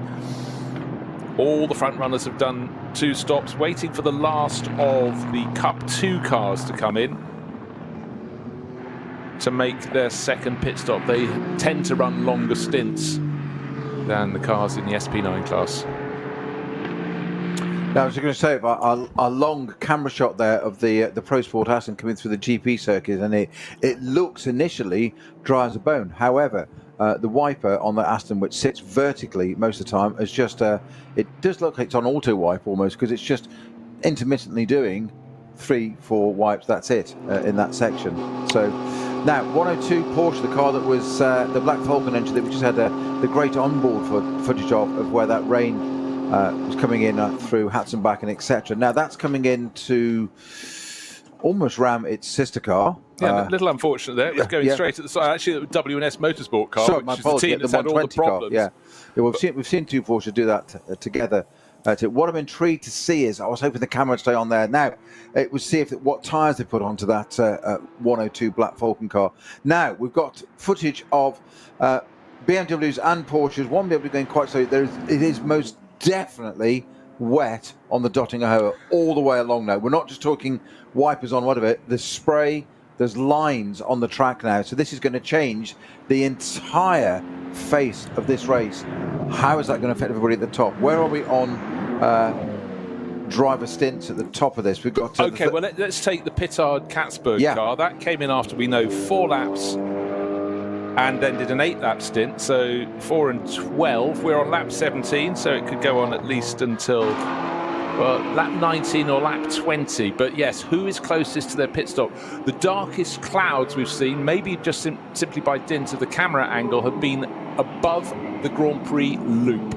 And obviously some has passed over the Dotting-Hoa, so maybe it's travelled down that long straight, clearing the end of the lap now. Hopefully it'll keep on travelling and head over to Spa. keep going to the west. But we know full well from that heavy rain we caught on board Noah Nageldisk's Cup 2 Porsche that certainly it was strafing the track just sort of between Hatzenbach, Flugplatz and that run out in the early part of the Nordschleife. But what we can see is quite a few of the drivers are running at very, very much abated pace, certainly at the end of the lap. Yeah, not sure we've had any incidents because of that, Bruce. We've got a yellow flag at Hocheichen and 2 slow zones at Quittelbacher and code 60s, 2 of those at Flugplatz and Quittelbacher Hohe. So it's kind of evolving again. So we had a few minutes of effectively full course green, and then we've gone back again. Okay, if you're looking at a circuit map and you've got the start-finish straight at the bottom of the circuit, if you will, it seems the top half of the track is a little drier than the bottom half in terms of your track diagram. And again, if your track diagram's at a jaunty angle, you won't know what I'm talking about. Yeah, indeed, or if it's upside down, you've got no chance of understanding it at all. Your assertion that it's proven with the weather of going across the GP circuit, because as you're saying now that it's wet over at Flugplatz. So if it's going across in that trajectory, that would mean it's going to go out of the circuit, as it were, and disappear off, because at Arenberg it conveniently turns right as well, keeping away from the rain there. So hopefully it's just gone across that corner there. But it's just spiced things up a little bit for that bit. So it's the end of. So yeah, it was quite literally, wasn't it? Tiergarten, Grand Prix circuit, Flugplatz and across. Ideal for ruining the end of one lap and starting the start of another. Cup 2 Porsches still diving in. Just to point out, it's been a really good run in that class for 107. It's worked its way up the order, and this is giving some cheer to Team Mattol Racing, Reinhard Koffler, Arnie Hoffman. They weren't the front-running car. The front-running car for an age was K. Kramer Racing. Moritz Krantz has taken over from Tobias Muller. Christopher Brook will finish the race, but order chopping and changing. But I think next time round that will have settled down. They would have all made their second pit stops in class. Back in Cup 3. Still a very, very helpful caption on the screen, naming 3 drivers, all with the same surname, but without a Christian name between them. And that's the Irma car, running 5th in class. It's Irma and Irma. Yeah, or as I call them, Leonard, Moritz and Niklas. Car number 944, that's the pale blue and orange one. It's LMP then. I see what we're doing. Yes. Gap between first and second, gap between Christian Cronjes in the 34 Walkenhorst BMW and the Pittard/Katzberg Ferrari. It was not very much at the end of the last lap, 1.16 of a second, but the Ferrari is now in front. It needed to get in front. It needs to pull clear. Going through Tiergarten, the final couple of sweepers onto the start-finish straight. The black Ferrari from Frikadelli Racing is, 2 car lengths ahead of the Walkenhorst car. 1 car length, half a car length down, just there over the start-finish line. Gap listed between them, quarter of a second. And the BMW is shaping up to make a move down the inside, trying to take revenge because, of course, lost the lead last time around. Its windscreen wiper on. But if you own a Ferrari here, a new one, you don't have rain on your car because the windscreen not being used, the windscreen wiper not being used at all by Nicky Katzberg, but tiptoeing a little bit around the outside of turn 2 in the Mercedes arena, going past. Only just past one of the Toyota Supras, and 180 through to turn 3. So that's not the car that was leading its class early on. That was number 170, which is still leading the SP10 class. 180 is the Teichmann Racing Toyota Supra GT4, with only got listed for it is Stefan Brodmerkel driving that car.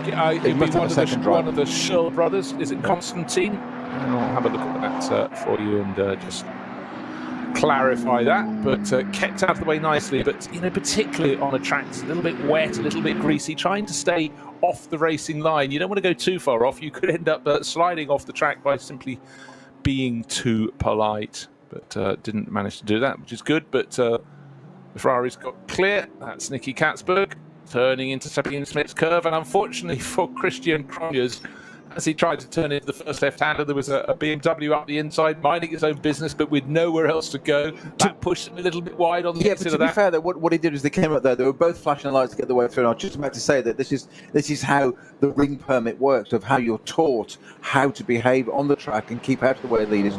You've got as much right to be on the track as anybody else, but it is the etiquette of motor racing worldwide, or whatever series it is, it's always a faster car's responsibility to get past the slower car. What they did there, was that BMW, I didn't catch the number of it quickly, the little blue, I think it was two-tone blue. Yeah, 240i, I think. Yeah. What he did was, he's got to go somewhere. It's not he's got nowhere to go. He's got to go somewhere. He's got to stay on the track. The worst thing you can have, actually, is a car being dithering in these lights in front of you. Best they get to the racing line and you get around them if you're in that car. In that case, Nicky Catsburg, exactly that's what they were. But what the slowing car, the lapping car being lapped was, he took to the inside to go onto the north side, but conveniently, and it's proving an urban myth here on a BMW. Put an indicator on. He's left an indicator and say, I'm staying to the left and you guys can go around on the right side of me. I had them removed from mine. Yeah, factory option. Yeah, makes the car a lot better, apparently. Oh, you're all going to love that.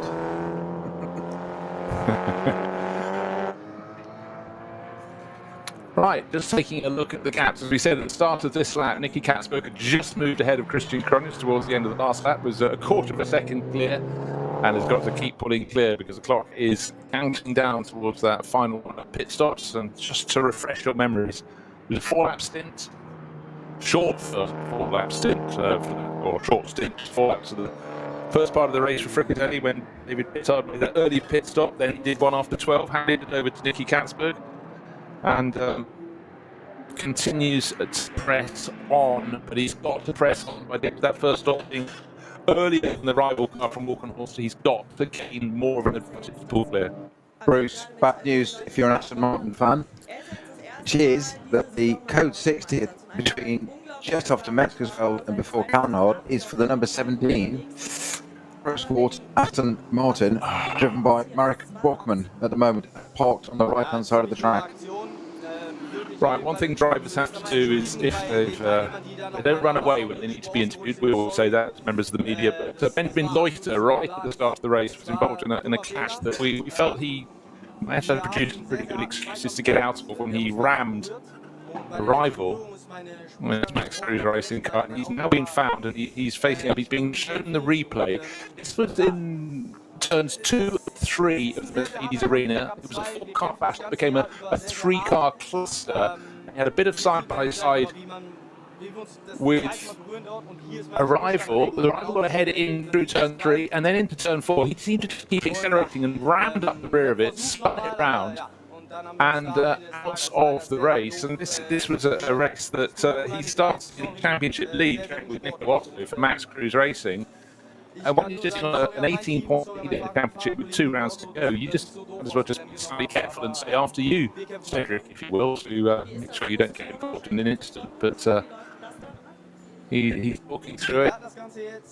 Might have been the first time you see it, but he's really looking bashful, I believe. Wir müssen einfach abwarten, was da analysiert wird, und ja, dann am Ende des Tages muss es akzeptieren. So what he's got to do is come back and make sure he gets it right at the final round in 2 weeks' time. But it's a learning curve for young drivers, and he started in German Formula BMW. Actually, he's been racing for a long time. This is his 18th racing season. Started in Formula BMW, did German Formula 3, and then he came across to the dark side, the Nürburgring 24 Hours, back in 2008. But racing in the very, very competitive Porsche class, Cup 2.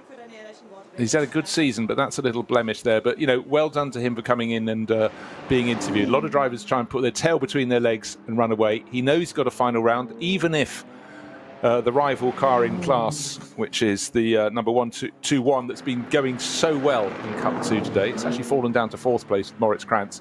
That needs to gather a few more points, but points advantage certainly would have dwindled. Really, with a competitive car and 2 rounds to go and an 18-point lead, finishing in 5th or 6th would have just done enough to make it quite easy for the final round. But nothing is easy in the Nürburgring Langstrecken series, because we know accidents can befall you, incidents can befall you.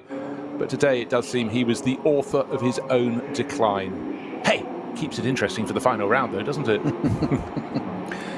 That's one way of putting it. So number 17 Pro Sport Aston that has stopped. I'm not sure if it was an incident or just stopped, but that caused a code 60. That's now being cleared, so we've actually gone back to full green again. I'm not sure whether full course green is the correct phrase, but I know what it means. I know what it means. There's no flags. Wipers still on 516 330 BMW coming through the Mercedes arena, and fully on, and not just the occasional a swipe. Tell you what, intermediate weather, as we can say at the moment. So sorry, very, very quickly, just a quick update on the interview there with Benjamin Luchter.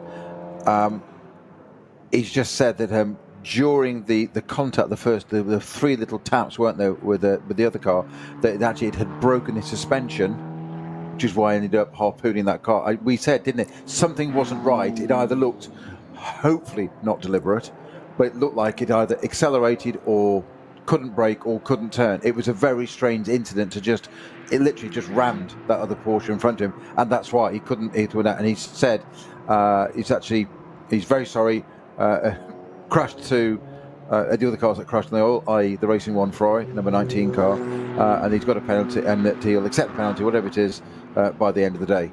So thank you very much to Michael and our German production team for translating that for us, that interview that we couldn't really hear anyway, but that at least nice to have a bit of closure on that, understand what it was all about. It just seemed a little bit odd, and drivers, we can all get, as I think you used the phrase, get your dander up. It can happen, but it's very rare that people deliberately take somebody else out. It doesn't really happen in motorsport. There's a bit of debris on the track. I'm getting off the back of that BMW that finally fell off. Yeah. It could well be, but he's not the sort of driver. His record isn't do that. I heard him say sorry as I managed to get the volume up, but he was actually saying sorry to those who went off on the fluid he put down. But otherwise it looked to us like a sort of Days of Thunder moment where someone goes back on the track. Remember that movie about NASCAR with Tom Cruise in it, and takes someone else? It was just extraordinary that the closing speed, as you said at the time.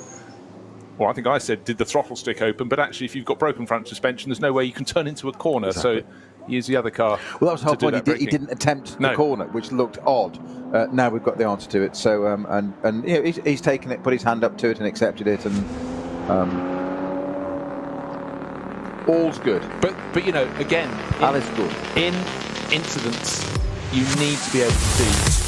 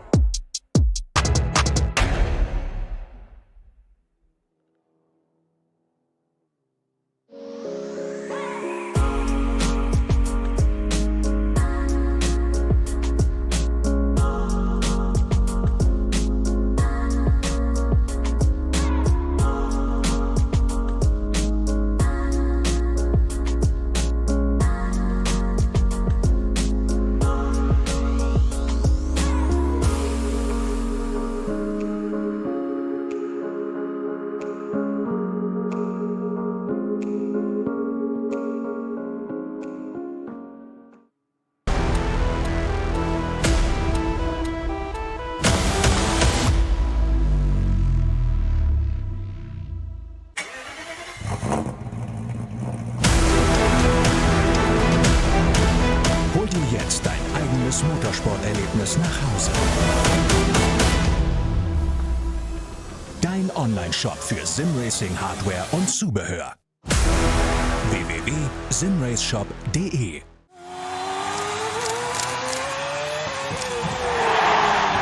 Red Bull verleiht Flügel.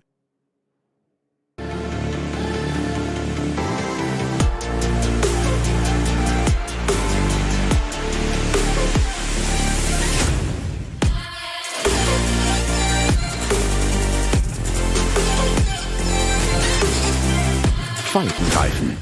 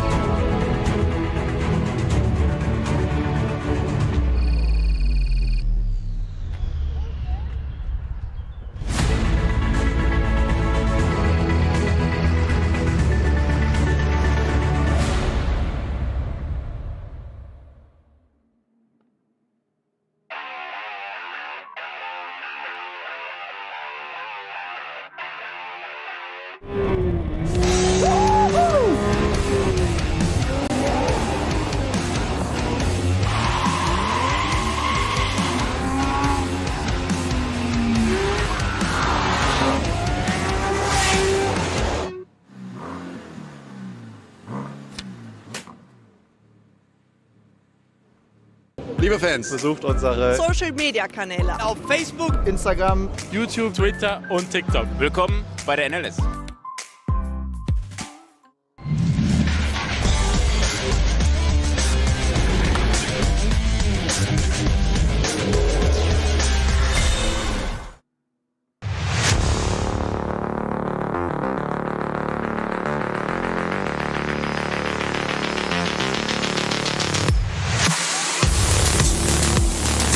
We've had a flurry of rain, we had sunshine, we had windscreen wipers on, we have windscreen wipers off, and it's still moments where drivers can make little errors on this circuit. It's neither fully wet nor fully dry, and that's where, particularly when you've got a driver just taking over. It's fine if you've been through your stint, it's hard enough, but your mojo's right, you're in tune with the car, so it says on the packet. However, at a time of driver changing coming up, we're expecting the leading car, Nicky Katzberg, if my maths is right, to come in at the end of this lap. That would be another 8-lap stint. 4 laps for the opening stint, which was short. 8 laps for the second stint, and surely this time around. The margin was only just over 4 seconds at the start of the lap. He needs more than that because Christian Cronjes in the 34 Walkenhorst Motorsport car, like Katzberg, will come in for a pit stop, but he'll be a lap later, and we think that buys him about 26 seconds in the sliding scale of final pit stop times. They're denoted according to the number of minutes before the end of the race, and if you come in 8.5 minutes after arrival, you will gain around 26 seconds. It's a huge margin of difference, but we will see. It may work down as being slightly less than that, but the ways you can do this race, sometimes we think the natural pace for a car, if you want to really cane it, is 7 lap sectors. If the weather conditions are good, 8, but sometimes it's marginal. But certainly today it seems 8 has been really where a lot of the teams are aiming. But if you did a short first stint, as the Frikadelli Racing Ferrari did, then you give yourself no choice. You've got to run those longer stints to get to the end of the race. So we've got some, I say we've been following, as in our camera has been following the 420 4 Motors Porsche, which is the Bio Concept car. So running on alternative fuels. Yes. And that's got some chap called Nazar was at the wheel of that at some point. Oh, he's the same name as that chap who was being interviewed earlier. The smart baseball cap, yeah, that was the one. Yeah, same fella. Yeah, amazing. There's obviously more than one of them. As I said, big family in racing in Brazil, so yeah, why not have loads? But again, it's one of the beauties he's sharing with the Fritz Pointner's 2 twin daughters. You normally get 2 for twins, I suppose. Alessia and Jacqueline, who've been racing in recent years, driving a Porsche Cayman, as you pointed out, car number 420 in the alternative fuels class. And I can only feel we'll have heavy rain at Tiergarten It's gone across. It's come back again. There's been not a flurry this time, as you put it, Bruce. This is proper. I'm going to say it. Wet rain. And there's still a little bit of bodywork lying. When you've turned into the final sequence of corners, the tight right and the tight left, particularly in the wet, you're going to slide out a little bit to the curbing between the corners, and right there is a little bit of bodywork. It looks like the underside of a splitter lying there on the track. They don't seem to be able to be removing it. But the rain was entirely over the Tiergarten section. By the time they get down to turn 1, there is no rain. A couple of the cars have got their screw wipers on. A couple have not when they got there. It's very shiny, the track. It's very slippy. Now, for our race leader, Nicky Katzberg in the Frikadelli 296 Ferrari, he is at Brunchen now. The relevance of that being he's got Flansgarten to go, Schwalbenschwanz, and then it's onto the Dottinger Hohe, into that rain. Even if the rain has stopped by the time he gets there, the track is going to be soaking. He's going to arrive at 270 k's approximately in a slick-shod Ferrari. Right, just think about no this. No pressure. Yeah, no pressure, but that should be the lap. This should be the lap that he's about to finish, where he comes into the pits. If I was his team, I'd be thinking, well, why didn't we make that first pit stop a lap later? Because by my maths, he can't go round for another lap. You want to wait and see, is this rain going to be persistent? Is it going to be heavy? Is it going to move away? Because if you suddenly think that wet weather tyres are what's required, he's got very little time for the weather to settle down.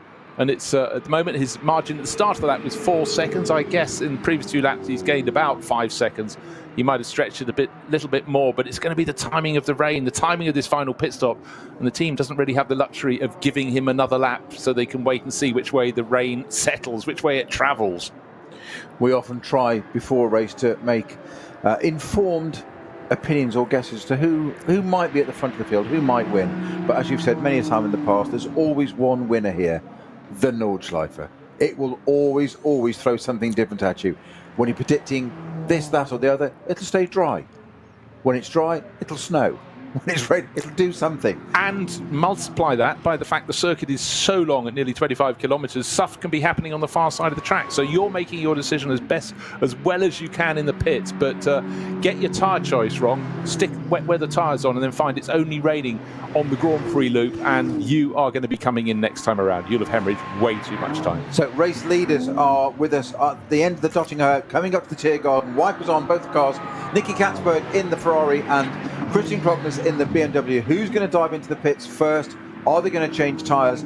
Tippy-toeing through, the Ferrari going ever so slowly, and the BMW through the lot of the Tiergarten. The BMW trying to get traction down and twitching all over the place. Now the Ferrari is diving into the pits. The BMW is not. No, but the BMW, of course, made its first pit stop a lap later. That's now on its final sort of lap before it has to make its final pit stop. There was no choice for the Frikadelli crew. It had to come in after 20 laps. It's done precisely that. But the important thing to me, we knew it had to build up an advantage, and at the start of that lap, Nicky Katzberg had stretched the lead to 4 seconds. At the end of the lap, it was down to about half a second. So a brilliant end to the final lap of this stint the penultimate lap of this stint for Christian Krogness, a Norwegian driver now chasing on to see if he can use that ability and find a little bit more time. And then, of course, his final pit stop will be a big margin less than his rivals. So 1 minute and 5 seconds were on the clock when Nicky Katzberg came in. That means his pit stop has to be 347 seconds. Lap time at the moment, they're getting close to 10-minute laps. It's so much wetter. Now there's bodywork. Like I said, the front clip was off the bonnet area of the Ferrari. Obviously, the engine isn't under that part, but there's obviously something under there. Now we mentioned about these brakes being measured earlier.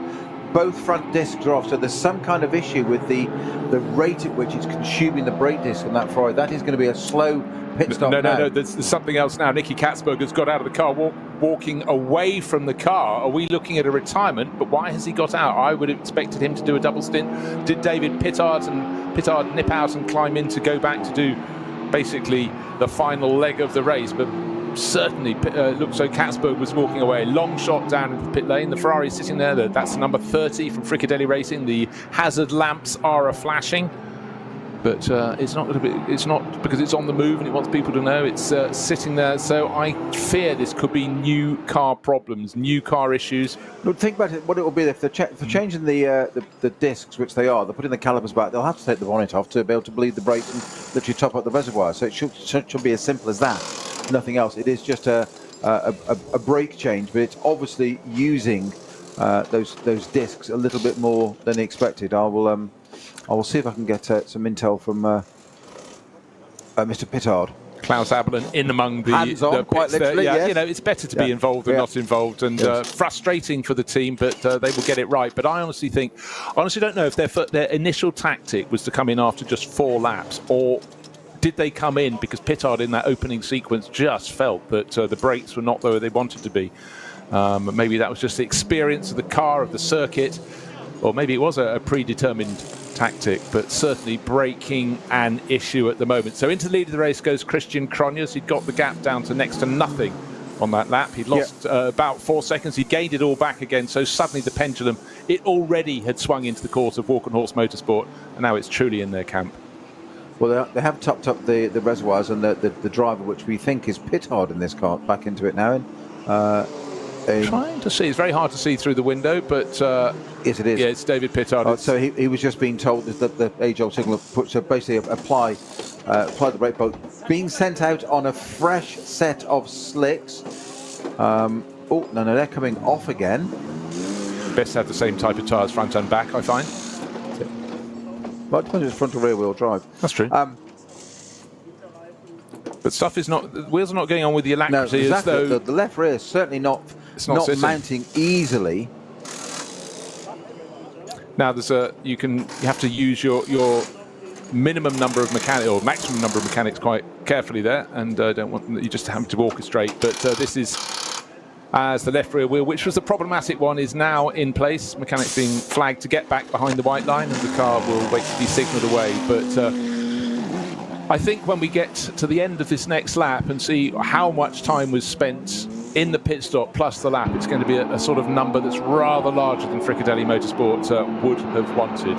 Well, we're just over 30 seconds off into the final hour. Our one-time race leader, Frikadelli's, I think he said Porsche, Ferrari, because we're so used to it. You said that. Think of a name, think of a team, synonymous with. So number 30 car is back out again. Now that had come in, and I think I definitely saw wets around that car. Whether it had been out on a set of wets, which I don't think it had rained long enough for that pit stop. So they'd obviously brought wets out and thought about it, and then changed around and gone back to slick. So the track does look like it's drying out. It's quite a brave move. I've got to say, it's not so brave because there is sunshine around most of the Nürburgring. It's that classic, it's the right call. Classic case when you think all is fine, you haven't been checking your weather conditions, which you clearly have to do at the Nürburgring. Then you walk out to the back of the pit garage or look over the grandstand and go, oh, because it's coming in fast. But just now a Rover live helicopter shot shows there is shadow over the circuit, but that is only fine weather shadow, if you will. It's just from light clouds. The rain appears to have blown through, but the track is treacherous at the moment. It's not fully wet, certainly not fully dry, but at certain points it will be rather greasier than the other, and almost the most difficult corner on the circuit, particularly if you're in a tight battle, is as you go into Tiergarten at the end of the Dottingher, and then into the Bremskurve, the tight right-left combination, just as we saw Nicky Katzberg coming in. He could hardly keep the race-leading Ferrari on the track. He dived into the pits. Next time around, the car that was giving chase, the 34 Walkenhorst Motorsport BMW, will have to come into the pits as well. But really, the ball is in their camp now. We knew they had to stay as close as they could to the Ferrari. We didn't think they'd gain the time they lost, but that they did. Their pit stop will be shorter by 26 seconds. I've checked the maths again in this countdown through to the end of this race into the final hour, but certainly Walkenhorst Motorsport, they won last time out. There were 2 races in one weekend, they won both of them, and their mojo is still looking very good indeed for another. And just to toy with the drivers, bright sunshine in the final couple of corners, the Bremskurve, and then onto the start-finish straight with a couple of the Cup 2 Porsches getting very sideways indeed. Conditions conducive to failure. No, it's not Pittard in the car, it's Lazar. Is in the car now. Okay, he started another car, and that was Lazar we saw through the window. Okay, actually that does make sense, because I couldn't understand why Nicky Katzberg would have been getting out. He'd have been just as sharp a tool as David Pittard to finish the race, but so again, that's the diversity of competing in the Nürburgring Langstrecken Series. We have Felipe Fernandez Lazar, who starts the race in Cup 2, the Porsche 911 GT3 Cup car, sharing with Hans Wehrmann for Huber Motorsport, and then he finishes it in something a little sleeker. And that is quite a thing in itself. is to drive two different cars in the same race, but two totally different categories and styles of cars. Now that's plying a trade, and of course Felipe Fernandez-Laza was also one of those lineup of the 24-hour winners. So we've only got who's the fourth one we can't think of that was. That's very unfair. We can't think of the fourth driver was. I can't. No, I will have a think. There is an element when you cover many championships. You sort of close the door on one and then open the door again later to see what's still in the box. But and again, great news for the Nürburgring 24 Hours for next year, because it should get yet more international coverage, because the ADAC are joining forces with the Stefan Rattel organisation. That'll be part of the Intercontinental GT Challenge. Earl Bamber. Of course, it was Earl Bamber. Porsche driver Earl Bamber. Apologies. Porsche driver in a Ferrari, N24 winner in May this year. Your credibility is restored. Our apologies, humble apologies. To keep it topical, to keep us on our toes or somewhere near our toes, apparently Earl is looking for Earl Bamber Motorsport to run a Corvette next year. Just means there's less chance of not being caught out, which is very mean of them. But anyhow, what a lineup of drivers and what a result it was. And certainly when it becomes part of the Intercontinental GT Challenge, expect even more global interest in the race in terms of teams and drivers in 2024, which is all very good news for the great race in the middle of the summer here. Yeah, but of course, so many teams that compete in the Nürburgring Langstrecken Series compete in Nürburgring 24 Hours, but many other teams aside come in and play as well. Not part of the same series, but certainly the early rounds, the championship in the Nürburgring Langstrecken Series, chock full of teams getting a bit of sneaky race practice ahead of the 24 Hours. Lap times are way up. They should improve again relatively quickly. For a lot of the crews, of course, they won't improve for a while because they're actually coming in to make their final pit stop. The Porsche Cup 2 runners that at the moment are sitting from 6th place down to, well, pretty much infinity, down to 16th. They will be coming in for their third pit stop, a little while yet, but they are much more uniform, the Porsche Cup 2 teams, in terms of when they make their pit stops, take their pit stops, if you will, than they are in the top class SP9, where there's a bit more diversity. But today, the diversity, it made it very difficult for Frikadelli Racing by having that first pit stop so early after only 4 laps. But Walkenhorst Motorsport covered it off. They came in a lap later after 5. They've matched them for stint lengths in between. Short first run, then 8 laps, and they'll be coming in this time around, surely, for Christian Cronjes. 21 laps on the board, and I would suggest he's just diving into the pits right now. Yes, 8-minute 58 second lap. Quite hard to know because, of course, lap pace has really fallen away with the greasy circuit, the flurry of rain. But I don't believe he can go any further, but he should come out well in advance. But the lap time I want to see is for Felipe Laza, 9 minutes. I'll wait to see when that crosses the line to complete lap 21 to see how long that final pit stop was. Now, is our race leader into the pit? I believe he is. Well, yes, I'm sure he is, because he's completed lap 21. Yeah. However, good word, isn't it? But we will have others who are going to be diving in this time around, and some will be coming a little bit later. And don't forget that the car that's now running in third place is the car that started from pole. It's the car from Shearer Sport PHX, number 5. No wins to its name, no podiums to its name this season, but they can come in on lap 23 if they fancy. No, 22 if they fancy. So that gives them a little bit more scope. They can do this lap and one more, and let's see. But certainly Frank Stippler has been flying in that, in the Audi. Vincent Cole had a slightly troubled second, did the second stint in the race and really fell away a little bit, and then some of the lap times also got interrupted a lot by slow zones, not just for Vincent Cole, for every driver in the race. But here and now, those on wet weather tyres, very few. I think I sponsored a Cup 3 car going out, but let's wait. We're going to find out fairly shortly from Klaus Abelin, who's got half a smile on his face. He's a very jovial man, but he's being questioned about what was going on with all the brake changes for the car started by Pittard and then Katzberg and now Felipe Fernandez-Laza.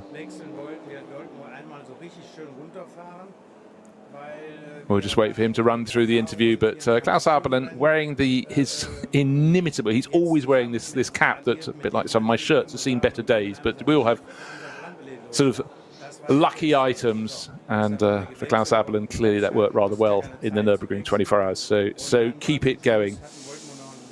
And looking for lap pace, looking for the speed that Felipe Fernandez-Laza can achieve. Of course, none of the times are going to be notable because he's gone out onto a greasy circuit, but it's really how it is relative to anybody else. But certainly the ball is in the court of Christian Cronjes, who should complete the race that was started by Kuba Gimasiak. Started fifth, first into the first corner, fifth out of the first corner on the opening lap, and been up and down the order, but we've seen some fabulous pace from that, and certainly the speed achieved when trying to work his way up through the traffic by Kuba Gimasiak was mighty. And we'll see what Cronjes can do to close out this race. Into the final hour, we've got 52 minutes remaining until the checkered flag can be unfurled, but as we've seen many a time, sometimes it's a case of where exactly is your race leader relative to the end of the top of the hour, as we call it, but it won't be the top of the hour. We started at the bottom of the hour.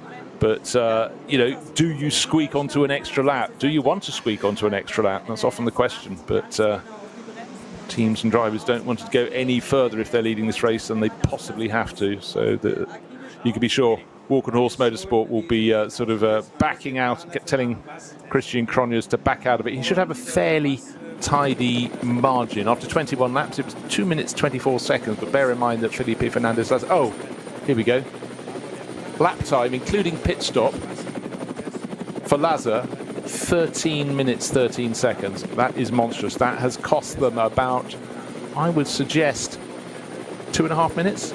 So there they were trying to build up a 26-second advantage so they could come out of the final pit stop in the lead of the race, and it's gone completely the other way.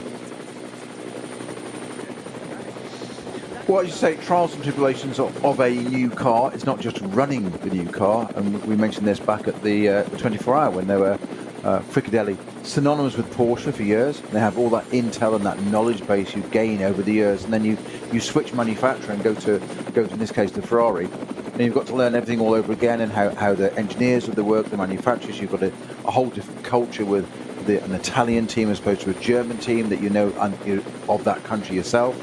So there's all sorts of dynamics going on there that just changes. None of it's right or wrong. It's just different. And then they go and win it, and then they get a brand new car. And it's not that they don't know it. I am sure that car has evolved a little bit. It's not an Evo version of it yet, but I'm sure this new car in black carbon has got a few things on it that the 24-hour winning car didn't have, only back in May, because race cars evolve like that. But it's a brand new car, and it's we clocked earlier, didn't we, that we thought was a long pit stop. It wasn't. It was just measuring the thickness of the brake disc. But they obviously knew there was something coming down the line that was.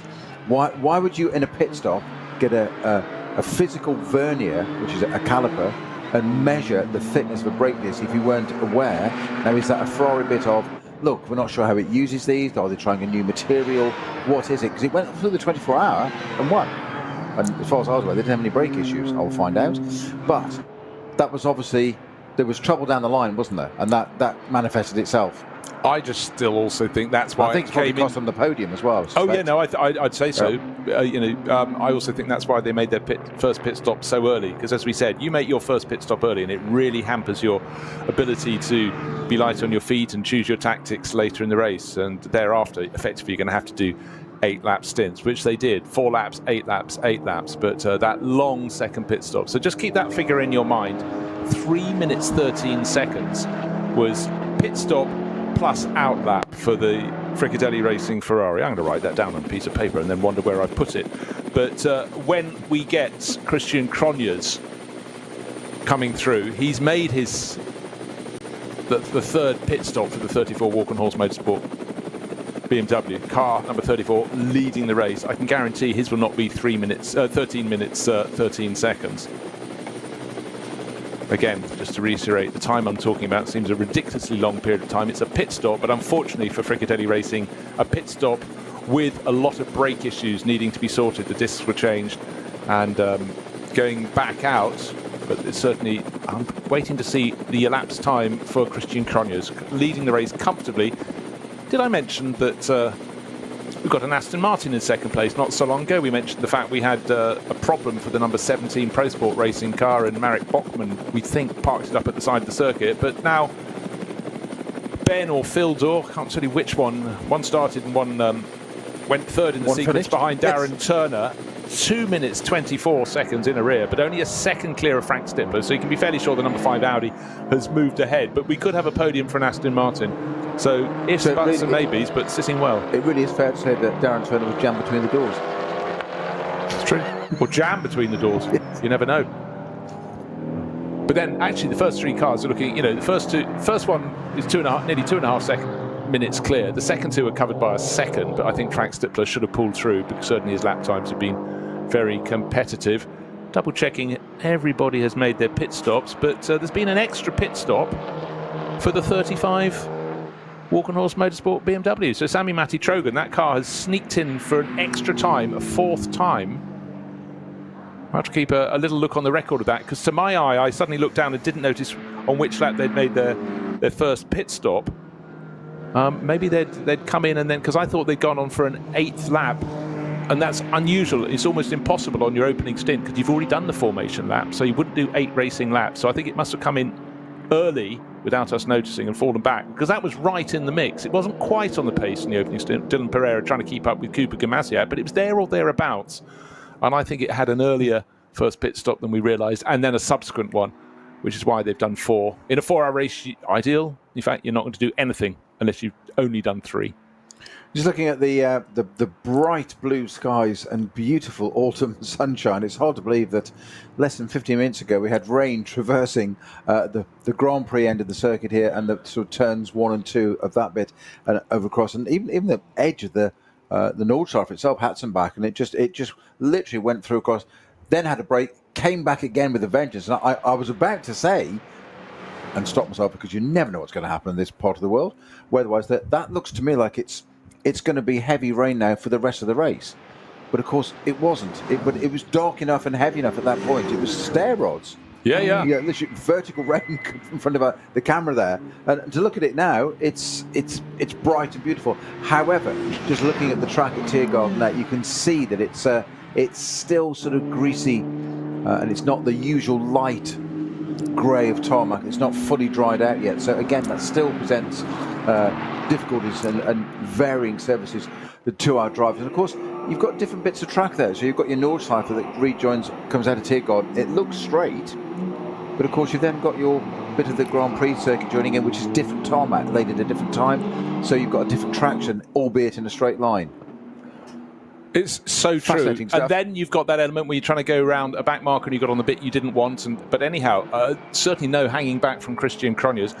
I reckon that maybe their pit stops would be 2 minutes 30 seconds quicker than it was that 13 minute 13. You know what? It's precisely 2 minutes 30 seconds gained in that pit stop, or more to the point, lost by Frikadelli Racing with their Ferrari. They were 13 minutes 13 seconds pit stop plus outlap, and then just 10 minutes 43 seconds for Christian Cronjes. So home and hosed? Not yet, but that number 34 Walkenhorst Motorsport BMW sitting pretty, being fast all race, and it's gradually lost its rivals and sweeping around. So that is looking comfortable, quick. Lap times will improve. The track is drying out. Full sunshine on the Grand Prix loop. And of course, it's a weekend at the Nürburgring Langstrecken Series. You always expect someone dressed in a white suit. Not a race suit, but a suit for a wedding. And in the racing one, pit garage, bride, smiling groom, thumbs up.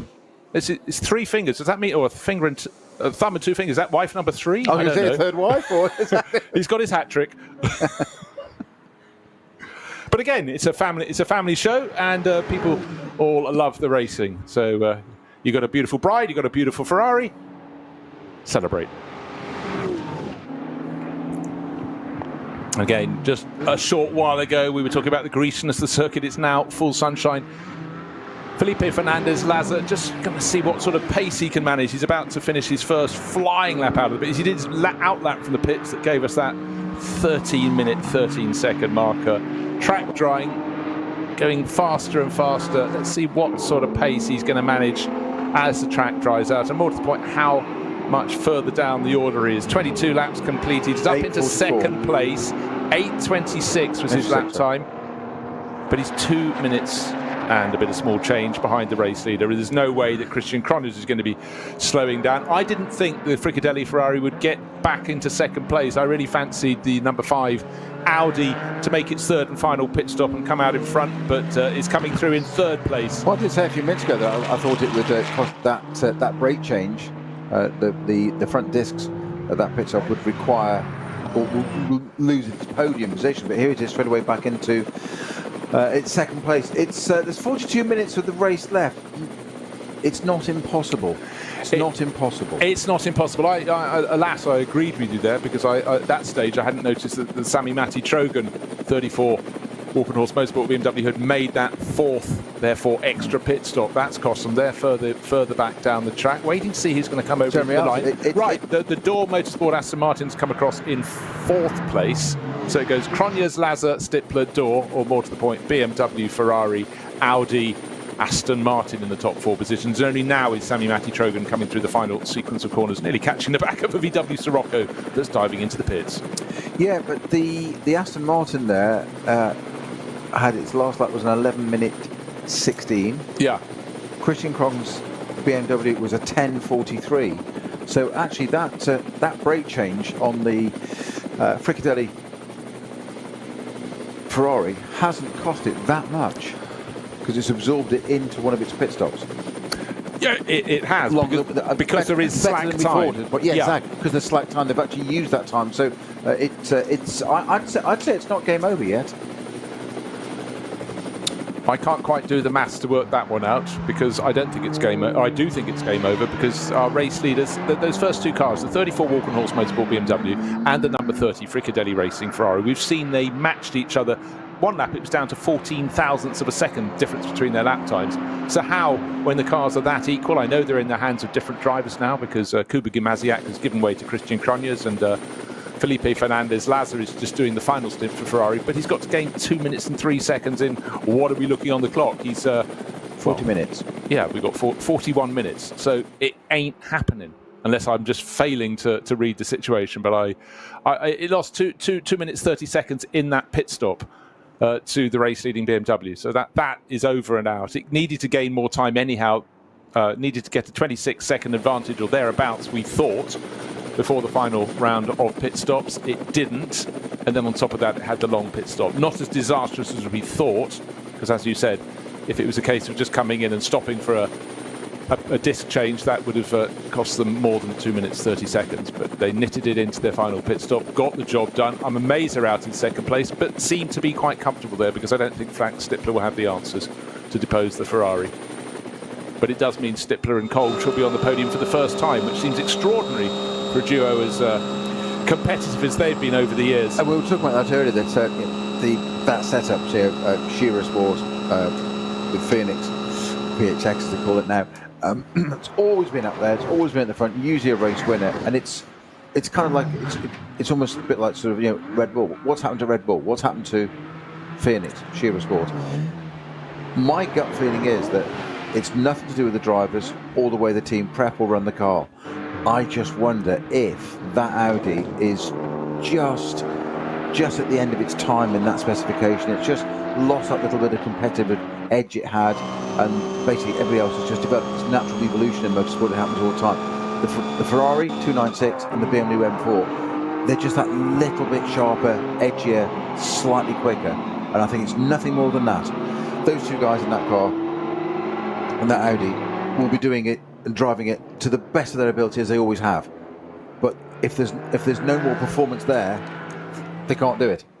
It's true, and in fact I just had a quick look when they last won a round. It was the final round, 9th of October 2021. 2 years ago. 2 years ago. So yeah, I mean, certainly the Audi R8 LMS has been through Evo stage, but again, it keeps moving, and it sometimes takes a good couple of seasons for a car, when it comes into the top class, into SP9 here or GT3 on a global basis, to find the form they need to win races. But the Audi R8 has, in its pre-Evo form, its final form, has certainly won race after race, championship after championship. But you're quite right, it is towards the end, or maybe right at the end of its evolution.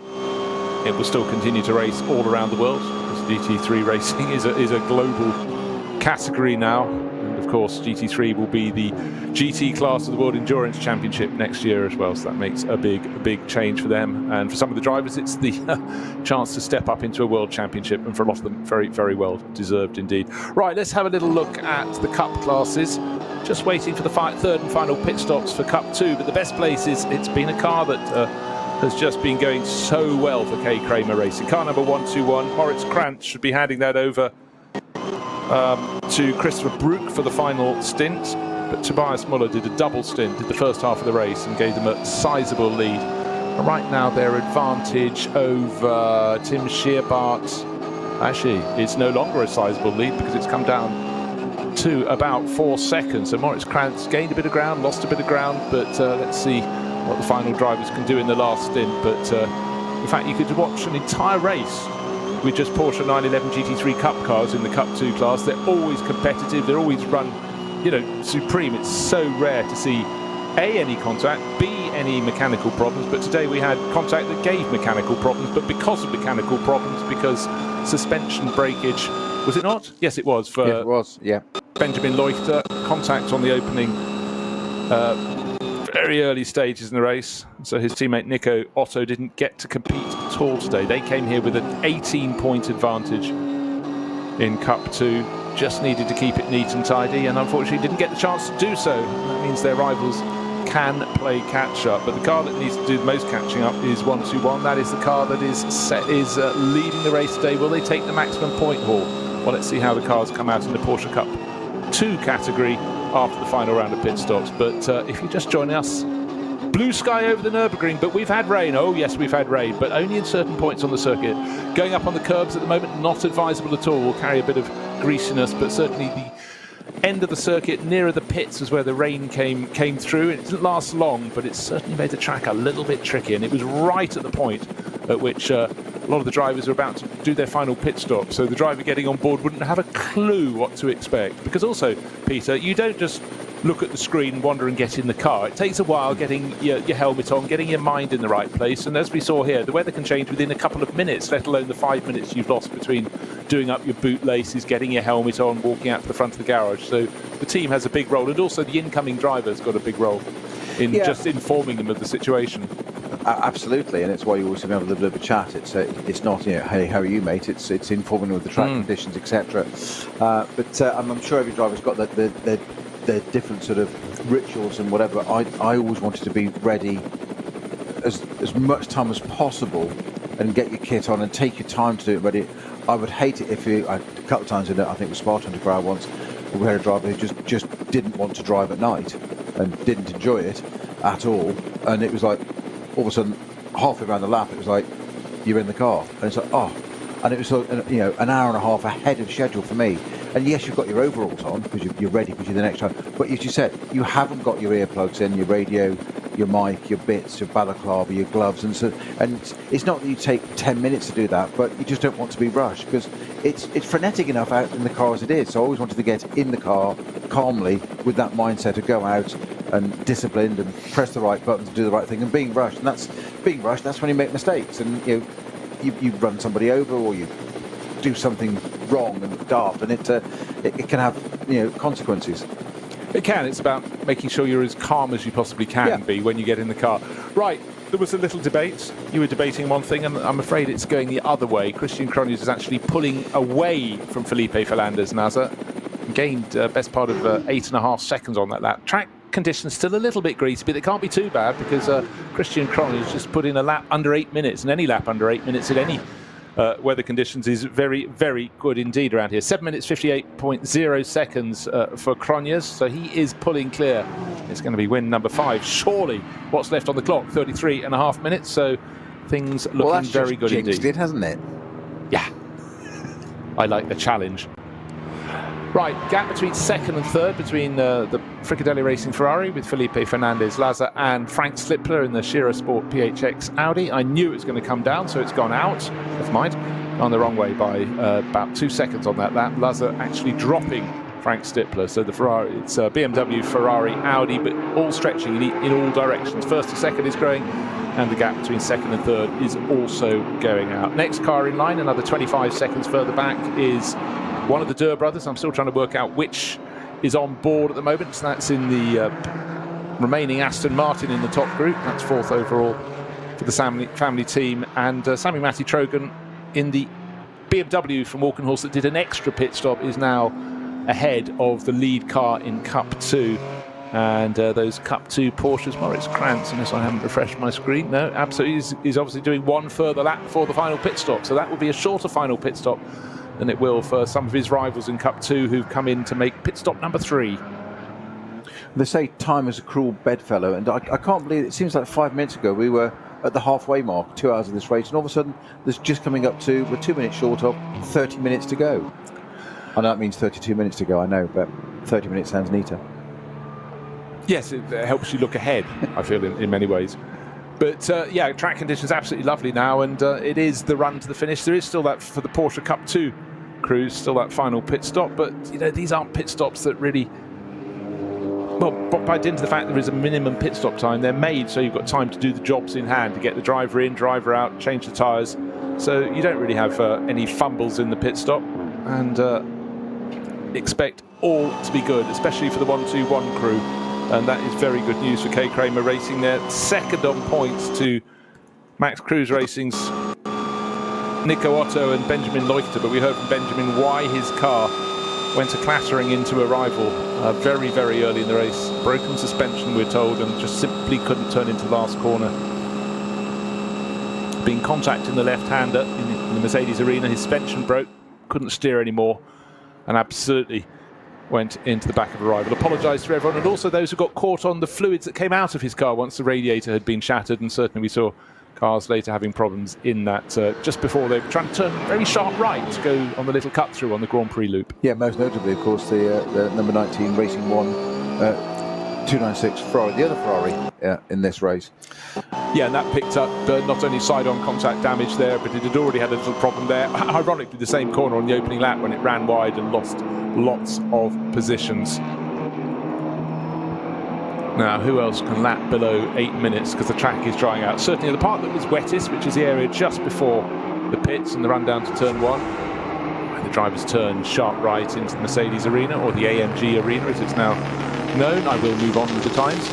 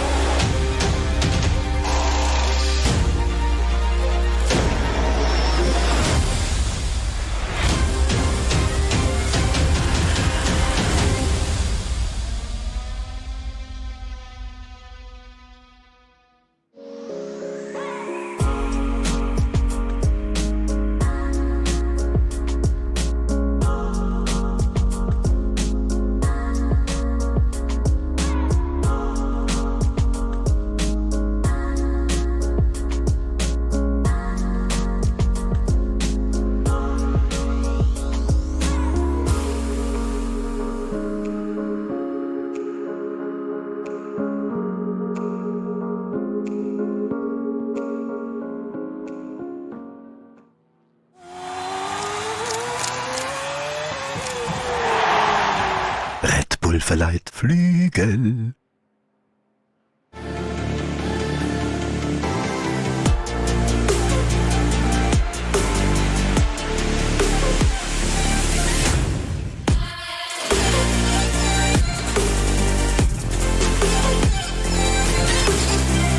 Faltenreifen.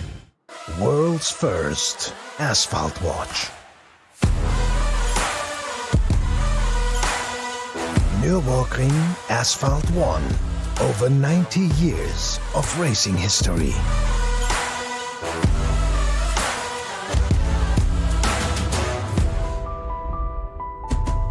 Cobbler.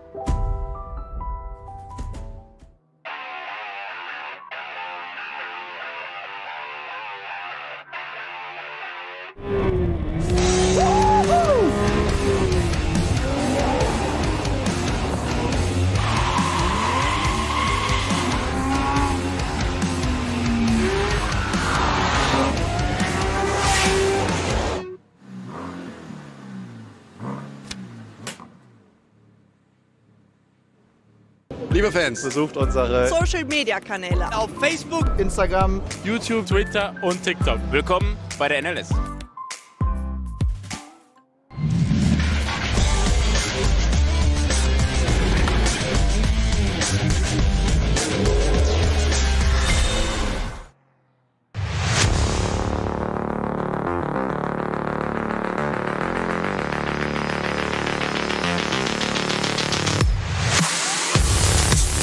Well, it just goes to prove certain circuits you know, suit certain cars, but also to bear in mind, you know, if you're competing at Sepang, you've got heat, you've got humidity as well, much as it's a lovely autumnal day here.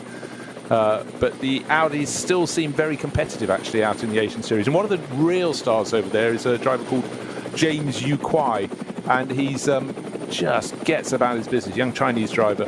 But when you hear him being interviewed, it sounds like he was born in Yorkshire. A quite phenomenal accent. So why did you use that accent? Because I didn't get as far as the letter Y in my lexicon of silly voices. Yes. But yeah, very, very impressive he has been over there, and others included. But again, you know, I love it when you get different championships, different teams running the cars, and just the way they go about their business. But that's why, you know, with getting a global formula like GT3, it just gives you many, many more points of comparison, which is what we always crave in motor racing, you know, particularly if we feel we've got enough knowledge to go, oh, well, it might have been 2 seconds a lap faster around the Nordschleife, but X, Y, Z. But thank you again for Ian McCarthy, who probably watches more GT3 racing even than I do. Certainly aficionado around the world, and a very good friend of Radio Show Limited. And it thus proves yet again the uniqueness of the Nordschleife. It is so totally different, and it can change so much during an event. We're seeing some of this fabulous shots from our Rover live helicopter once again of some of the Cup cars. There's a gaggle of 4 of them there, all in nice different colours. That makes it a lot easier for us to spot them. Going through the hairpin back onto the halfway through the GP circuit to go to the second part of it and back up to the Nordschleife. But beautiful bright sunshine. And then it goes slightly darker, but the track has certainly dried out. But that little rain shower across the bottom of the circuit this morning, what, an hour ago? About an hour ago? It was 45 minutes ago, something like that. With about an hour to go, was quite extraordinary. And I did think it was going to be more than that, but it hasn't been the case. This battle though, these Porsche Cup 2 cars, quite extraordinary. 6th through to 16th, 10 of them all line astern effectively. They've done 20 years, and it's a lead lap still. They might be a little way down and not battling for the top step of the podium, but you know, 6th overall, and there's 10 of them there, and they're still on the lead lap. It's quite something. We had 14 cars started. We had the 2 eliminated in that shunt we talked about early on with Benjamin Leuchter. Start of lap 3, hitting Michele Di Martino. One car's a little bit further back, the car that's running 12th in class, that's car number 106, which is running down in 26th position. Car 106 entered by Bonk Motorsport, and that's Ralph Peter Bonk. But the other 11, as you say, 6th through 16, not quite nose to tail, because the race leader is still 1-2-1 from K. Kramer Racing. Its advantage is 18 seconds at the moment, but 107 is a car that sort of came up through the order in that class, and that was from Team Matol Racing, and Hendrik Still's been putting in a very, very good stint in that one, and should take it through to the end of the race. And he's got a tidy advantage. In fact, the last stint and a half has really stretched it out. But remember, early on we had the race leading the class leading 1-2-1, and then everybody else fighting over that second place. This is where it came unstuck in that clash between Di Martino, who was caught by Benjamin Leuchter. It was very competitive. It strung out a bit, but it's such a brilliant class.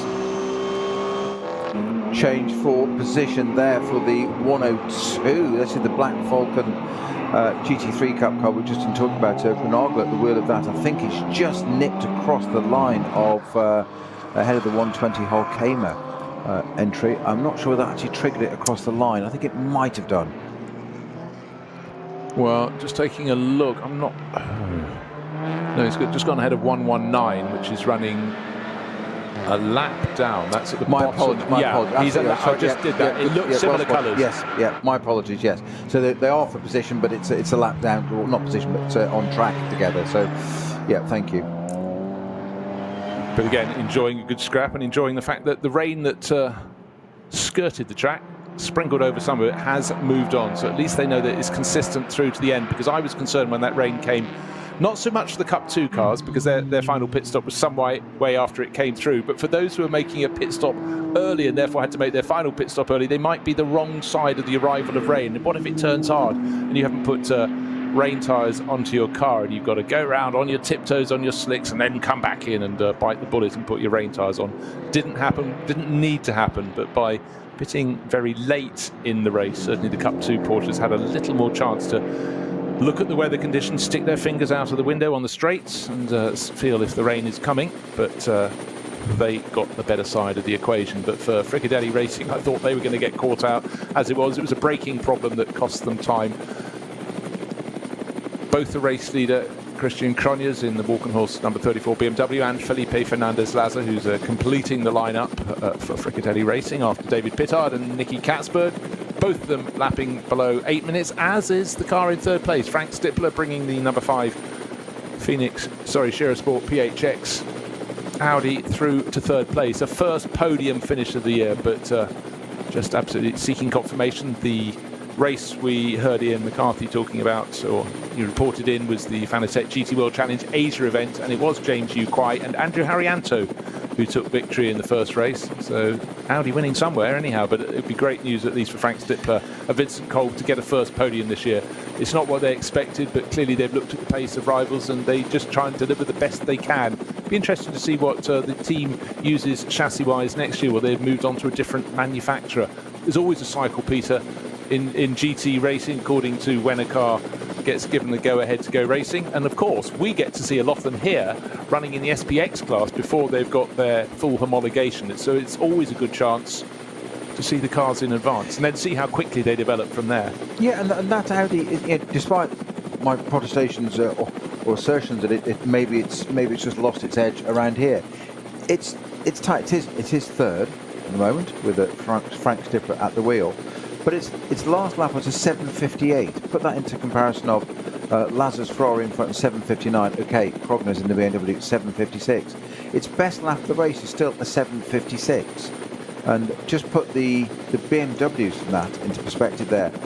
The fastest lap of the race so far, which will probably remain being that one, I can't see it being beaten. It's 5 seconds off it. So it's 7:51.619 for the number 34 BMW. I think that was Gamaziak at the wheel when he sat at the early part of the race. Definitely was. The sister car, the 35 car, Sami Matitroni at the wheel of that now. That's on a 7:54.7.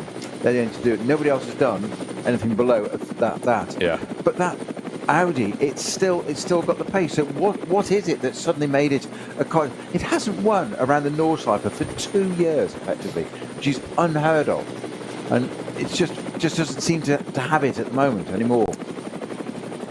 It's a mystery. We have seen across the years in the Nürburgring Langstrecken series and before it the VLN how certain weather conditions, it always used to be, if the weather seemed to be hotter when they were running the BMW M6 GT3s, they went better. And other days when you didn't get full hot, they fell back a bit, and so on and so forth. You will get those those differences between the manufacturers and their pertinent cars for that particular year.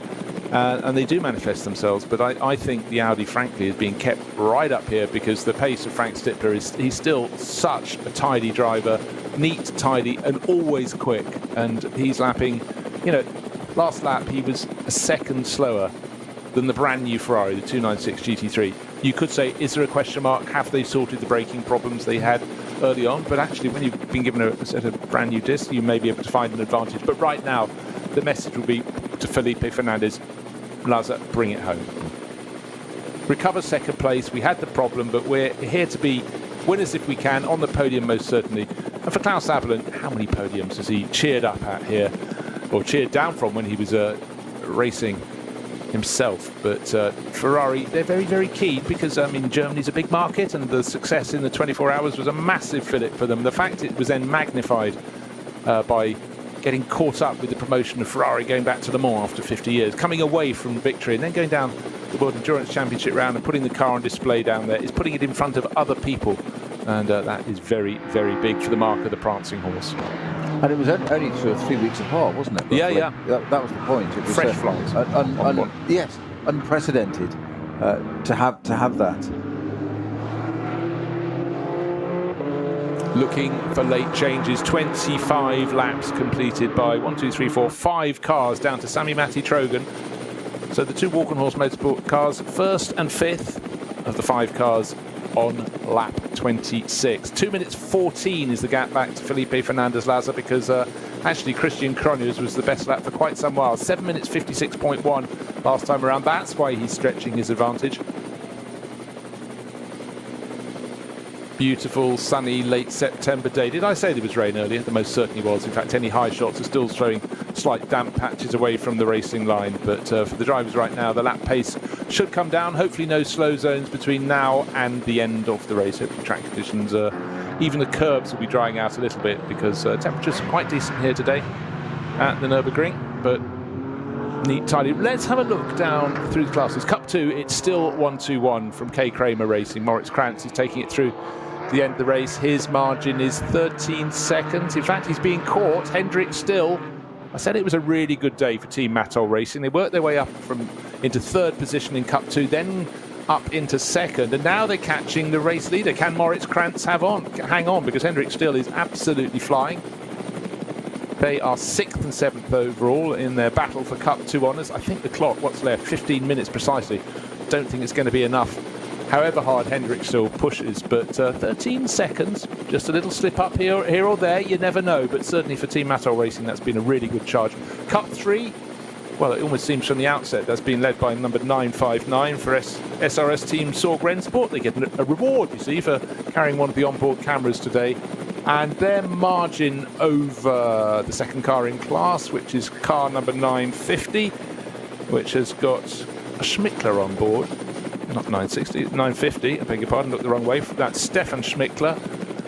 And the margin between those for the Porsche Caymans is, it's sizable. It's a minute and 20 seconds or thereabouts. So I think you'd have to say, sorry, what am I talking about? I just looked at the wrong place on the queue.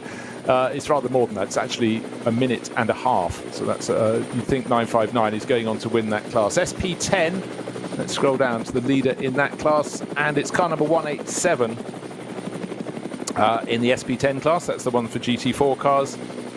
And it's Nick Wustenhagen, the FK Performance Motorsport BMW M4 GT4. So here we are into the final few minutes, final quarter of an hour here of the race. It's been up and down. Oh, we've got yellow flags. That's quite early in the lap.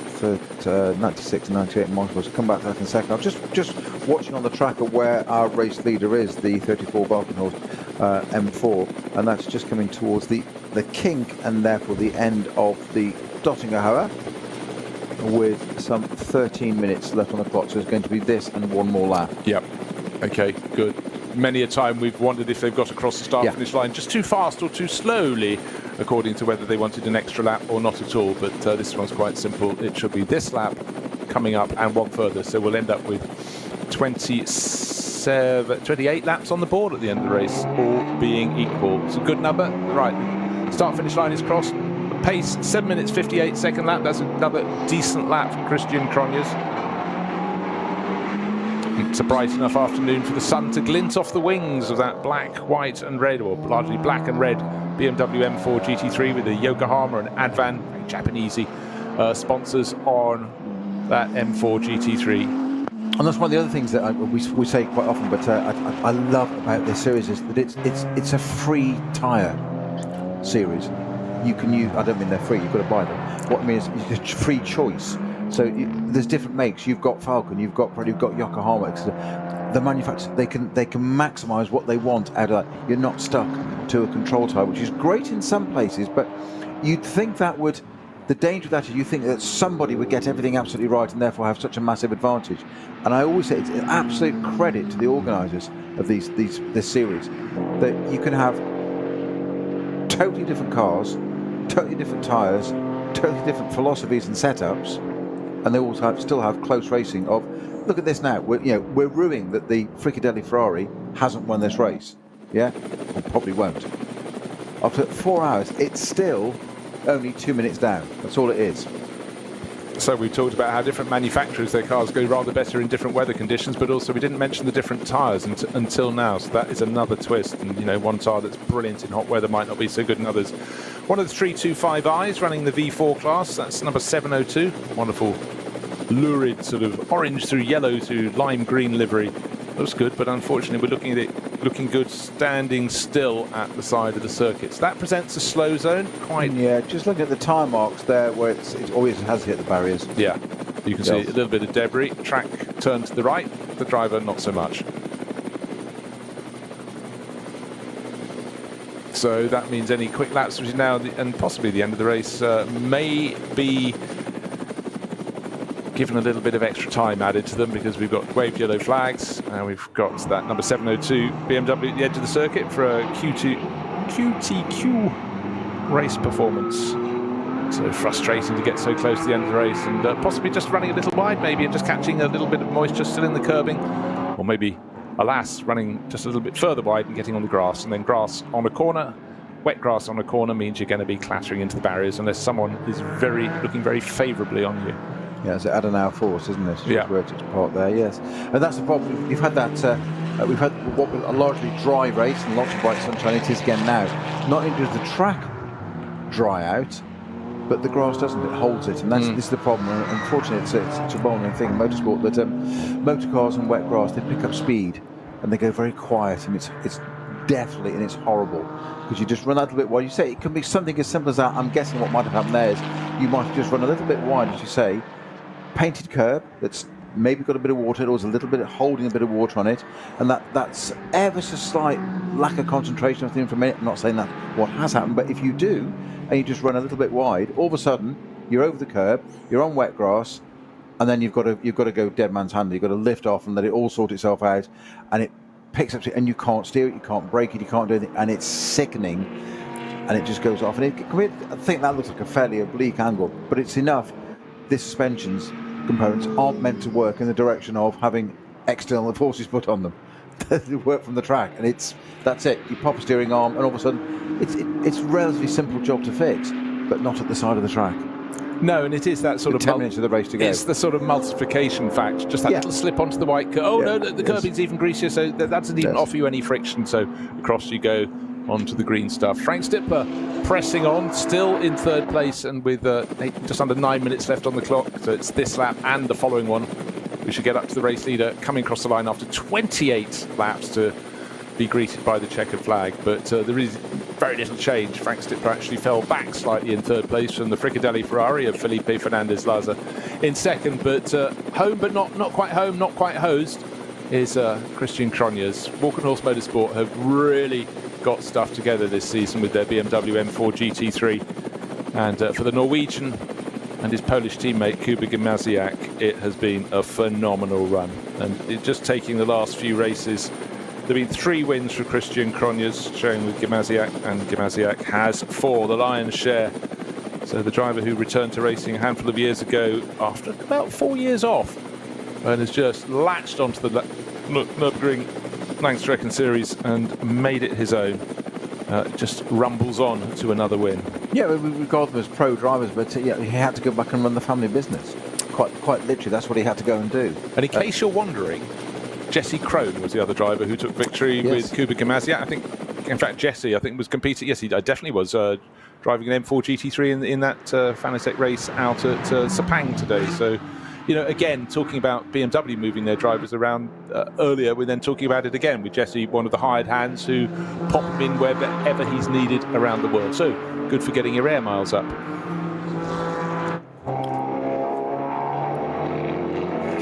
Just trying to look up and down the timing screens to see if there are any really close battles that may flip around. The one I want to have a look is, and it's just happened. Double checking. I was looking to see if there'd be a change to the lead in Cup 2 and 950 and 952. Right, let's just flick. Let's update. Right, let's update. Double check. Right, 107.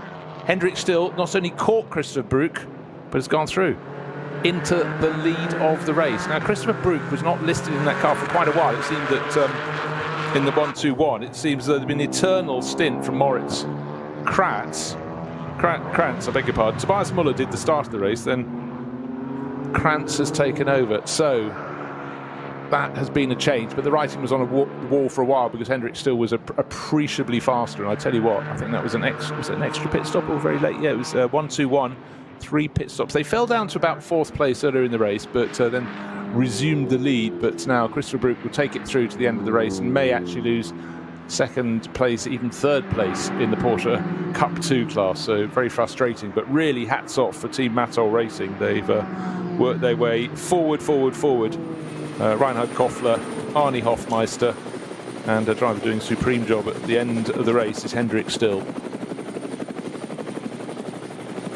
So our race leader is into Schwalbenschwanz for the penultimate time. We have just coming up to 5 minutes left on the clock. So he's going to complete this lap. He'll be coming through the double left of the Schwalbenschwanz, so Swallows Curve, and then in the long right-hander, which is actually a key one to carry the speed out of this corner onto the bright sunshine of the Dottinger Höhe for the penultimate time. And should be crossing the line with around about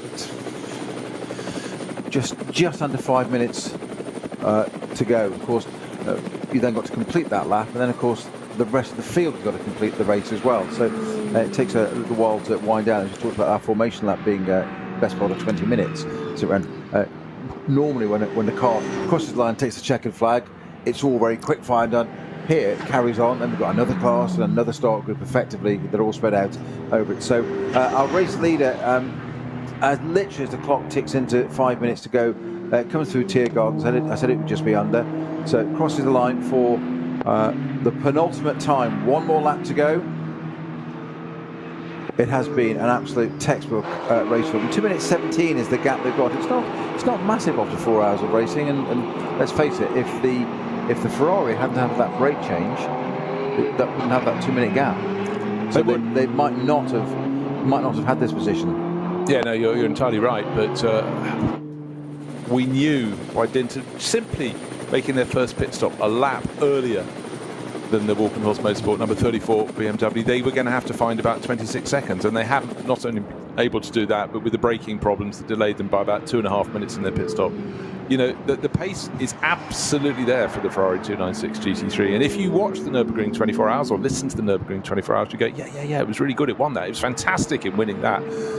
However, this is a brand new car having its first race, the number 30 Frikadelli car, because the one that won the 24 Hours got stuck into a museum, pride of place, as Ferrari really hit sports car racing back big time, along with their successes at Le Mans with the 499P and in the World Endurance Championship. But a good run, but sometimes a case of what might have been. But Walkenhorst Motorsport, they've got their tactics absolutely spot on, and just a most amazing shot. We were talking about bit of moisture being in the curbs, and our race leader going on to the final lap, Christian Cronjes, certainly not sparing himself of taking the shortest line around a corner, and just before we went into the first part of the S's, hit one of the curbs. There's a huge plume of spray showing stay off those. What you don't want to do is risk your lead going around this race, but sometimes, Snowy, it's also a case a driver needs to just stay as close to sort of natural racing speed rather than backing off and thinking and worrying and listening to noises from the car. But certainly Christian Cronjes could have been left sitting trackside there. We mentioned earlier about the old adage of win on Sunday and sell on Monday, and what it does for a brand, a manufacturer, when they have that level of success. In this case, we're talking Ferrari, as it's been an absolute golden summer for them. Those two races, those two big 24-hour events, 3 weeks apart, back to back, quite incredible. Their GT3 car and the hypercar. But I've been talking to a few people at Ferrari recently, sort of on the marketing side and the dealers, and they were saying that it's unbelievably noticeable how pre the 24-hour race, Nürburgring, never mind Le Mans, that really just ramped up completely. Test drives for 296s and Romas and that were all, the same sort of numbers. All of a sudden, nobody wants to buy a Roma, everybody wants to order a 296. And the test drives, apparently, have just gone through the roof. And if ever there were proof of that adage, that's what it is. They can't they can't make them quick enough, effectively. Well, isn't that a magnificent accolade? Absolutely so. We've said it for years or decades, but with some marques it means a lot more than others. But you can see there are various manufacturers who sort of largely stayed away from the sport in recent years, but they're all looking at it and going, let's get back involved. I think at the moment the world motorsport is a very, very buoyant place to be. Very hard to raise the budgets, but the level, the professionalism, even just looking up and down the pit garages at the Nürburgring Langstrecken series, if we brought the cars from 5 years ago when it was the VLN, they would be prepared in a very different way. I'm not just talking about the top teams, I'm talking the whole way down. Each year, teams look at each other, they look at the way they set up their garages, they look at the team uniforms, they look at every single element, and it's always upwards. That's why motorsport is such a dynamic business. That's why many other businesses in all walks of life take a look at how stuff is done in motor racing in terms of opinion making, decision making, and just the way things happen so in such precise and intensely ordered manner, and also just the ability to have the guts to try something new. So we just enjoy it as a sport, but sometimes you have to stand back and realize that there is so much expertise here that we sometimes take it for granted. Right, now one thing that race drivers do, they want to make sure that the track is clear ahead and no risk being taken on the final lap from Christian Cronjes.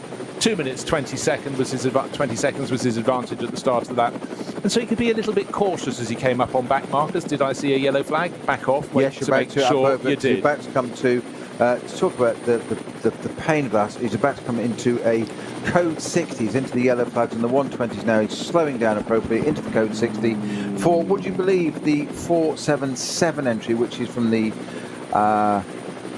wittily named VT2 front wheel drive category, yes. Which is the Kempernick ADAC Asbest Racing VW Scirocco, which is parked to the side of the track. I'm hoping that is just a mechanical issue.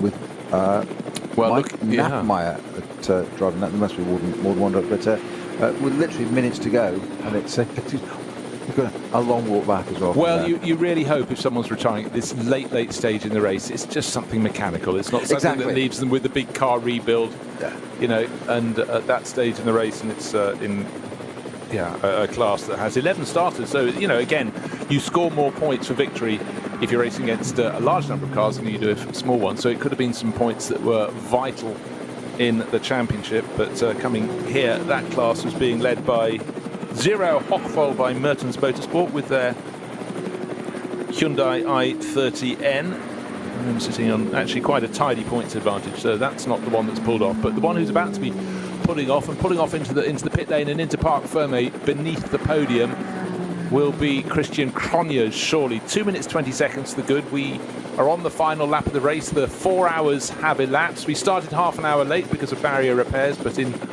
glorious sunshine after a flurry of rain with about an hour ago in this race. But it really had turned into a 2-horse race with the Frikadelli Racing Ferrari, but it looked as though it was already going to be won because they pitted later with their first pit stop, would have had therefore that time buffer towards the end of the race, but with braking problems surfacing on that brand new Frikadelli 296 GT3 Ferrari, that cost them an extra 2 minutes plus in the pits. And Walk on Horse Motorsport, they've been here before, they've seen it, they've done it, they've won it, and this could be win number 5 this year for Kuba Gamaziak. All but one of those have been shared with his teammate Christian Cronjes, who wasn't there for the first of their wins when Jesse Krohn was on board, but it looks like they've worked this one, Peter, absolutely perfectly. Yes, but interesting. So we talked about the 24-hour race and how different it is, and the M4s. We covered that race for a radio show, and we expected big things with the BMW in that race, and their challenge just seemed to fade away in the 24-hour race. And it's almost, what's the difference? It's the same circuit, the race is just infinitely longer, okay? But it's, why the difference? And yet these short, it makes me laugh, these short 4-hour races, these sprint races, they seem to have just absolutely nailed these, as we said, literally on course now for 5th win this season. And yet the 24-hour, they couldn't quite get it together.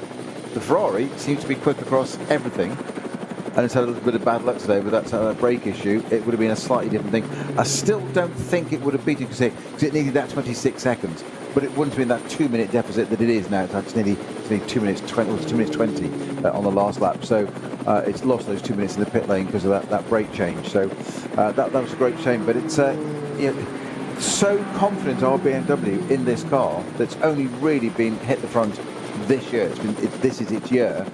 Already they've announced the Evo version of it that will be available to customers in 2025. Hold on to your hats, coming very soon indeed, as is the checkered flag. 4 hours we have got through, but 4 hours and waiting for the winner to come round. The winner is coming round now. Straight line, full acceleration for Christian Cronjes, and it will win number 5 for his teammate Kuba Gimasiak, win number 4 for the Norwegian. Lights are flashing. The 34 Walk and Horse Motorsport BMW crossed the finish line, and we think somewhere around 2 minutes further back will be the car from Frikadelli Racing that is the brand new 296 GT3. Not brand new for the series, brand new for this race, because the one with which the team famously won the Nürburgring 24 hours early this year is in a museum. But that will come through in second place for Felipe Fernandez-Laza. But it matters not for Walk and Horse Motorsport, because they have nailed this one for the 5th win of the campaign for Kuba Gimasiak, and supported ably, in fact very ably indeed, by Christian Cronjes. And for the last 3 outings, that's 3 wins on the bounce for Walk and Horse Motorsport and the pairing of Cronjes and Gimasiak. They had the challenge today from Ferrari. The brake problems affected and cost a couple of minutes for the Frikadelli Racing crew, but they should be coming through any moment now into second place. But it was a fabulous battle in the early stages between Gimasiak and Pittard. Now, last lap drama for the Cup 2 category. Our class leader, which was the 107 car, is now had a little bit of an off at the Stefan Belloff S, is now driving slowly, and 121 and 120 have got past it. Oh, Hendrick still. Yeah. Hendrick still. What happened? He got into the lead of the class. He was pulling away. And a driver who, 10 years ago was competing in GT4, back racing all sorts of various cars, but certainly really settling in beautifully in the Cup 2 class, looked like the story of the race. And suddenly, for 121, victory back in their grasp any moment now. It had been, they dominated the early stages of the race. For K. Kramer Racing, it's coming back to them, and importantly with their class rivals from Max Cruz Racing coming away with no points whatsoever, having had a clash just at the start of lap 3.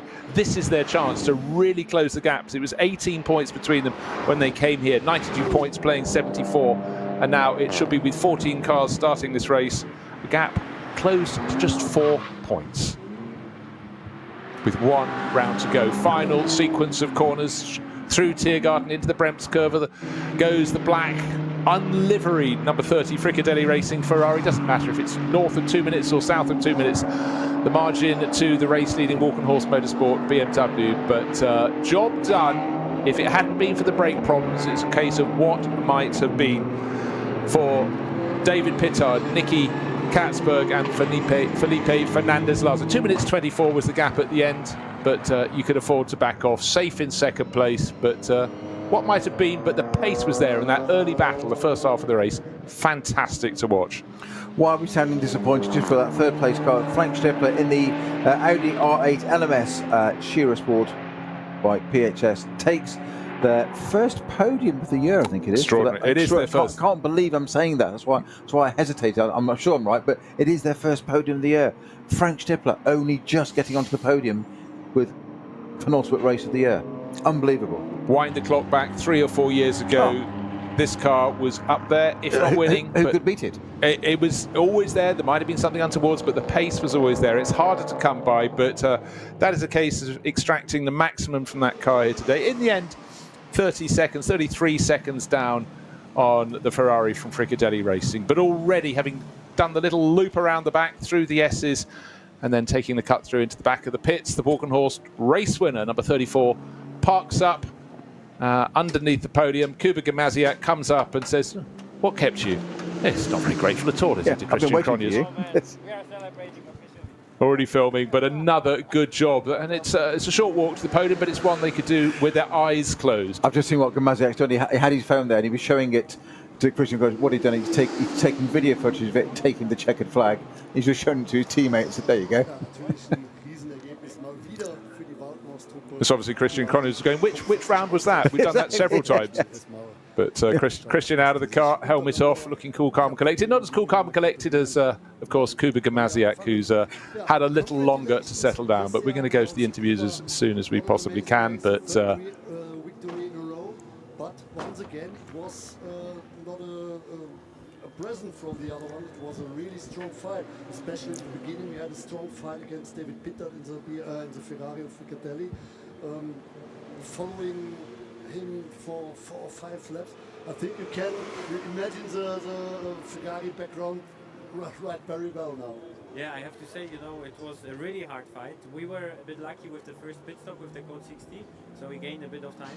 And then I had a mega lap with perfect slipstream, so I was able to catch up. But then I was following him very closely, and all of the fumes were in my eyes, so I was tearing down because of the smoke from the exhaust.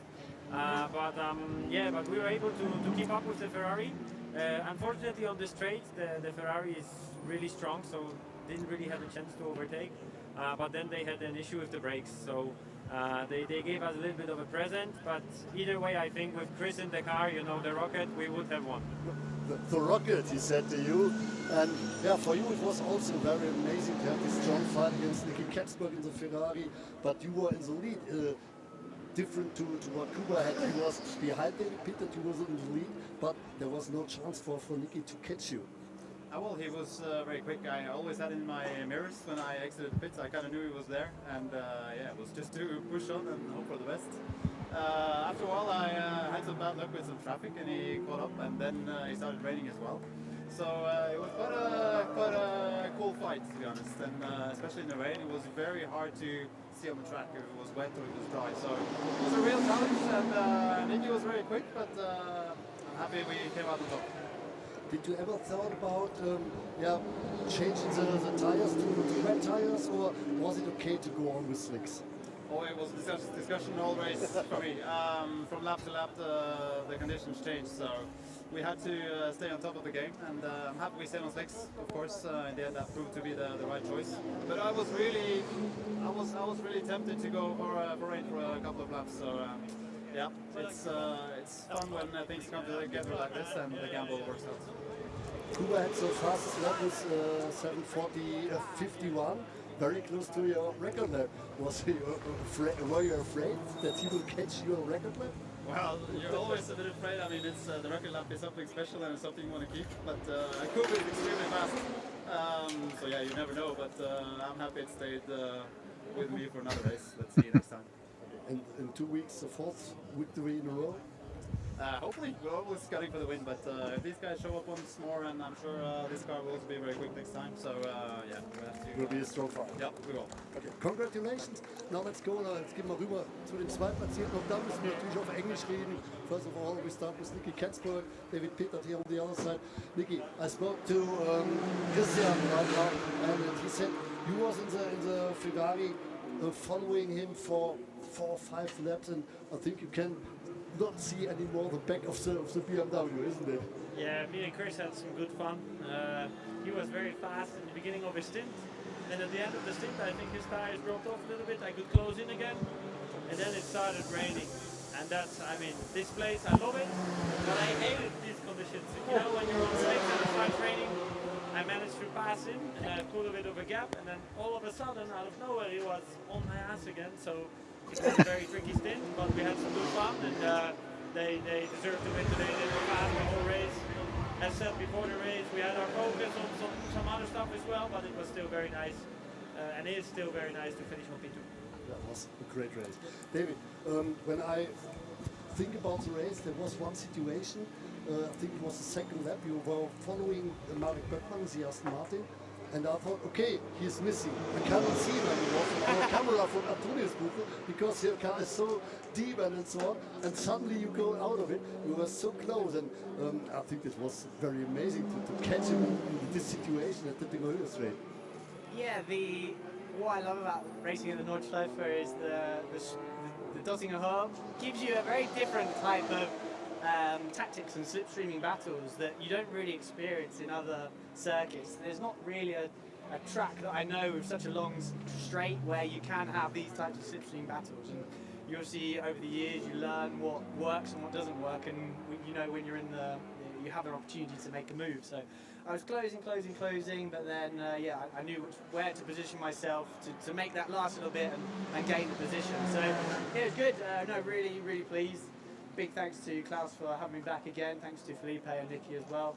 As Nicky said, we gained some very valuable data from this race, and yeah, it's all setting up for next year already. Is it very strange for you to switch between Ferrari to Ford and Porsche and back to Ferrari? Do you have to learn new kind of driving, or is it, as you're a professional race driver, is it no problem to switch between different cars? It definitely helps having the experience. I mean, in the past couple of races, I wasn't fully comfortable with the Porsche in NLS5, but NLS6 I was comfortable again. Whereas this, I drove in the wet yesterday, and then qualifying was damp. And then the team asked me to start, and I was a bit worried. I was like, I feel a bit rusty with this car. But then I think as soon as the green lights went out, I was just into race mode and happy and away again. So it's what I think I'm very good at, being versatile, and it's what professional racing guys needs these days. So yeah, it was good to get back in the old car. We will see you again in 2 weeks? Yes. Oh, great. Wonderful. Ja, und dann reden wir zu Philippe Laser, können wir auf Deutschland reden. Ist dann auch einfacher für den einen oder anderen Zuhörer. Philippe, am Ende, beim letzten Boxenstopp, Klaus Abele hat uns gesagt, es gab Diskussionen. Der Fahrer hat gesagt Slicks, der Ingenieur hat gesagt Regenreifen, er hat dann entschieden Slicks. Du musstest mehr oder weniger nach dieser Entscheidung leben. War es hart, mit Slicks rauszugehen, obwohl du ja nicht wusstest, wie es draußen aussieht? Nee, das war in der Tat ein bisschen tricky am Anfang, weil ich bin die ersten 2 Stints heute im Cup-Auto gefahren. Das heißt, ich musste mich erstmal ans Auto gewöhnen, und dann bei dem Wetter ist immer schwierig. Der Niki konnte mir auch nicht helfen, weil er gesagt hat, Mensch, das trocknet jetzt auf. Aber im Endeffekt hat er gesagt, Slick ist der richtige Reifen. Und er ist der am letzten die Strecke gesehen hat. Und es war die richtige Entscheidung. Aber die ersten Runden sind dann immer so ein bisschen Roulette.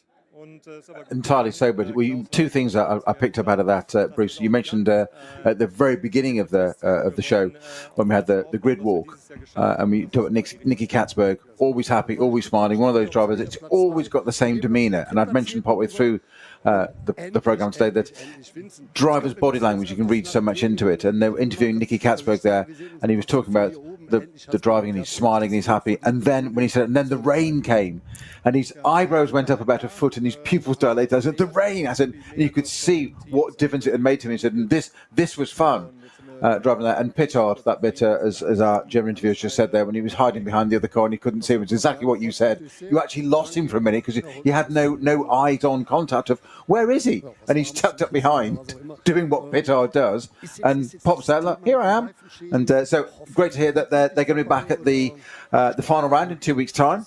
That would be good to see that out again, and they'll want to go one better, I'm sure. I'll get to the bottom of what the brake issue is with Mr. Pittard. I'll send him a message in a minute. Yeah, he won't reply. He likes to keep things so. Yeah, of course he will. But, again, Frank Stippler and Vincent Cole being interviewed, they must be feeling a little bit, has the game moved on? We're the pros. We do this, and Frank will definitely put a brave face on it, but it does look as though it's a harder mountain for them to climb.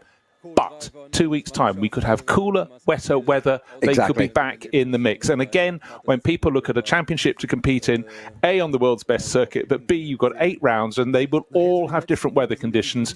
And I think anybody who is consistently at the top gets ultimate accolade. It's not like a normal championship that moves from circuit to circuit. But if you can conquer this circuit, let's say 5 times out of 8, which mysteriously is the number that Kuba Gimasiak has achieved, you need enormous support and praise for that. So we're going to see if they can do it, or can we have the first win for 2 years for Stippler and Kolb? We'll see. The last one was the final round of 2021, which already seems missed of time. You think of the performance back then of the BMW M4 GT3, it was only just starting to come through at that point. Now it's the car with which to win, but certainly that 296 GT3 Ferrari looks very good indeed. It looks sleek. It's clearly very quick in a straight line. We heard comments there from the BMW drivers from Walkenhorst Motorsport. But now the race delayed by half an hour. We got our full requisite 4 hours, and that equated to 28 laps. But victory to Walkenhorst Motorsport, and you really have to say, you know, very, very well done to them. Not with both of their cars. You can't win with two cars. The sister car had a slight delay and an extra visit to the pits, but they're ending the season very strongly indeed. But one thing you do learn with the NLS is you can never assume who's going to win. You can assume Walkenhorst Motorsport this season have got a really good handle on it. But as we can see, there can be a slip up here or there. You can get the timing of a change when the weather changes, change onto the other sort of tyres, and then find it backfired. We heard that some of the drivers were desperately keen to come in and try and make a change early. They weren't allowed, but there's so many ingredients, and that's one of the glories of the NLS. We saw a little tease of it today, didn't we? That you made a great point there, that 2 weekends' time. The weather's just on the cusp today. We saw a little rain shower. It's almost like a sort of precursor where we might be. Here's a stat for you, and a thought for 2 weekends' time, Bruce. If number 34 Walkenhorst BMW wins, they've won 3/4 of the NLS series this year. Astonishing figure. Right, let's just reiterate. They took victory today, Kuba Kamaziak and Christian Cronjes. 28 laps, and in the end they were 2 minutes 25 seconds clear of the brake-delayed Frikadelli Racing Ferrari of David Pittard, Nicky Katzberg and Felipe Fernandez-Laza. Vincent Kolb, Frank Stippler, a little distance further back in third place in their Audi from Shira Sport PHX. Great run for the Dürr Motorsport. Aston Martin took fourth place with Darren Turner joining their mix. And then in behind, slightly delay, an extra pit stop for the second of the Walkenhorst Motorsport BMWs to come home in fifth. Cup 2, it looked as though victory was going to the 107 entry from Team Mattol. And they tripped up on the final lap. And so that allowed the championship chasers from K. Kramer Racing, which was Brook, Muller and Krantz, to finish 6th overall and take the Cup 2 class ahead of Harkamer and Shearbath, and then the unfortunate Hofmeister, Koffler and still Mathol entry in 107 that fell down to 3rd in class, but still a good helping of points. Ben Bernagel and Nagel Deeks finishing in 9th place, and Cup 2 completing the top 10.